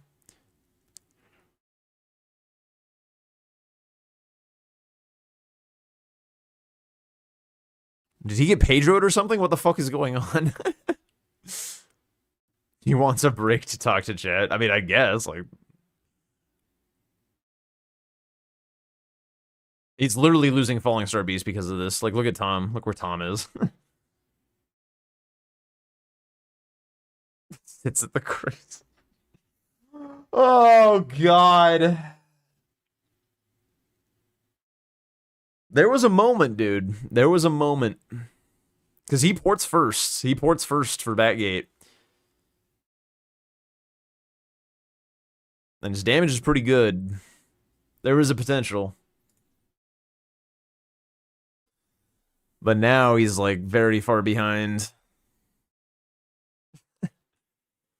So I think this gets Tom to 10. So, like, Swed, you could say, is at, like, a functional 10 because of Leda Consort. Obviously, you can never count Tom out in catching up on Leda Consort or whatever. Tom also sitting on the Trolls as well. Kind of surprised he's not finishing that out, to be honest. There's a chance he pivots, actually. There's a chance he pivots. It's still not good for Sweat either way. Sweat needs this to be like a full snipe. Which is unlikely. Again, unless Tom pivots. But I don't think Tom runs all the way here and then pivots. Like, maybe he would pivot at Batgate or something. I guess Metter's on the board. It definitely makes sense to just kill FSB here. Kill FSB, be ready for blowing the horn. Sweat grabbing Batgate. Don't think we need this Grace. Didn't think he was close enough, I guess. I think he was, but it's fine. Shaking.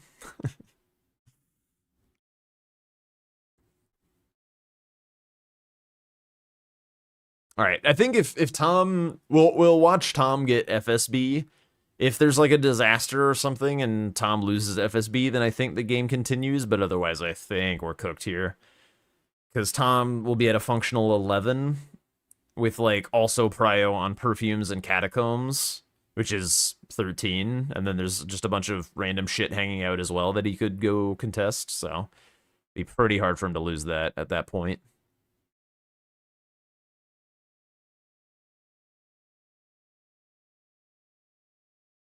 All right, let's see this FSB. Stalling. Headshot. Wait, what the fuck was that? No, FSB can't frost. Only rot and maybe poison?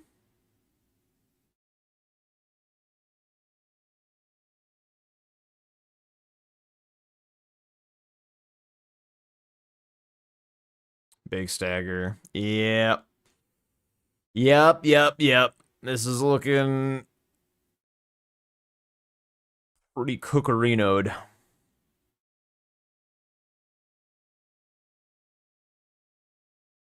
Yeah, Sweat did a nice job.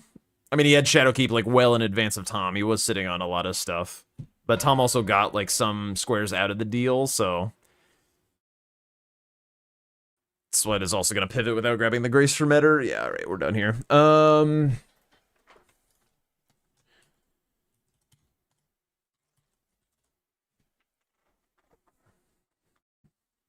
Let's get ready to...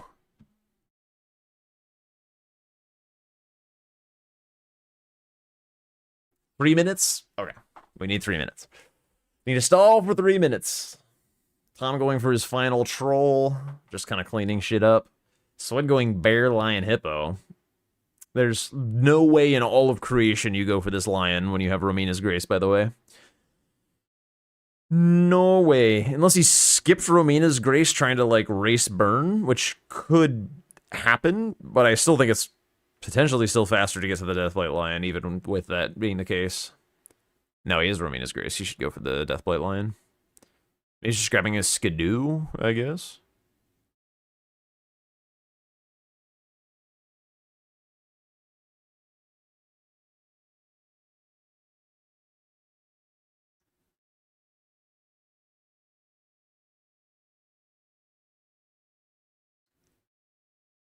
Okay, troll down for Tom, pretty much. Baba bing. Now we're at that 11. And now we're just running jewelry. Now we're just running jewelry. Makes perfect sense. That is basically Yo. it. What up? Oh. Yo. Are you ready? Yes. Yes, we are. What did you cooked up here, huh? I'm curious. Yeah. Hang on, let me make a lobby real quick. I swear to God, this was the randomly generated name. Mm-hmm. Oh. Interesting. I take it. I can't be so loud at the moment. I hope it's alright. Sorry? I can't be that loud at the moment. Oh, sure. Sleeping. Yeah, no, So, you're good. I hope it's alright. All good.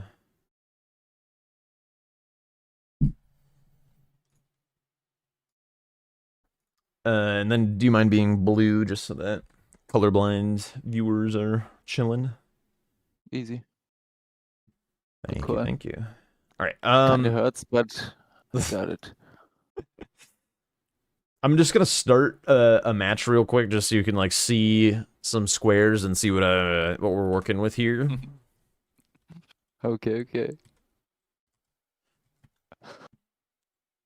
So, one thing that I would recommend is color coding this honed keyword. So, were you here at all while I was explaining what this was when we were talking with Gray? Nope. Okay. So basically what this is we're trying out a way to prevent players from psycho rushing upgrades early in the game. So what this is, did you watch any of the Lion Locked format? A bit. Okay, so you're familiar with the unlocked keyword? Yep. Yeah, so this is basically the same thing, but instead of having the remembrance kill or whatever, this is reaching a certain upgrade threshold. So once you upgrade your weapon to plus 12, that is the highest you can go while being unhoned. Once you're above plus 12, either plus 13 and above smithing or plus 6 and above somber, that means that the square task changes to the honed version. Okay, okay. So the max that you can get and still do the easier version of the square is plus 12 smithing. So plus 12 is just the cap, kind of, to do. Yeah, I mean version you can upgrade for like get it, like killing one more duo trio boss is not really the end of the world, so like you could definitely go max level for that, no big deal. 2 more Liurnia bosses, also not the biggest deal. Sometimes killing 4 random scions is going to be easier than, like, depending on the board, going back for grafted. Yeah, you never know. This is what I was curious. So for scions, science is not the grafted sign, so I can choose 4 different, and it doesn't have to be the grafted sign, or does a grafted? It is still sign grafted scions, yeah. So like that enemy type, it changes from just chapel to any 4. I see. And like just kind of treat that as unique or whatever. I don't really know if any of them respawn, but yeah, don't farm the same one. just to make sure, the only difference is below 12 and above, right?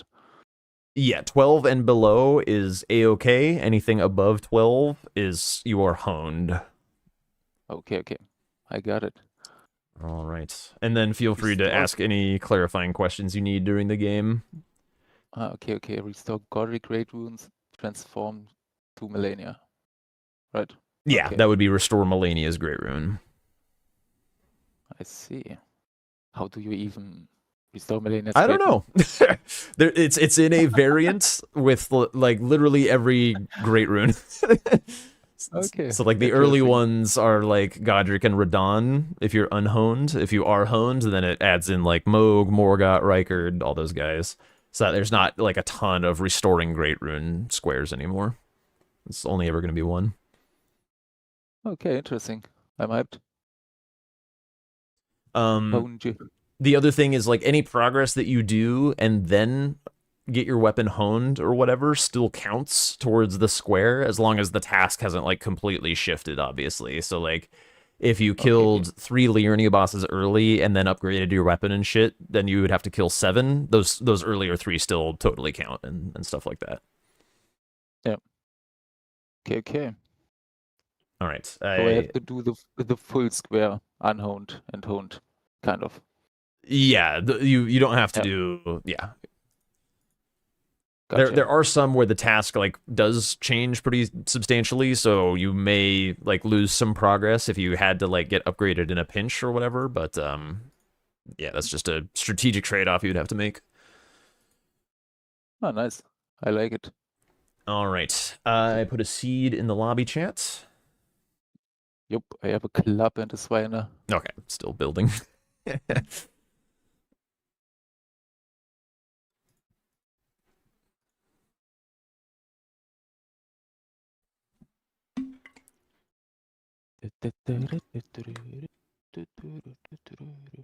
All right. Someday I'll load in. Yeah, in general, you're doing some crazy stuff the last days, right? With Yeah. some formats.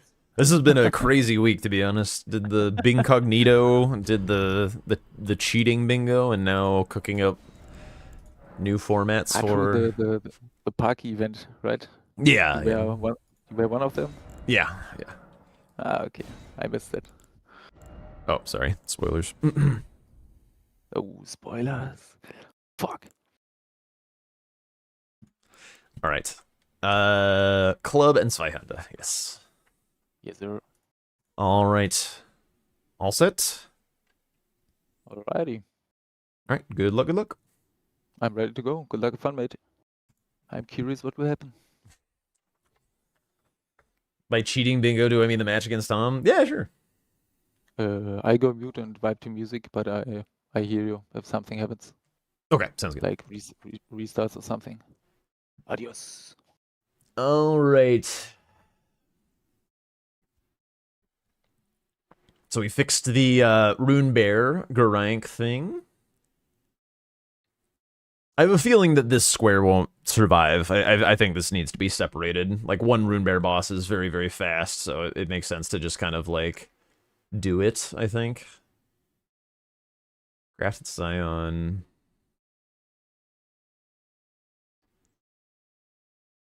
Interesting. Okay, how intense is honing this game?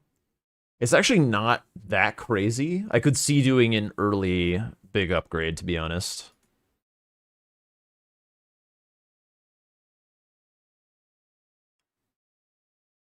Three Onyx Alabaster Lords with Renala, a little bit of synergy. 3 silver balls underground. Okay, Dragonkin Soldier looks pretty good. Let me see if there's a Grafted Scion weapon. A free kill.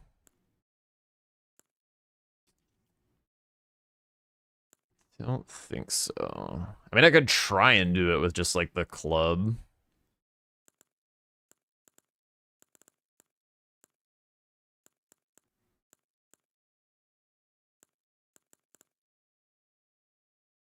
I need to be a little bit faster out the gate than this.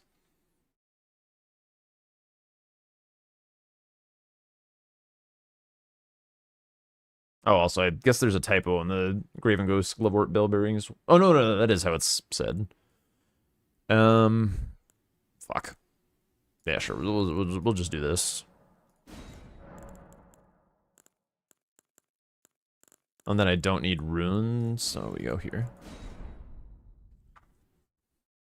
Can I wield the lance with the shield? Almost certainly not. I think that's a lot of stats.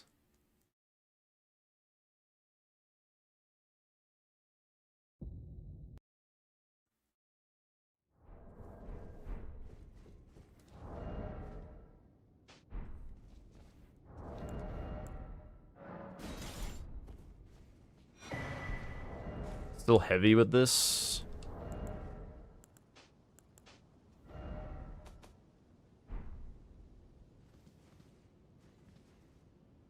There's no way that this is going to be feasible. I could try, though, I guess.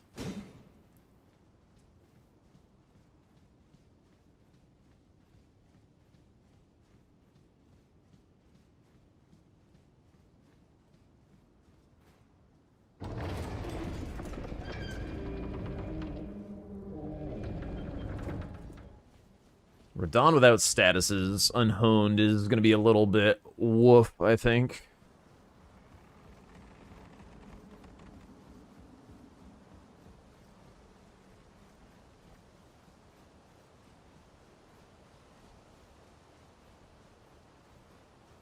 Ooh, Talisman's still on the board. I did separate,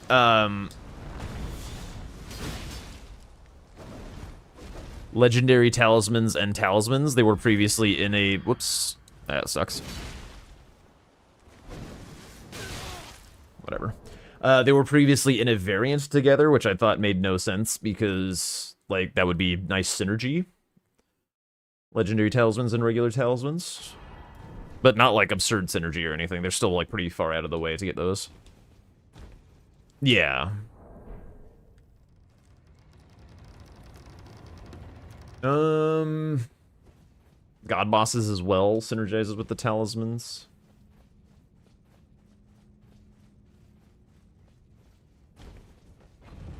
I think I kind of look for a weapon and go Halic Tree. Oh, nicely done. I'm pretty sure there's not like a great reason to stay unhoned this game, except maybe I can't tell. This is more tempting than the last board. More tempting to get upgraded early.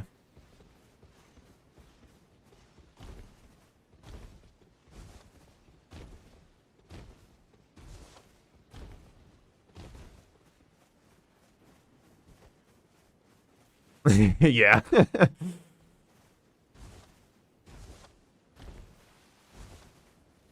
Yeah, I definitely think they play nicely together without being, like, super absurd.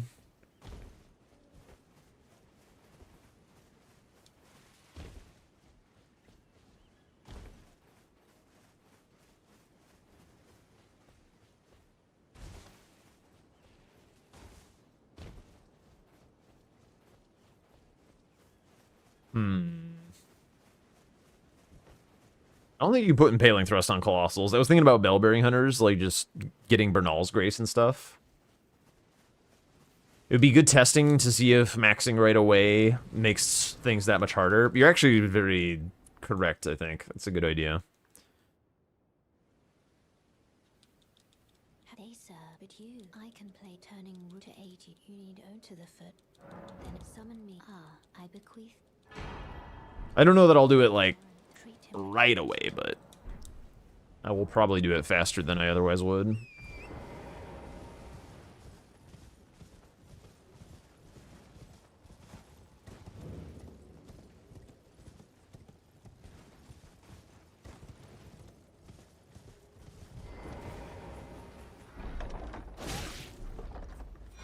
Ooh, okay, we're going max. Yo, what up, Shade? Was Int on this board? No, that was the one that we were just showing. Is there any indication whether your opponent has honed or not? It's all vibes. Like, you just have to figure it out. Which for me, I like that there's not like a clear indicator. Like, it's about using your game sense to figure out what they might be working with.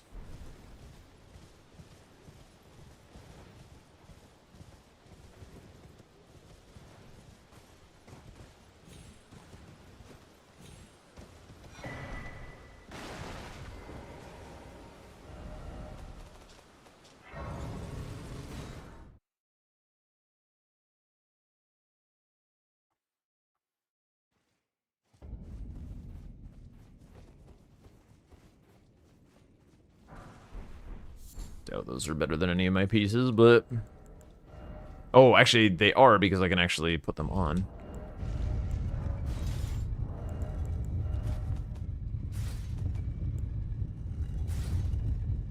Actually, it doesn't really matter.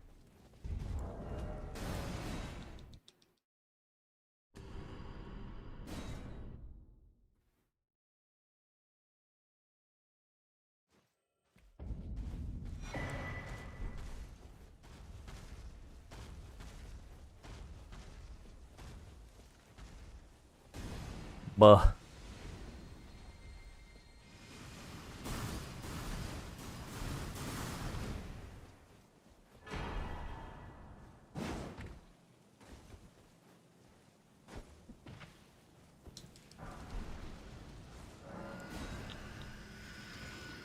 This could also help me wield this, which is kind of cool.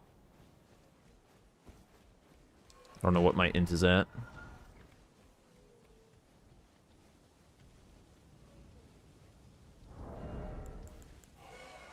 My int is high enough already.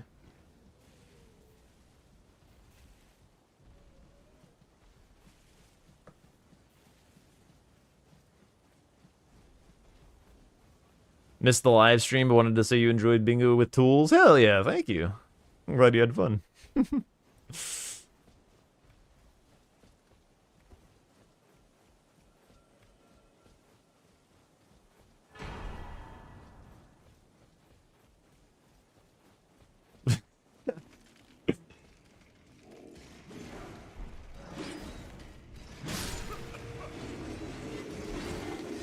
I think it would be a long shot, I think, to try and get like Chris and Aggie to do it, but I feel like they would be kind of the perfect combo of like whimsy and crash out and stuff. Like I think it'd be fun.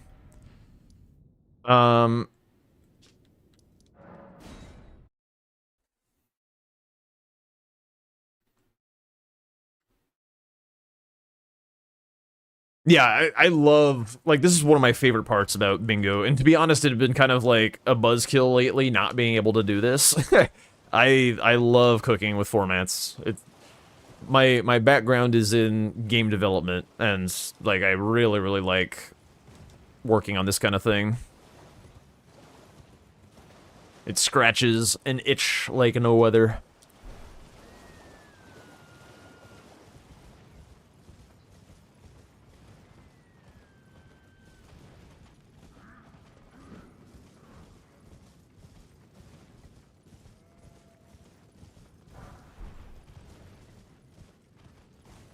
It's also a talisman after this dude.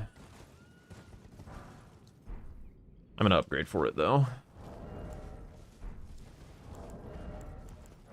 Not that one. Okay.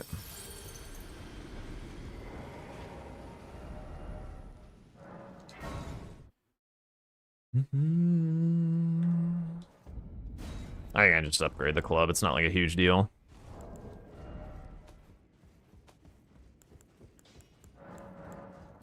Wait, what am I doing? You. What are we cooking? We're cooking the next Bingo Club ranked format. So this is gonna be a community bingo format. That is branched from Season 6. And so we've got a modified version of the Season 6 square set here with a new kind of gimmick mechanic that we're testing out to see how it feels.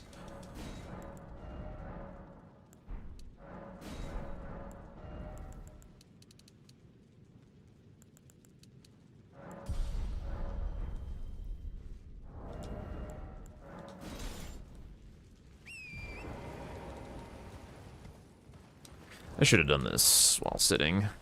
Missing some mind because of that. Oh well. And I believe the mechanic is explained in a pinned comment still, I think. If it's not, let me know. Yes, that is correct. Nevermore. As soon as you get the auto upgrade feature of the mod to above +12.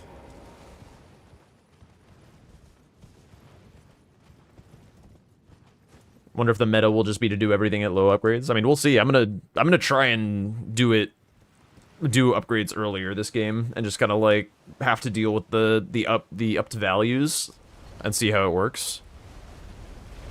Because I think it's not super bad on this board to do.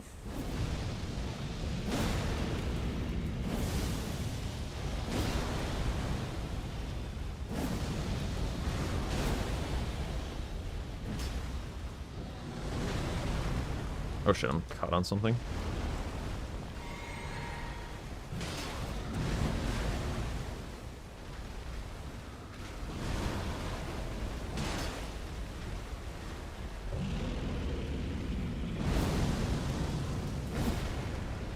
I missed a little. Just kidding.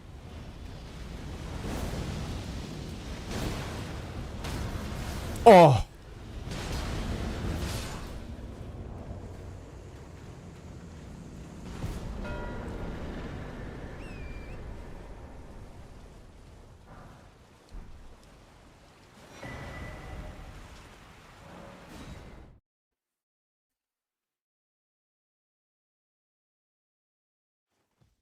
You can be 12 for the non-honed squares. It's once you go above 12. It's basically once you're above a smithing 4/somber 5.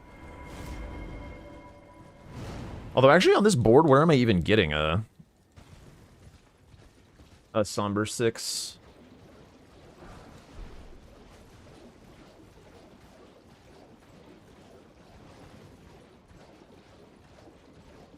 So I like the idea of upgrading early, but where am I getting my actual level from?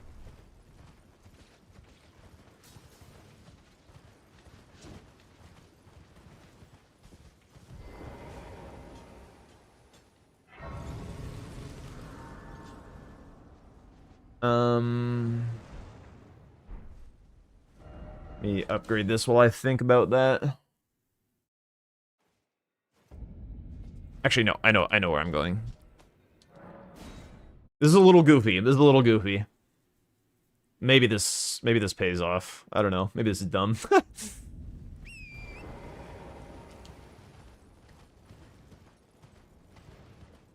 Do I feel like there might be some kind of pushback? I don't give a shit. People can complain if they wish. I feel like doing something that is more interesting will make people more likely to try the ranked format, because a lot of people haven't been super interested in it because a lot of people don't like the Season 6 format all that much. So why not do something kind of on the ambitious side? See if we can galvanize some folks into being excited about it. Is there a quick rundown of the format? Oh yeah, so on YouTube there won't be a pinned comment, but basically the idea is that these teal squares on the board feature this honed mechanic, which means that once you get to above the plus 12 smithing level upgrade for the auto upgrade in the mod, the task of the square changes. So like if I get to plus 13 or above smithing level, for my death poker, then I would have to kill 4 Knight's Calves instead of 2. For instance.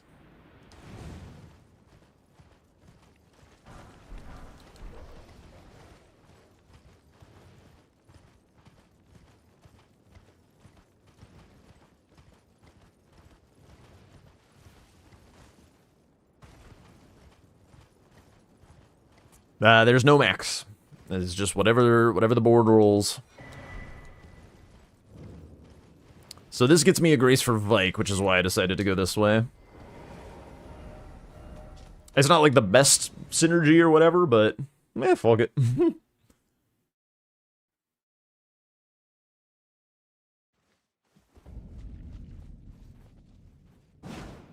I think I do need the slow rot here.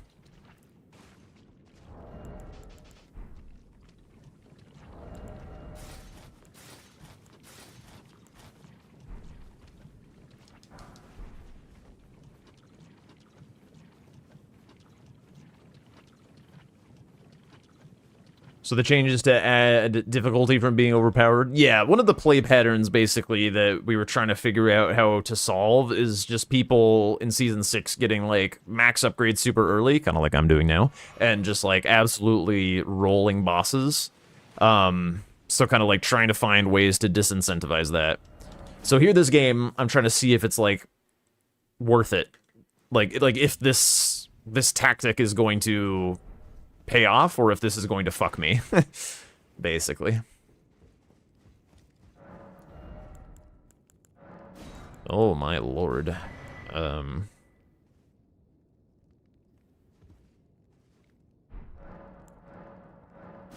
knew there was a reason I was coming here. I actually fucking remembered! I actually remembered! Wow! Do I not think the whole worldwide thing is to its detriment? Would have been a nice side piece. What are you talking about? Okay, so I want to upgrade that. Seal. Oh wait, I don't need to do any of that. Okay. The Bingo Brawler season? I mean, it's not like the most competitive season out there, but like that's not really the point of Bingo Brawlers. Ah, shit. Huh?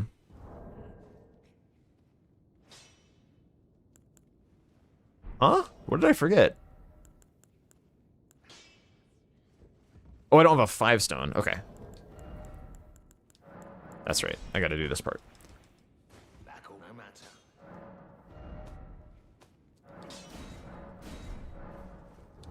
Yeah, Drink Time's got this covered. I gotta focus on this stuff a little bit. There's a lot of fidgeting involved.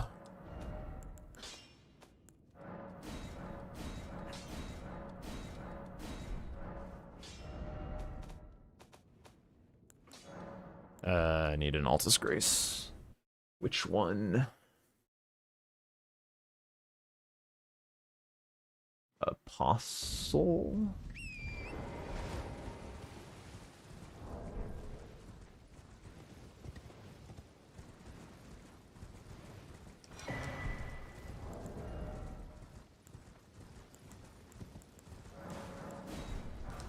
Okay, so I'm now definitely honed, by the way, so I have to do all the big values on everything. Oh wait, I already upgraded that. Oops.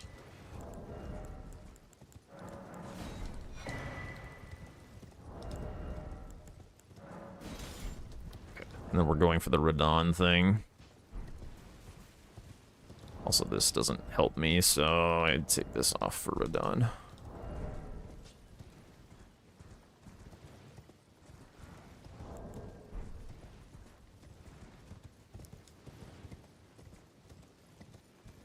Yeah, I keep telling people if you want to see like the most competitive Brawlers games, watch the preseason, because that was as good as it gets, really.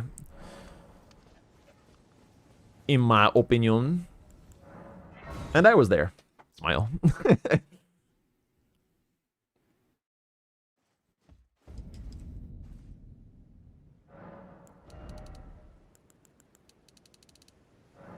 Let's go here.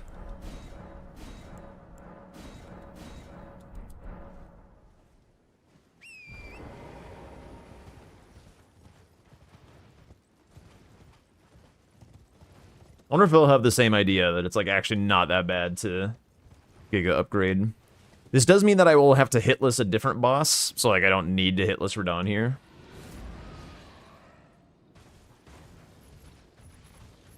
Have to hitless something else. Could be like, is there a Stells on this board?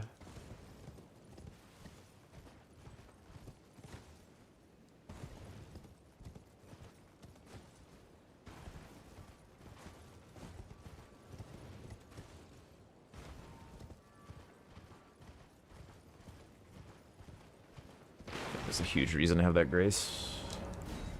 Might be missing something.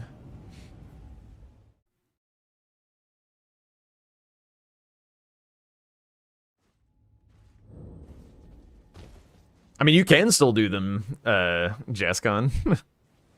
You just have to do, lower juice.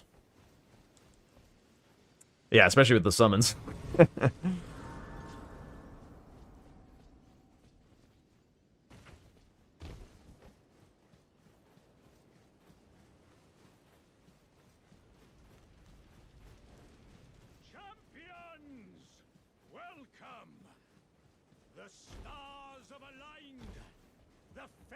The festival.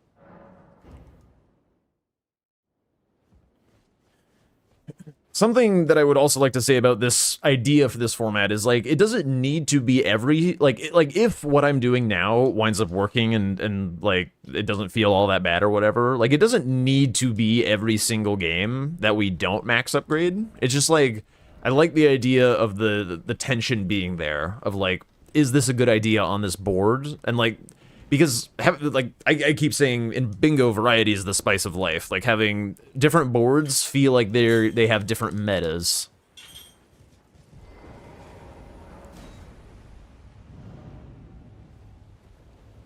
Personally, think the non-competitive thing is a tad overblown. Yeah. I mean, like, the newer folks are, like, they take more time to get up to speed, because, of course they do. They're learning new stuff. Which is, like, fine. It's just, like, whether you are, like, kind of a shitty viewer about it is really the only problem.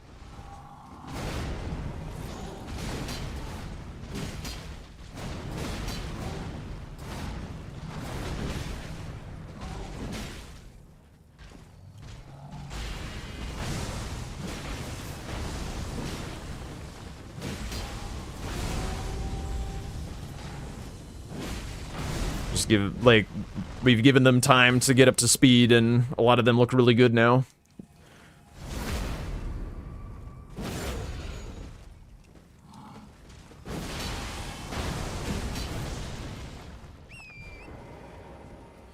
Would it be nice for the viewer showing something that indicates if a player is honed? I mean, if a game was broadcast, then yeah, probably that would be a nice thing. For just, like, games where you're just, like, chilling on stream or whatever, I don't think it's, like, that big a deal, because I can just, like, ask or answer anyone who asks. If I did, like, a lot of this format or something, I could consider having, like, a little stream graphic or something that I could just, like, enable with my stream deck.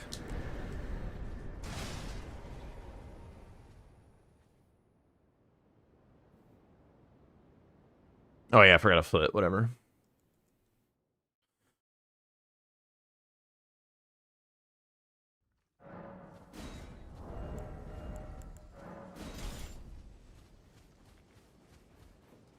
What does honed mean? I believe it's in the pinned comments.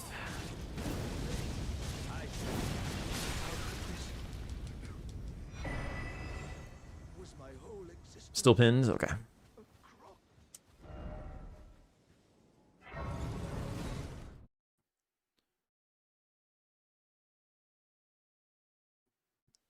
Okay.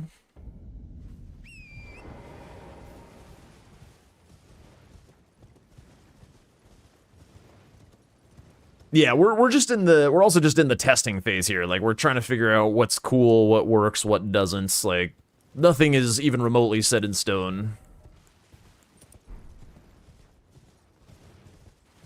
We're seeing what feels good, what might need to be changed or improved, or what new ideas anyone has that they'd like to contribute. I did.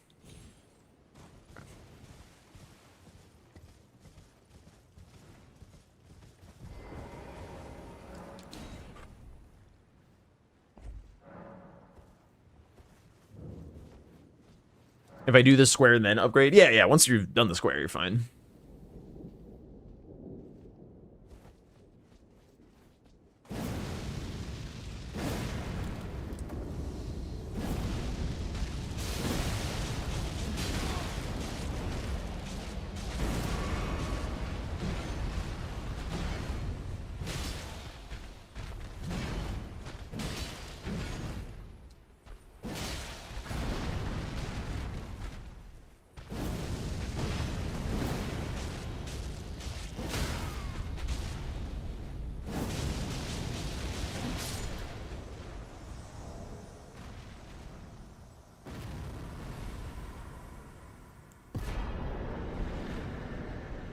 Um,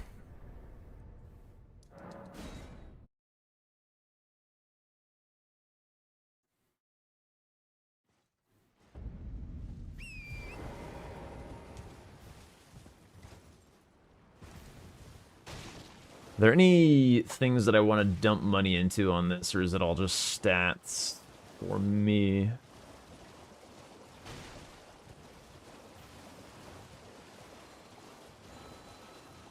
One thing about the stat dumps is, like, I do like them being there, I just don't want many of them.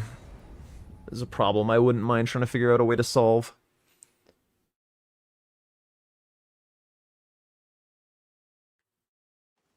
Can you ditch the hone status by bringing a different weapon online? No.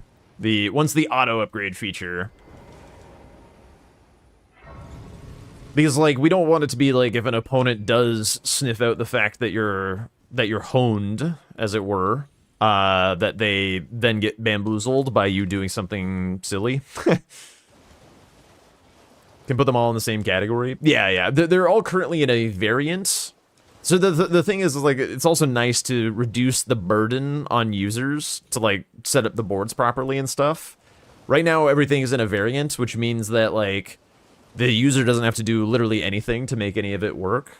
However, if I put things in a category, which would increase their chances of appearing on the board, but limited it to one, so that there's more likelihood that one of them shows up, but there can only be one, that might help the format, but then it also means that people setting up the board have to do it right. Which is fine, maybe, but it's something that if you don't have to do, you kind of don't really want to do.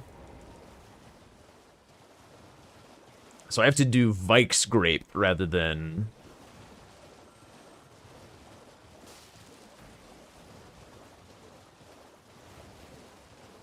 So one thing that Saray here could deduce is that because I did Radon and didn't mark hitless, that he could say, did Jack just get hit with a plus 12 weapon? Or did he level up?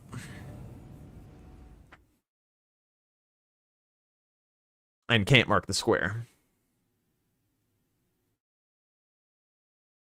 Is there a logic on how boards get generated? Yeah, there's a lot of logic in how it works. There's like a lot of notation. Like underneath it's a JSON file which has some stuff going on. So like we've talked about variants a few times. Like this like kill 5 Liurnia bosses. Sometimes that will say 4, for instance. Sometimes the honed could be like 3 maybe or something. That's all just like randomly generated when the board does. And then the category system can like kind of do what variants do in a slightly different way as well.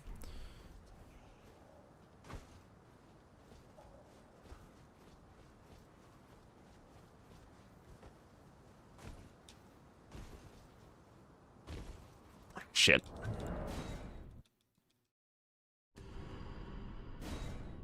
There's not any categorization for Riv. Not at the moment. I hope there isn't.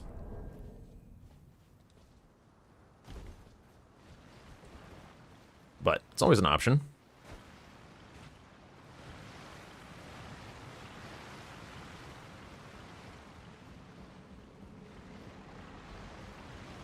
Oh my lord, camera got yoinked. That's not my favorite setting, and you can turn it off, but I feel like the number of times that it fucks with you the other way is also pretty bad.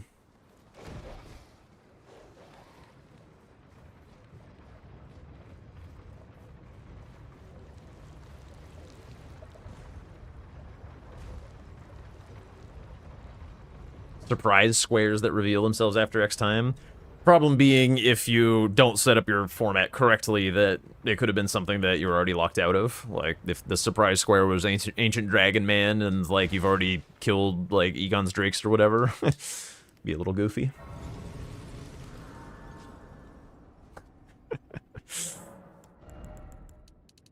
That's my drink time.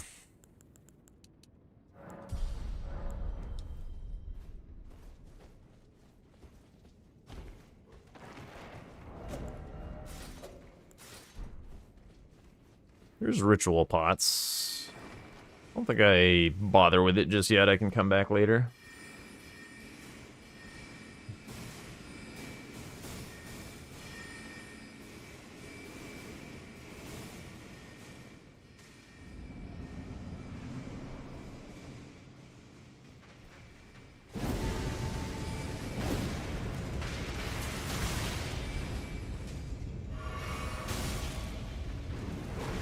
That didn't do anything, did it?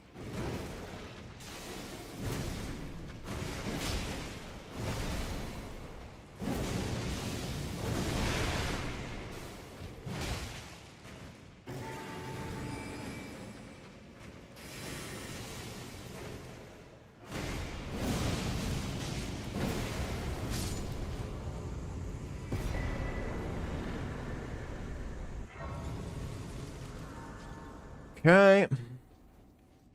Just joining what's honed. I wish I could have pinned things on YouTube. It's all good. Honed is a, I guess if also Twitch chatters want to help in those moments, like if I'm fighting or something, but basically the task of the square changes once you get to a certain upgrade level. So we're testing out a format to try and decentivize players from getting super upgraded right away. And I, in this game, am currently testing to see if I break that idea by just getting upgraded right away anyway, if that's a good idea or not. Okay. What was I gonna do next? God bosses, maybe?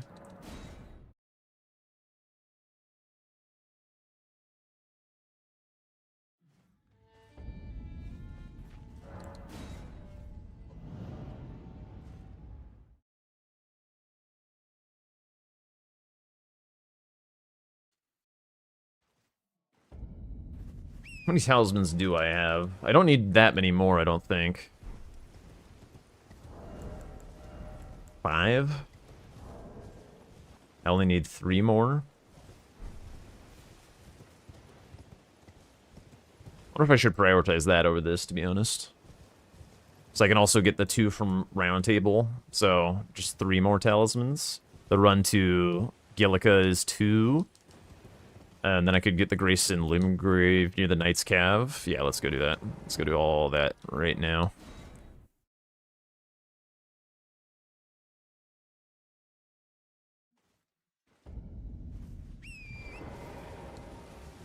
Could kill that guy on the way, but Despoker and Knight's Cav honestly don't mix like super well. I guess I could get my Dex up and use this.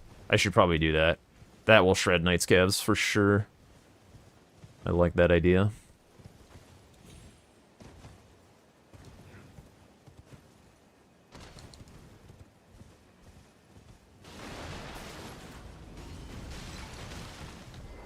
Yeah, I hope it turns out good, Rock Killer. I'm also excited by the concept.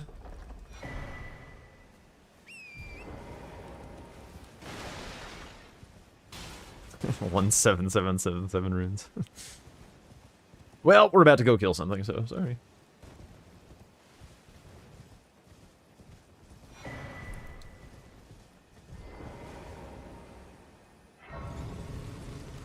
Okay, so this could push him into... Actually, I think I want to push him into the huge amount of duo trio bosses if he's upgraded. I have no idea if he is or not, but pretty fine with him going to do that while I then do something else. Something faster. Get off the horse, thank you.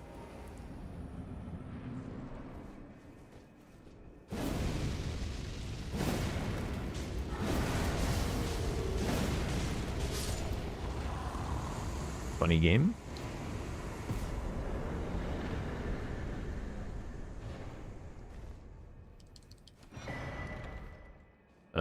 Should use the grace menu. It's fine. Yeah, I've actually got so many talismans that are like goated. I need more pouches. I need fucking my pouches. I need to kill Margit for like all this damage.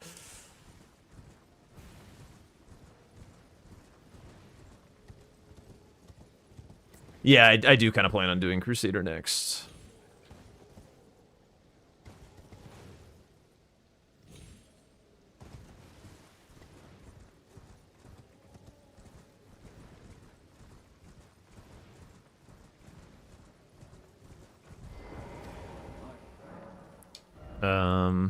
Oh my goodness. Probably not actually worth it to buy.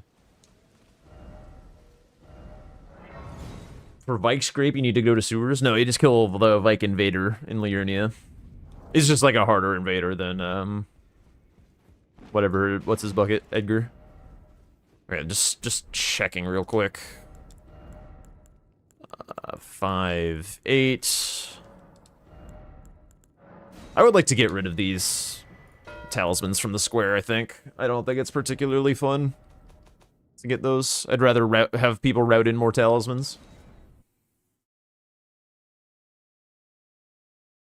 Can you definitely give Hyena the white grape for the third one? I'm kind of going based on what Hyperion said, so yes. Oh, okay, he's already done that. Sure. In that case. Let's go do Vike, I suppose.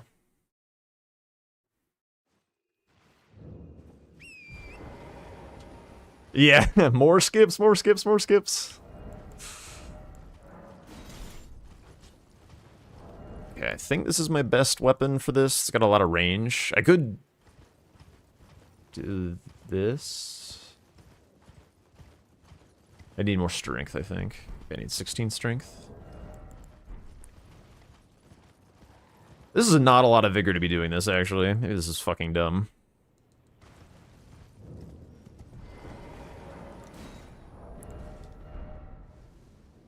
Different talisman for sure. On fat.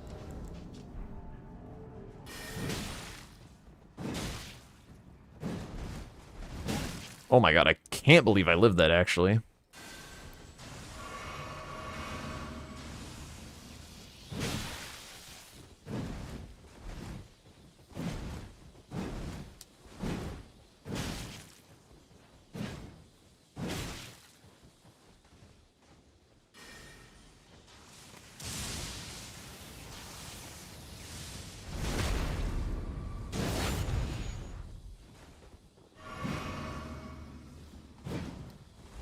Oh, fuck. I had that queued. I do have a honed Godskin Apostle square. It's, I believe, the Millicent prosthesis. Or the, like, actually acquire Millicent's prosthesis.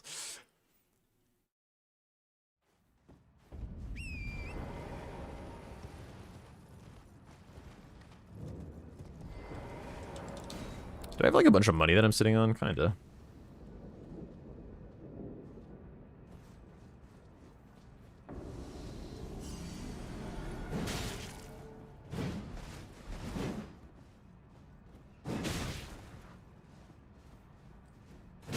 I disagree.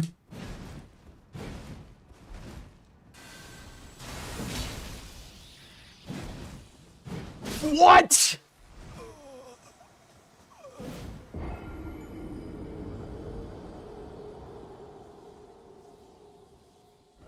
Should I be doing this?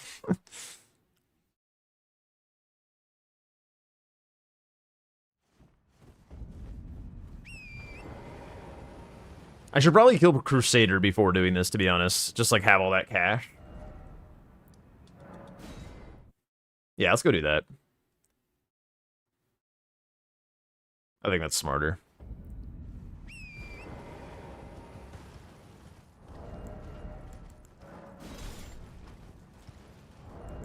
And then I don't know that I'll be able to Ashvore him all that much, so I think I actually use that talisman. I put on pants.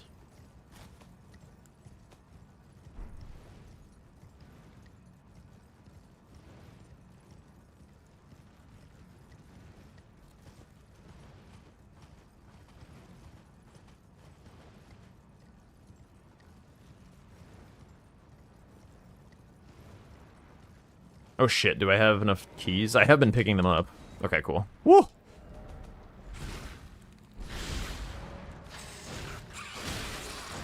Fuck you.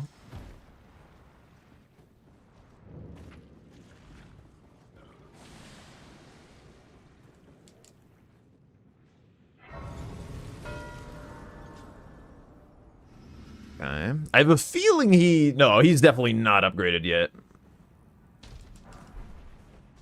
Definitely not. This will tell him that I am, and so maybe he'll stop doing the other honed squares. Kind of sit on them a little. But I need to translate this value into explosiveness. I actually want this rune, I think. I want to get super tanky for Vike. Fuck's sake.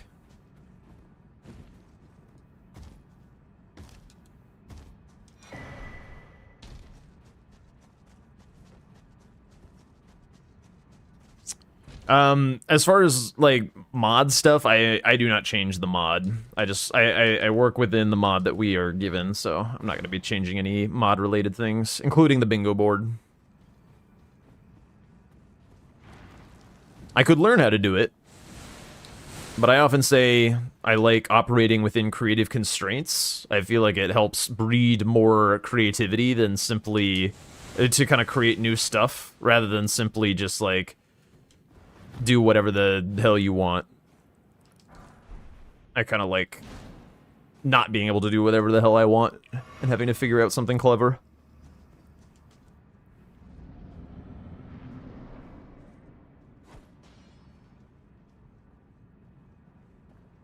It didn't work.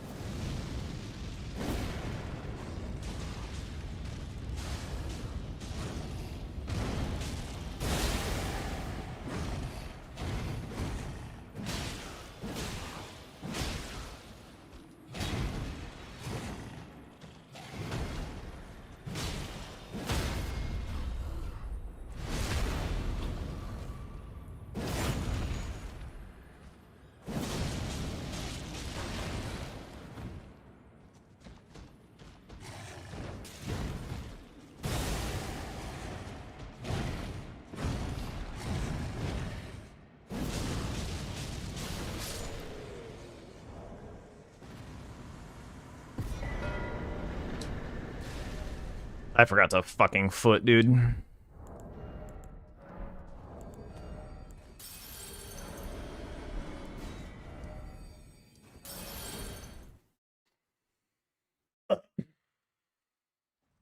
Vike is also an incant, actually.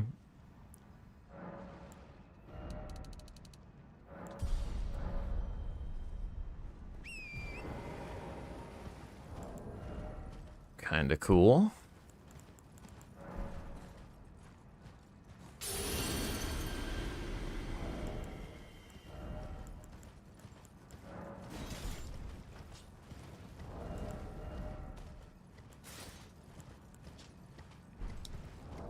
Oh, still mid-load, cool.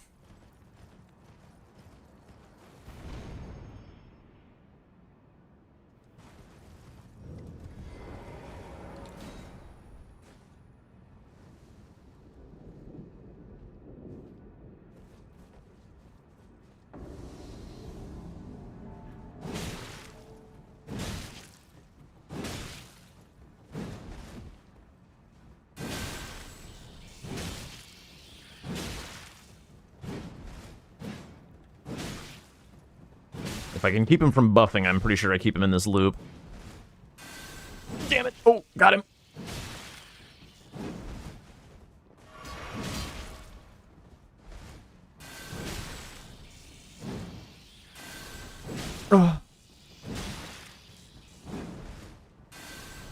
Oh, damn it.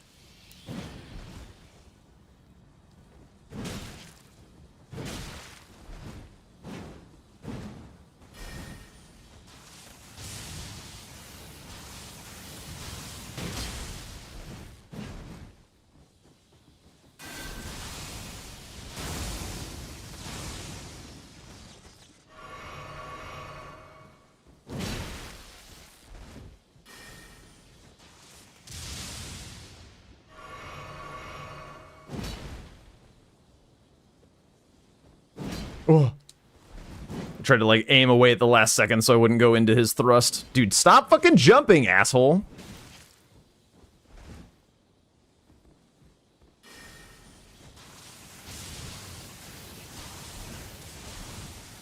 What? Ugh.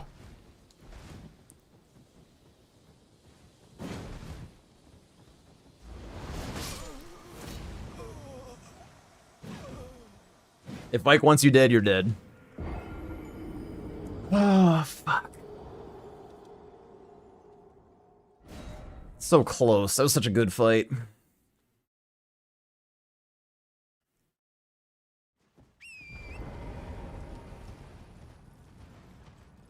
Yeah, I know you're 100% correct, Lily. If those had been like 2 of all those things, like I could have cleaned those up super quickly.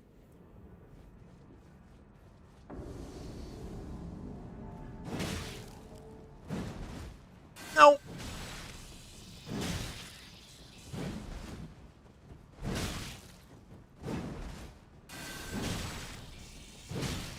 I'm gonna be kind of greedy until he buffs.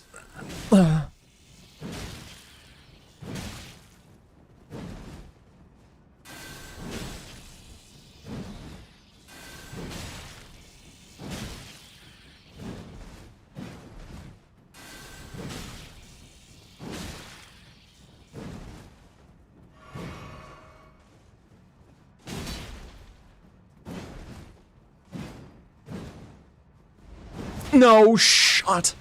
Oh, I'm alive. Okay, fuck you. You get to buff. I don't care. I'm just happy to be alive. I just work here.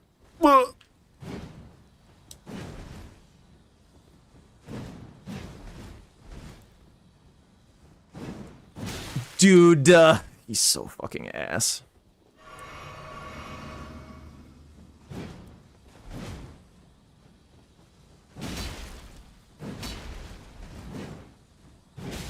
Oh, got him out of the Storm Assault.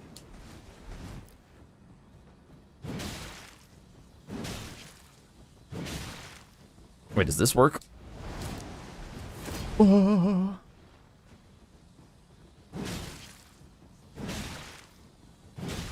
Please! Huge.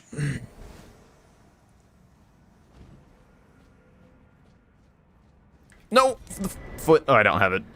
I don't have it clocked in. Fuck. I keep forgetting. Yo, Kara, thank you so much for the raid. Welcome on in, everyone. We're doing some goofy, well, not goofy actually. We're doing some unique-ish bingo. We're trying some spins on this format. We're trying to get some new bingo club format up and running, branching from the Season 6 Bingo Brawlers square set.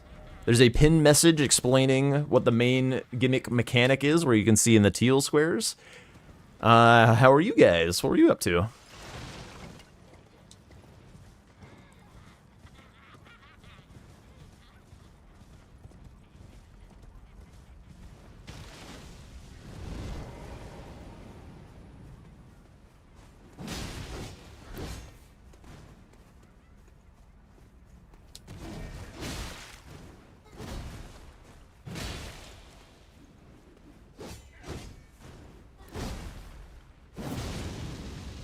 Cult of the Lamb. I've never played that game.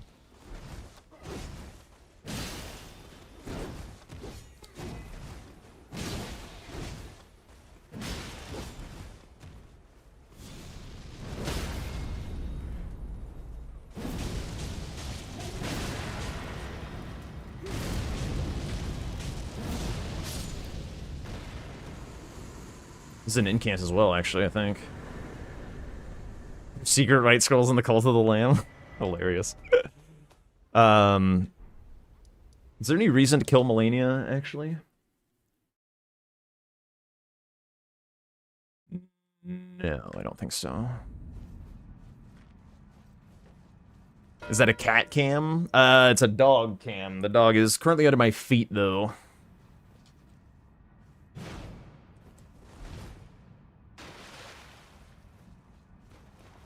Okay, there goes the Knight's Calves. He's almost certainly not fully upgraded.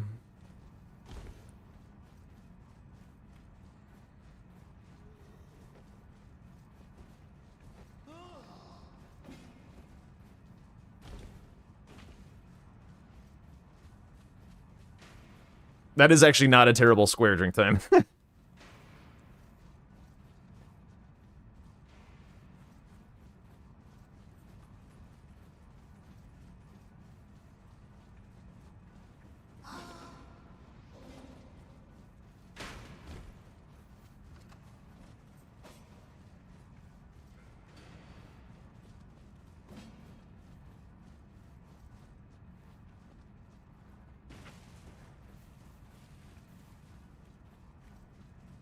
Five seals. Maybe I should have gone Volcano Manor. Someone told me I was cheating in a match. There's been a lot of cheating things this weekend.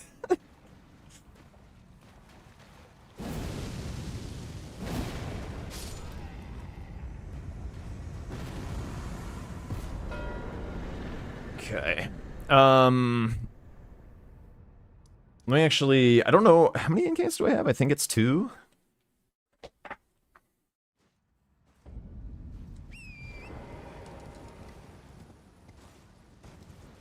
Thank you, 6 dragons. Incants. 2, yeah. So 3. Where are other ones? Is there one in the Frenzy Village on the way to Vike?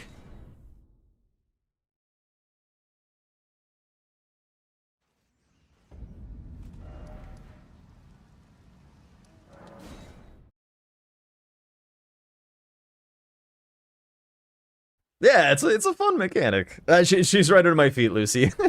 Right under my feet, snoozing. I can, like, turn the camera, I guess, but it'll be feet cam, kind of. Probably see her? I don't know. I actually don't have my own camera up. I can't see what that looks like. Well, it's mostly just my feet. There she is. I'll move my foot.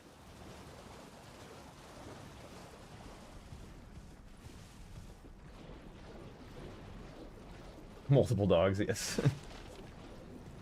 That's a little dark down there.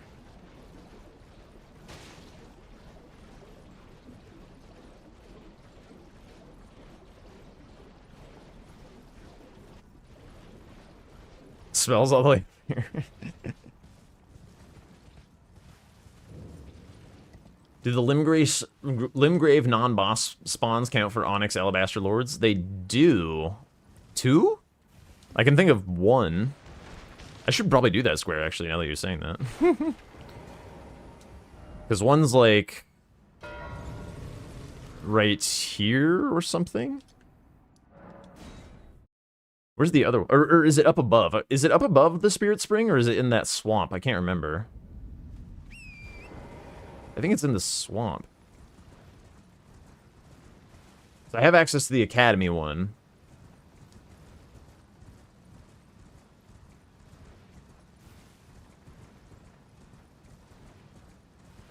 One in Weeping and one on the coast. Oh, yeah, the coast. You're so right. This number might need to be higher. Okay, so is it here? No, this is something else, right? What is this? Is this an invisible something? Oh, no, it's a crab. Yeah, okay, it's... Yeah, it's on the way to the tower. Yeah, yeah.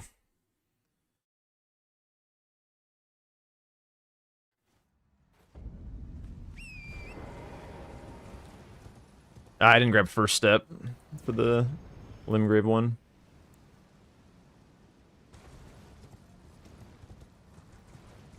Kill a Vike, honed, kill Roundtable Knight Vike. Yeah, honestly, I mean, people do hate Big Vike. That's true. That could be pretty good. Oh my god, my fucking... Dude, these guys are crazy.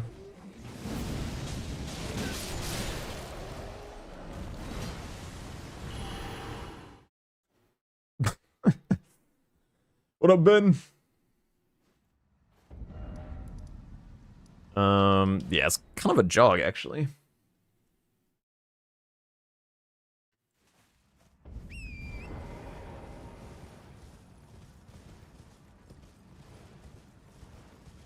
I'm like still ahead on Renala, presumably. Also ritual pots, I guess. I'm ready for Haligtree at any point. I'm not sure he's fully upgraded yet. Still don't know that.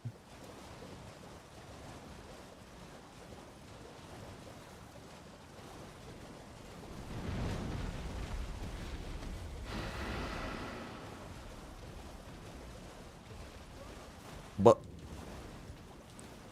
Okay, now where's the way down? Like, over here? It's this one, I think. Yeah, it should. It should. Wait, does this work? Why does this look like death?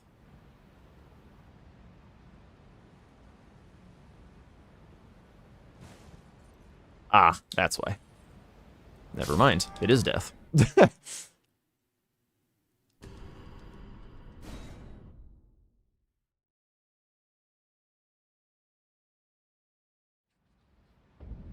It is a spirit spring.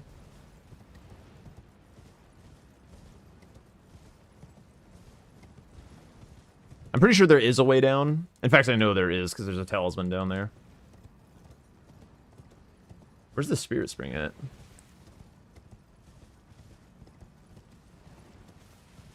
I should grab this, because I'm gonna fuck around. Oh, there it is.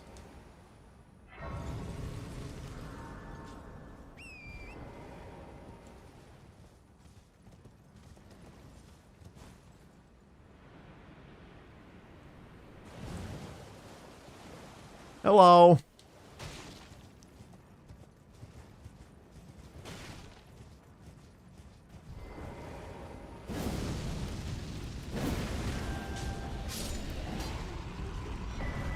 Ash of War.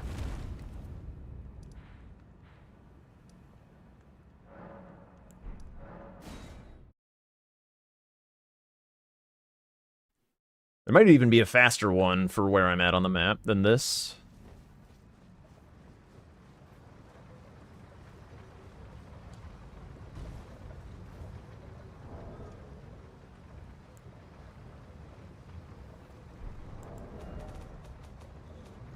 Incants.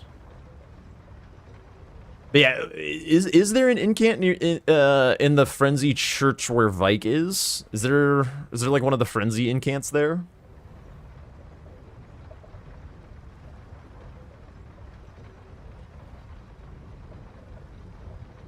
I mean, this is actually a reason to not do the Academy skip and get the Grace.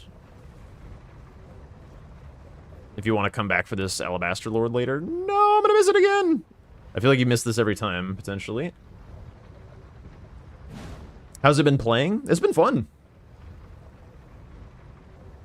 I've only played 2 games. One game I did a lot of lower upgrade stuff, and this game I basically ignored the mechanic and just full sent to see how it felt. And both games have been interesting.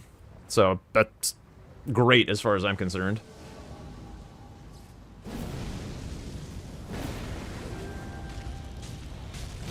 Dude, this guy's surprisingly tanky.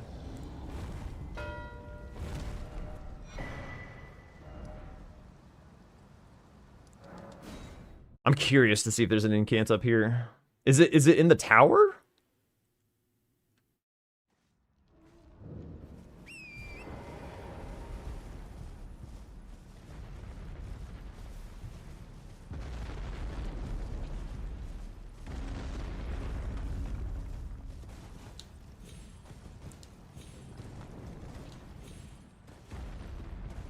No, not that tower. The tower with the eyeball.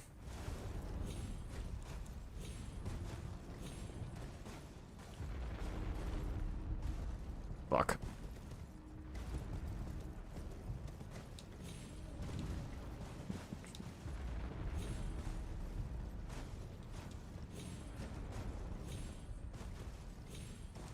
There's an incant there? In the eyeball tower. I want to say yes.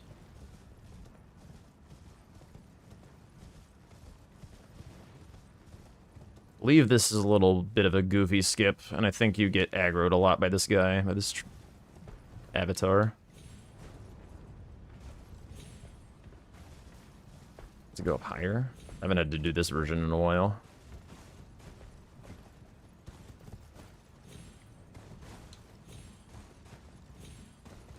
Huge.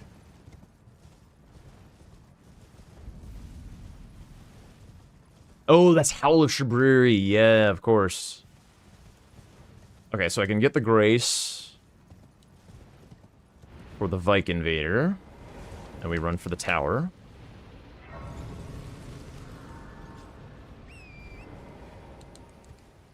Go, go, go, go, go, go!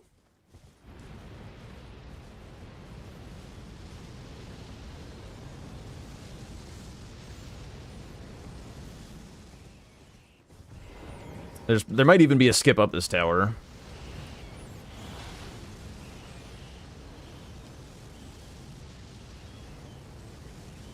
Yeah, I remember that. I remember that, actually. Is it this?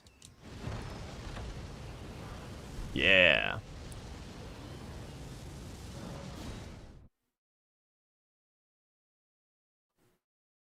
Yo, TQ, what up?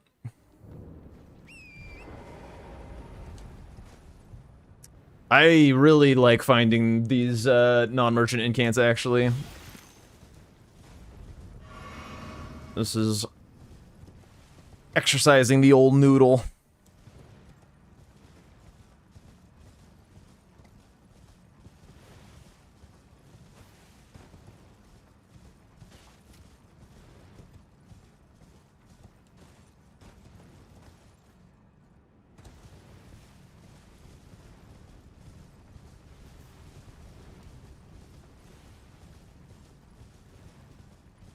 I think I just keep writing for Jarberg as well.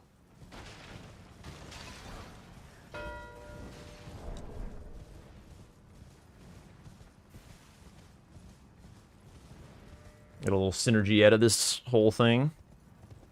Do you still need 1 ritual pot? Here's a chill place to get that for this board. I mean, Dragon Barrow is not like the worst, I guess.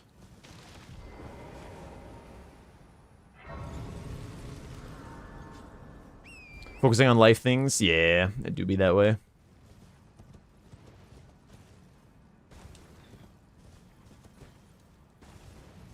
Psyop enjoys a fire monk camp, I guess.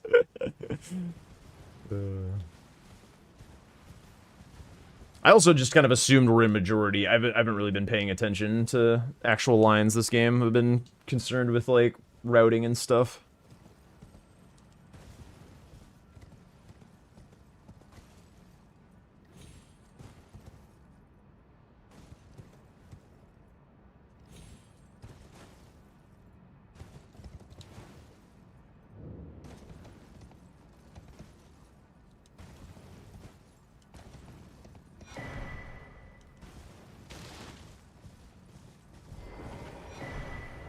Okay.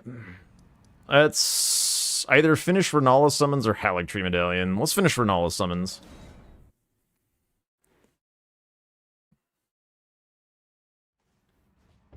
Oh yeah, I was gonna level up some Dex. I don't think I can meet the requirements of either Dex or Strength for either Claws or this, but surely Despoker will still destroy this lady. Even with the magic damage.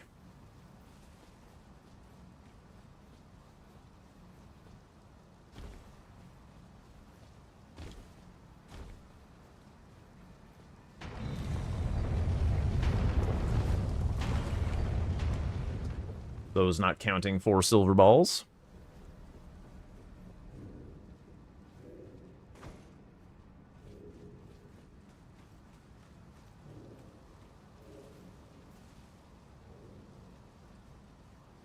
No!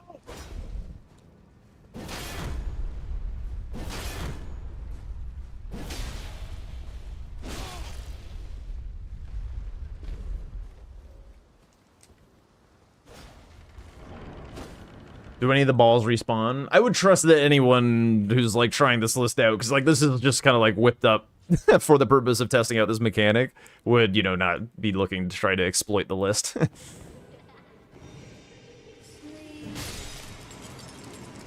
No Tom behavior.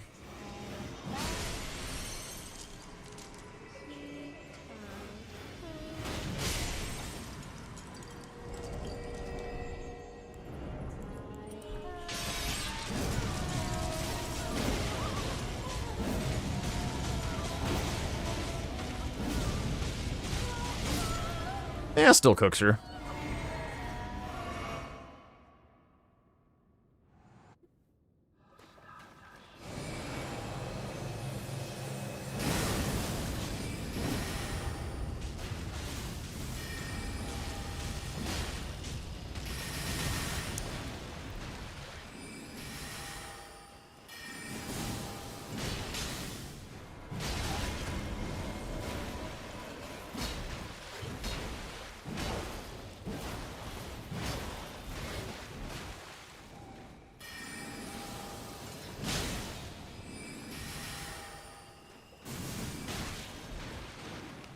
Come, O sworn giants.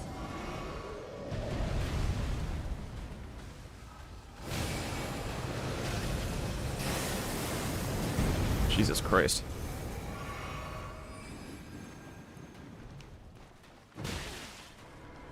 Three.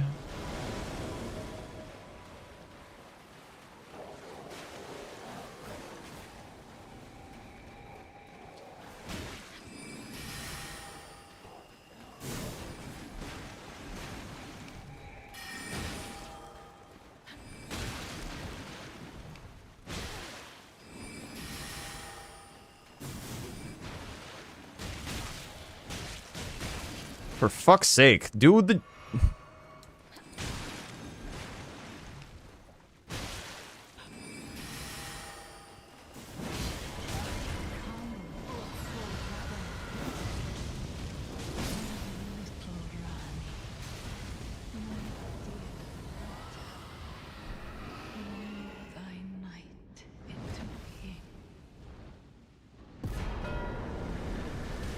What?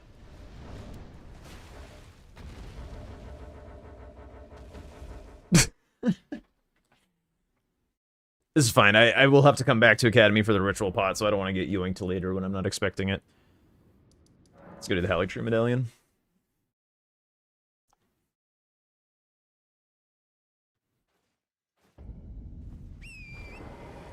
I don't have any seals, basically.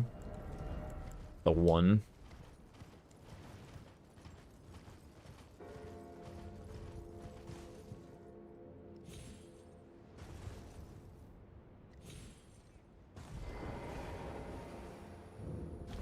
am I doing on Stone Sword keys? 0? Ooh, I should have put in the Sacred Tier, actually. Only 2 flasks for Nile?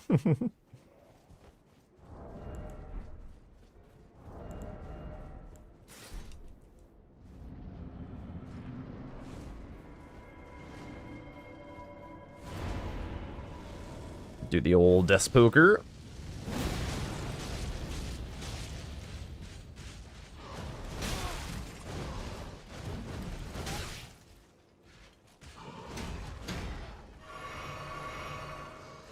I do feel like it makes these guys behave like assholes when you do it, though. You just get, like, way more aggressive. What? You can reach that far? I'm dead.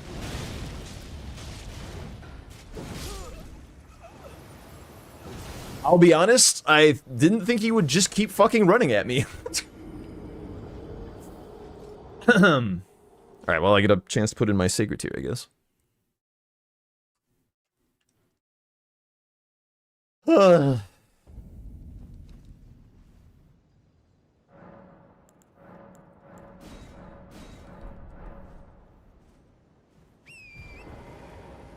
Death Poker, when you do it like that, it does tend to make them more aggressive. I probably shouldn't be doing it, but it's fun.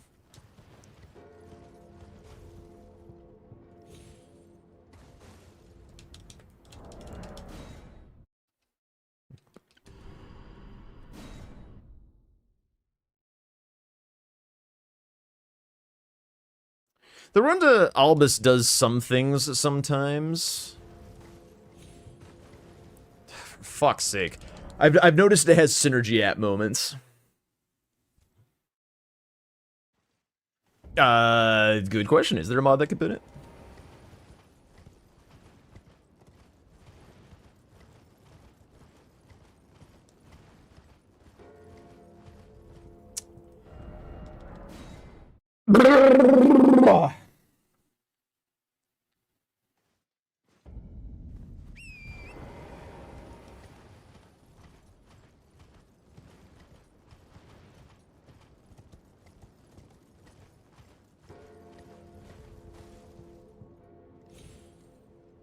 Holy shit, we made it!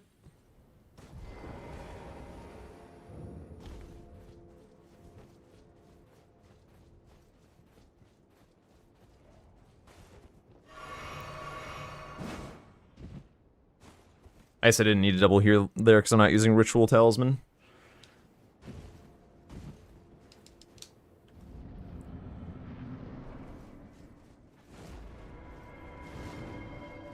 Like, this game I did run to the other Haligtree half because, Dude, this is so fucking cringe! Why did Nile have to... Alright. No more... It's so cute. I love doing the rev up with the fucking Ash of War, but it makes them go unbelievably berserk. I need to stop doing it. I just have to fight the one guy.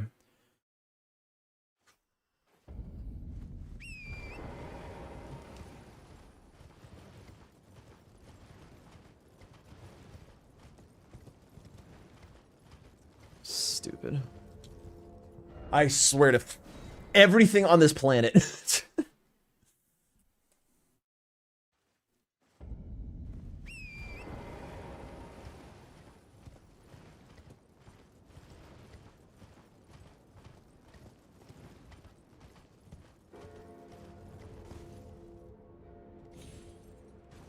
Oh god, Torrent.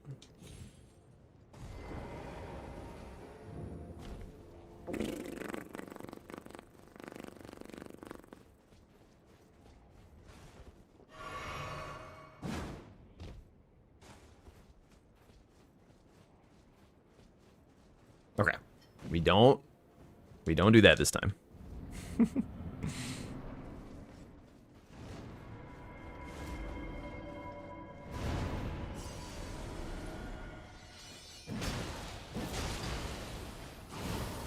Dude, why? I didn't even do it this time. Fuck you.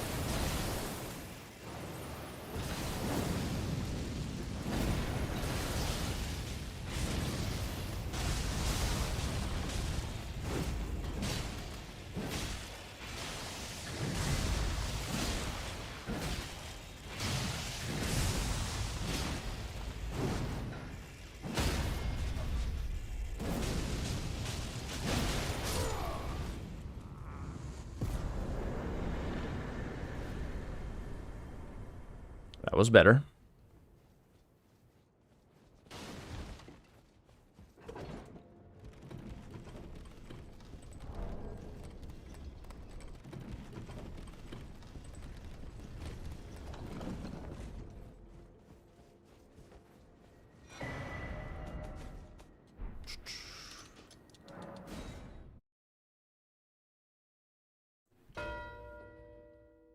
Okay, so he's got more access to silver balls, I think.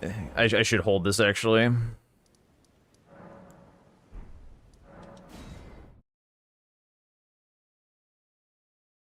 Try leaf arts.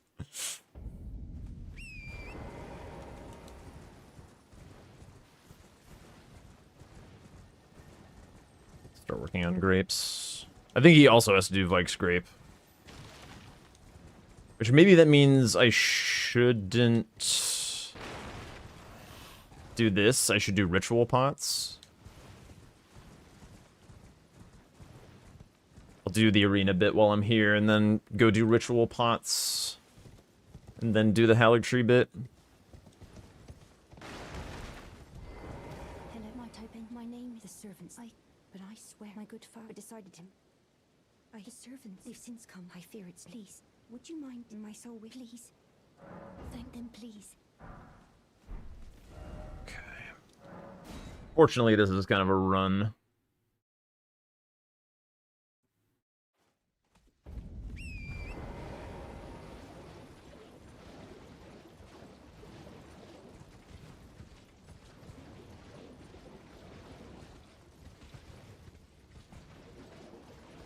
Yep, pretty much keep 5.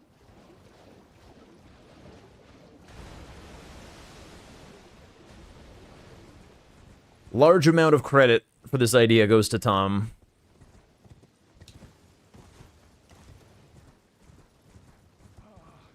Welcome, dear customer. Yes, right this way. Well, Was picking his brain for ways that we could accomplish this effect. And then as soon as he suggested that to me, I was like, he was like, why don't you just, like, reuse your lion locked thing or whatever? And I was like, oh my god. That is so sick, actually.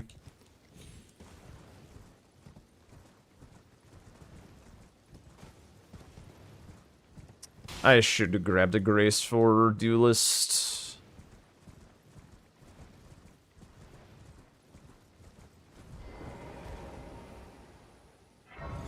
Wish I'd have gotten a closer one, but whatever. Better late than never.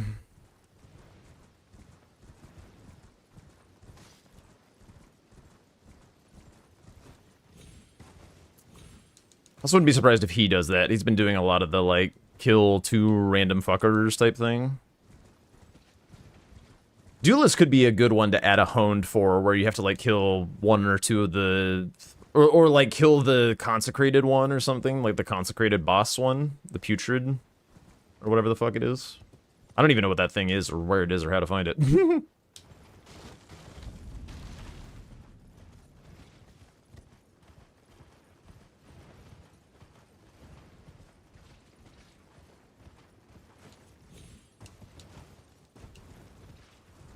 I don't think I finished Ritual Pots. I don't want to give him too much time, because Hallowed Tree Medallion is actually pretty fast.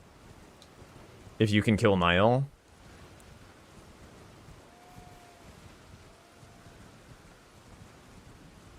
Don't see me.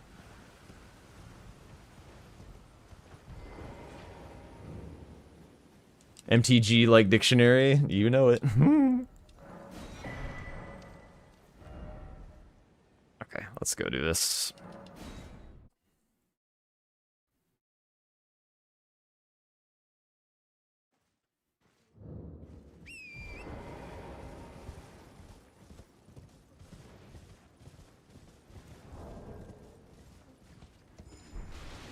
Yeah, I'm not touching the mods. please no.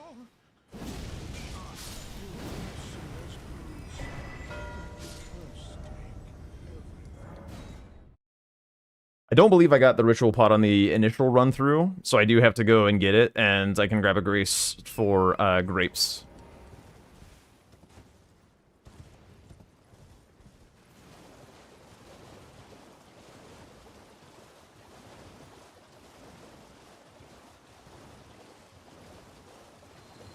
Non-Limgrave / Kaled.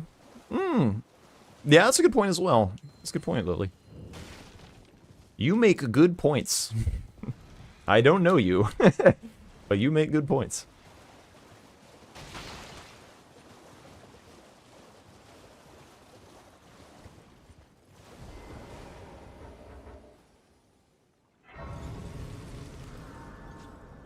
Okay, final one.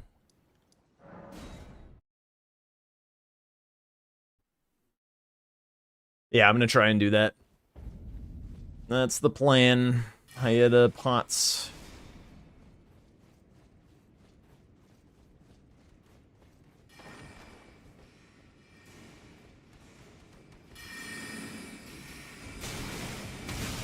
I like Twig for Talisman, to be honest. The thing that I don't like is the round table ones. Oh my god, please.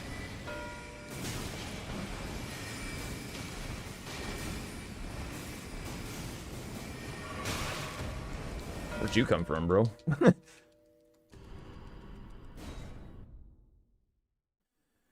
Okay, let's try and get the grapes.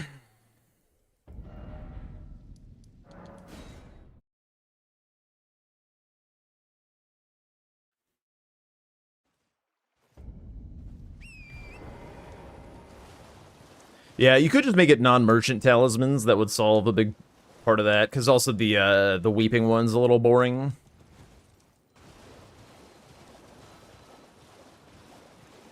That's probably what I would do to solve that one.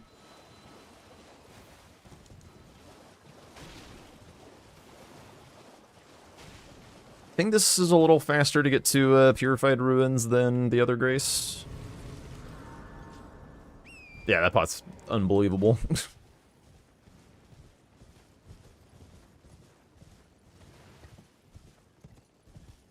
He may be thinking that I'm going for seals because of the god bosses. It might have meant that I went to Volcano Manor.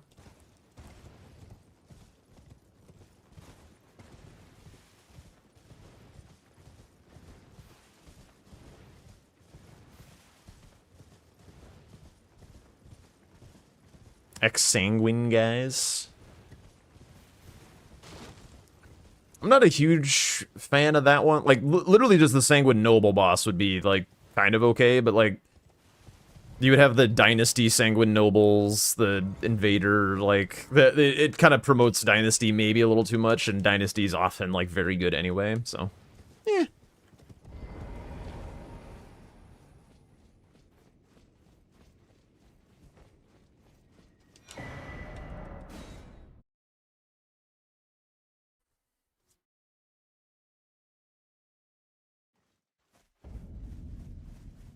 Hello, my name is... If I might be... Would you donate my eyesight? But when I eat, it will lead me. Oh, now I can... You are most kind. May the blessing...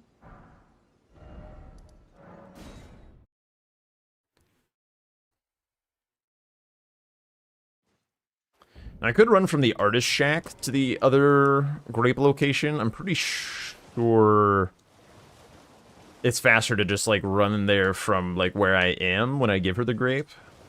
Pretty sure it's faster. Am I running another one after this match? I have been live for 6 hours? I need to definitely take a break to deal with the dog and get her some food and stuff. But maybe. See what the vibe's like.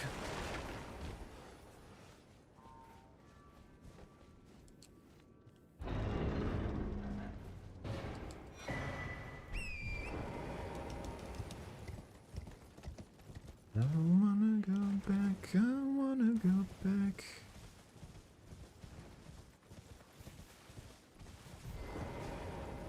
Hello, would you donate? I'm on a pilgrim when I eat.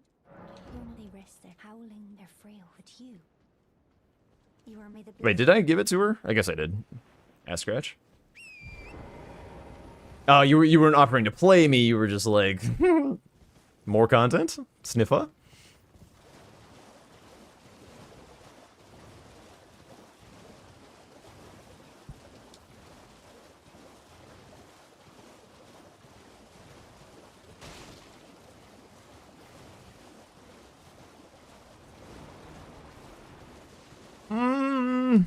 I don't know that I want to overuse the honed thing. On things where like killing makes sense, but like talismans is just kind of a routing expressive square. I don't think that one really needs it.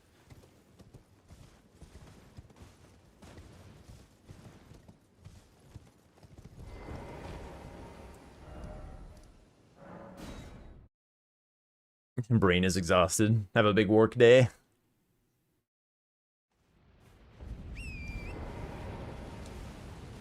Okay, how do I get to this church? Huge. Should be GG's unless he has some crazy prep on this thing. This will also be my first time doing this, so hopefully this works as intended.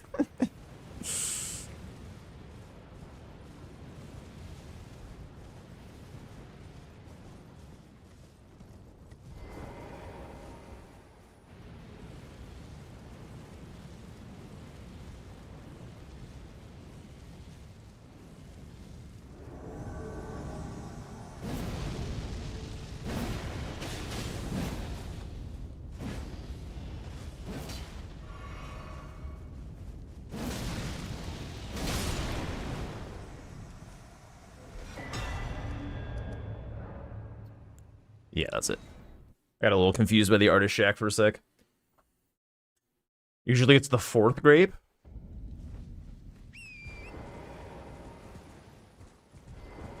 Hello, would you donate? I'm on a pilgrim when I eat. Hello, would you donate? I'm on a pilgrim when I eat. Fuck, where does she go after this?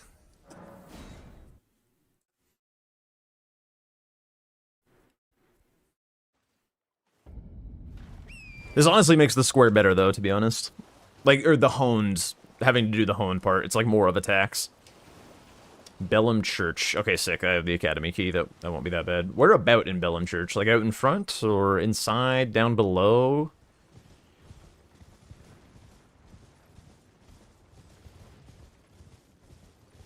Inside? Okay, cool.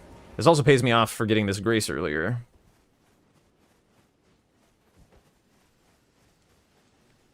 A honed incant collection square? I just said that the collection for routing... Oh, he's so fucking cooked. Give me that shit.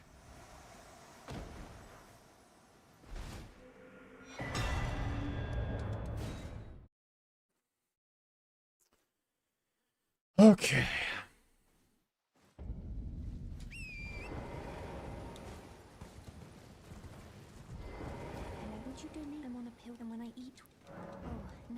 Okay, so I gotta get her to probably throw... I'm gonna finish all of this dialogue. I don't know, Sorry, don't mind me.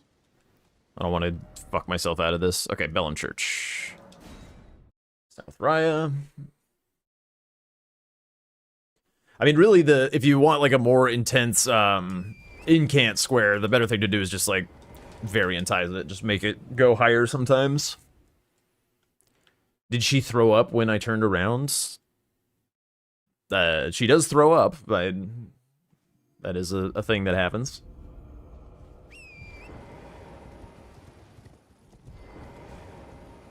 I have to talk to her again? Oh shit, do I really?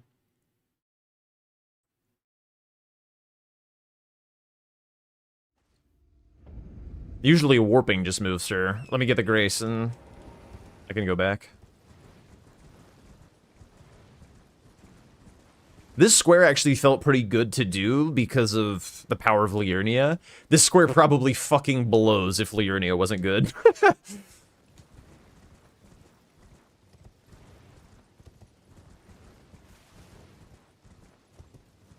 I have literally never done this in my life. Let's see.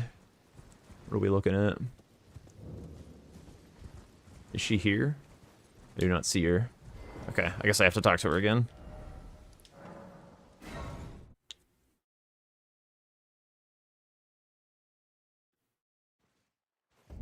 And before I lock myself out somehow, and yeah, she's still here.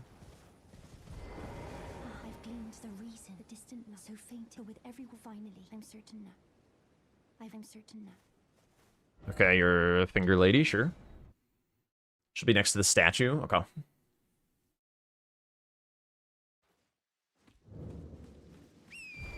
Oh, hello. What? Oh, have you ever heard there? I would true the distant, but I can't send please. Without one. Oh, a finger. Thank you. May the blessing. Huge. I'm sure I'll be.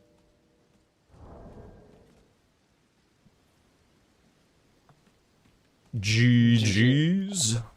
Yo, GG, sick. That was a nice one.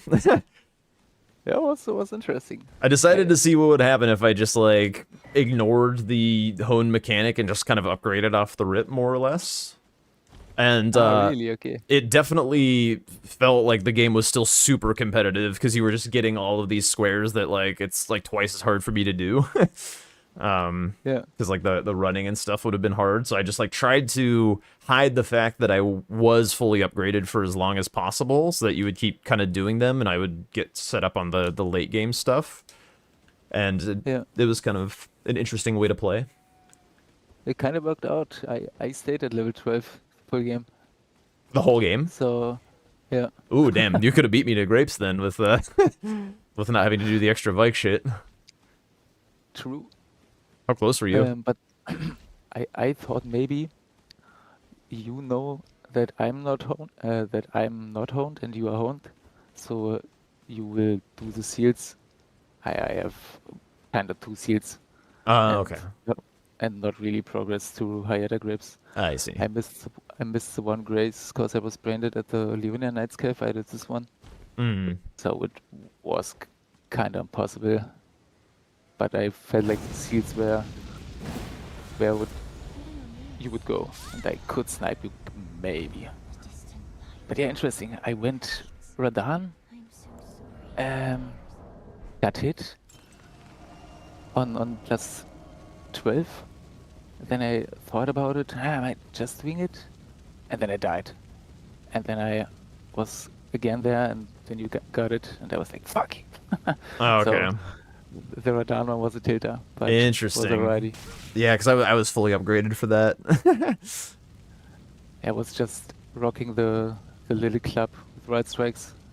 Was kind of right, but yeah. Oh Yeah, yeah, it's how were the pretty silver interesting. balls at that level? Did you check the gatefront chest? Yeah, Death Poker. Yeah. So with Death Poker was kind of free. Okay, not too bad. Where did you go for them? Yeah. Did you go to Nokron, like just Nokron, or did you? I was planning to get some synergy with Nokron, but we realized that in Noxtella are actually 3. Okay, so you just went up Noxtella. Okay. Yeah. I thought there are only 2, so I was thinking I have to get the synergy kind of to get the squares, but yeah, Noxtella are actually 3. Okay, that might be a good candidate for a variant then, potentially. A good info is maybe that you pick up these fan daggers on the way to it, because the one you have to actually hit with something, or it Oh, should, to knock it or down? it wouldn't. Yeah, because it Oh, stays there, even if you open the chest and stuff. interesting. Yeah, I think it was fun. For my taste, the late game was a bit meh because of the collection, but what can do? Yeah, sometimes that just happens. I kind of wanted to fight something, but there was nothing, and I felt like the Helic tree, I'm already behind on it, and it turned out true, so I was kind of lost in the late game, you could say. But yeah, Makes fun. sense. It was also pretty hard to get a 6 on this board. I actually set up Vike for the Somberstone Bell Bearing to get a 6 at the very start of the game. Yeah, before you marked Vike, I was actually planning to maybe go for this, and look how Vike went with plus 12, but Yeah, I don't know about got that. it, so my misery is not today, I guess. Yeah.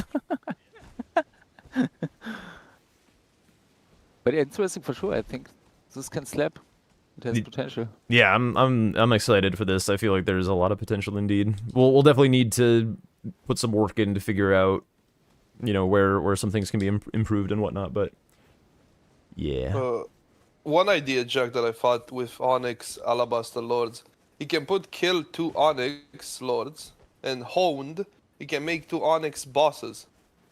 Right, as in the Rykard tunnel and the Everjail after Loretta. If you want. Right. Yeah. Yeah, you could do that. He can hone that. Be interesting, you know. Hone the shit out of the board. Yeah. Yeah, I mean, nobody kills, right, the Onyx after Loretta. Like, who kills the Onyx? Nobody fucking goes there. Yeah, yeah. Although with sorceries, like maybe now. Yeah. Yeah, that could be something. Yeah, What do you yeah, need? yeah. Dude, if I knew that I had to go to Bellum Church for this Vike grape, I would have bought the fucking bewitching branches for Niall, dude. Oh, yeah, too.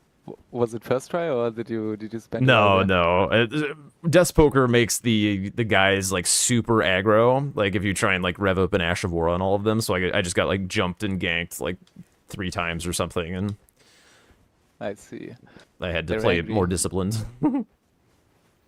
Yeah, it's a patience fight. I die there a lot because of the frost stomp. Because you have to kind of respect him, and this is hard, right? Yeah. Respect bosses. Yeah, definitely. Yeah, what else to say? I don't know, man. I was a bit surprised about the god bosses, so I assumed you went for Stormvale, maybe for the seals as well. Yeah, I but was kind of hoping to like fake that potential, but also it was at a time when column 4 was still open for me, so like legendary talismans, god bosses, and like I had a Liurnia boss dead from Red Wolf, so I was like maybe this column, like, but then you did duo trios like very aggressively, so I was like, yeah, whatever. yeah, it felt like you working on the duo trios as well, or on something else, and that was just too risky to let it open for me, for my taste. So I just did it. Was kind of alrighty, because I had, yeah, I just You're good killed during time. Radan after. I Mark won't right remember I logged anything in from and got the chat hit really, list. It was kind of to dope. be honest. And yeah, then I got kind of access to the duo trios, and thought, yeah, why not just finish it? Because you have kind of the same access. Well, maybe not nothing, but Yeah, GG's. Good game. yeah, GG's. Was fun. Was indeed Was fun. pretty interesting for sure. Thanks for playing. Appreciate it. Any of the other call spectators have any thoughts, comments, anything like that? I had a quick idea for the Rune Bear boss. Yes. There's the silver Rune Bear in Kalid or Dragon Barrow. Might be a little bit more flavor on brand for the square rather than Goronk. Oh, the one that's in the After the elevator, elevator? you get up the elevator from Shiva, right? And then he's kind of there. No, there is one behind Dragon Barrel, like under. I was thinking like the Mispy or the Bofa duo. Like there's a Rune Bear in there. Yeah. There is Ah. one there, I think. There's also Snowfield Rune Bears. Yeah, I Yeah, think I like the Rune Bear boss, I think, because of like cave synergy and stuff, and it's like kind of a menace to do early sometimes. But I don't know that I like it being honed with Gorank because like they're not like super similar.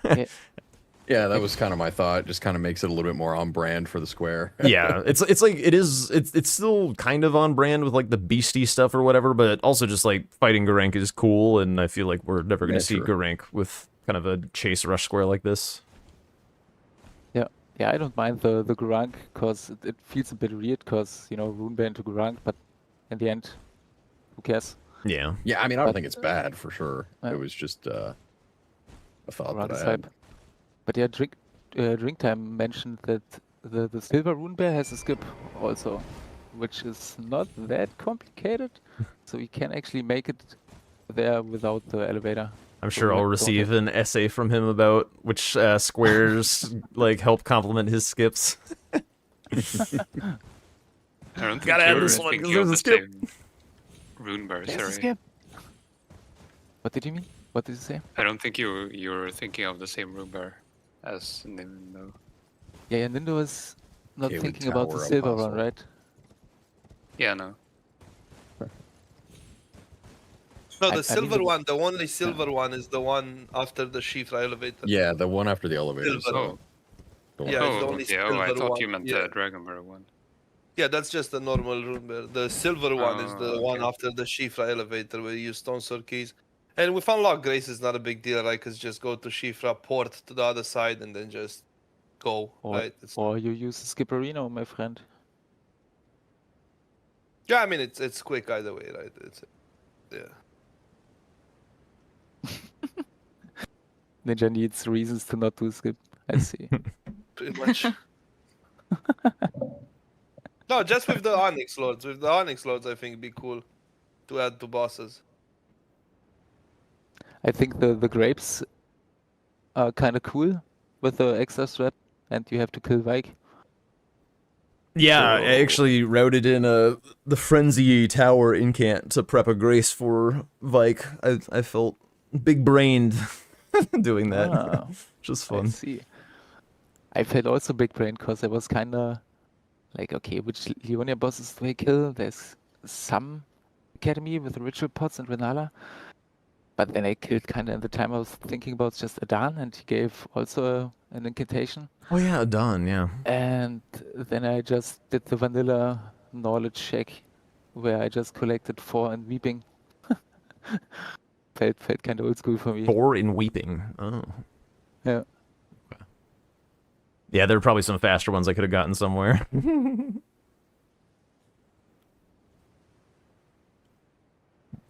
All And right. yeah, so I was also working on the Onyx Lords because we realized after the Smithing Bell Rank 2 is an Onyx Lord. So I died 2 times in this cave, by the way, on 4 damage or some shit. This was kind of the misery of my game, I would say. This cave. For me, it Everything was else went mountaintops. kinda good. Vike and O'Neill. Who would have guessed? Yeah, crazy. Yeah, I hope you will push this format. I think it's dope. Oh yeah, that's definitely The definitely what's idea of coming it. for sure. Just a matter of what it looks like in the end. Okay, I gotta go take care of the dog and stuff, so I'll catch you guys later. Easy. Have a good one. GG's. Bye. Okay. Wow, that's a lot of DMs from people. Let's see. Do I have one more match in me after this, or should I end? I think, given that I have to do match review tomorrow, so like I don't have a day off tomorrow, I think I'm gonna end. Yeah, let's do that. I'm gonna take care of the dog, take a chill evening, all that kind of stuff. One more? No. Well, we'll be back with more of this. There's lots of time for this. You know, we'll build to it. But yeah, I gotta relax a little. It's been a very, very busy week. And yeah, I'm gonna hang out with the dog, get dinner at a more reasonable time and all that. But we will raid you to Tom and Swed. It looks like Swed got a big raid lately. He's got like 1K viewers or something, so we'll go to Tom.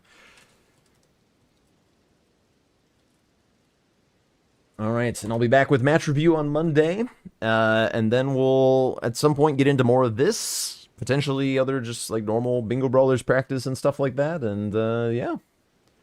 Thanks so much for hanging out and voicing your thoughts and opinions and helping out with designing this square set and stuff. Appreciate it. It's a lot of fun. I like involving the people. It's very cool. All right. Shoot them some dumpers as usual. There we go. Enjoy your raid. Catch you guys later. Bye.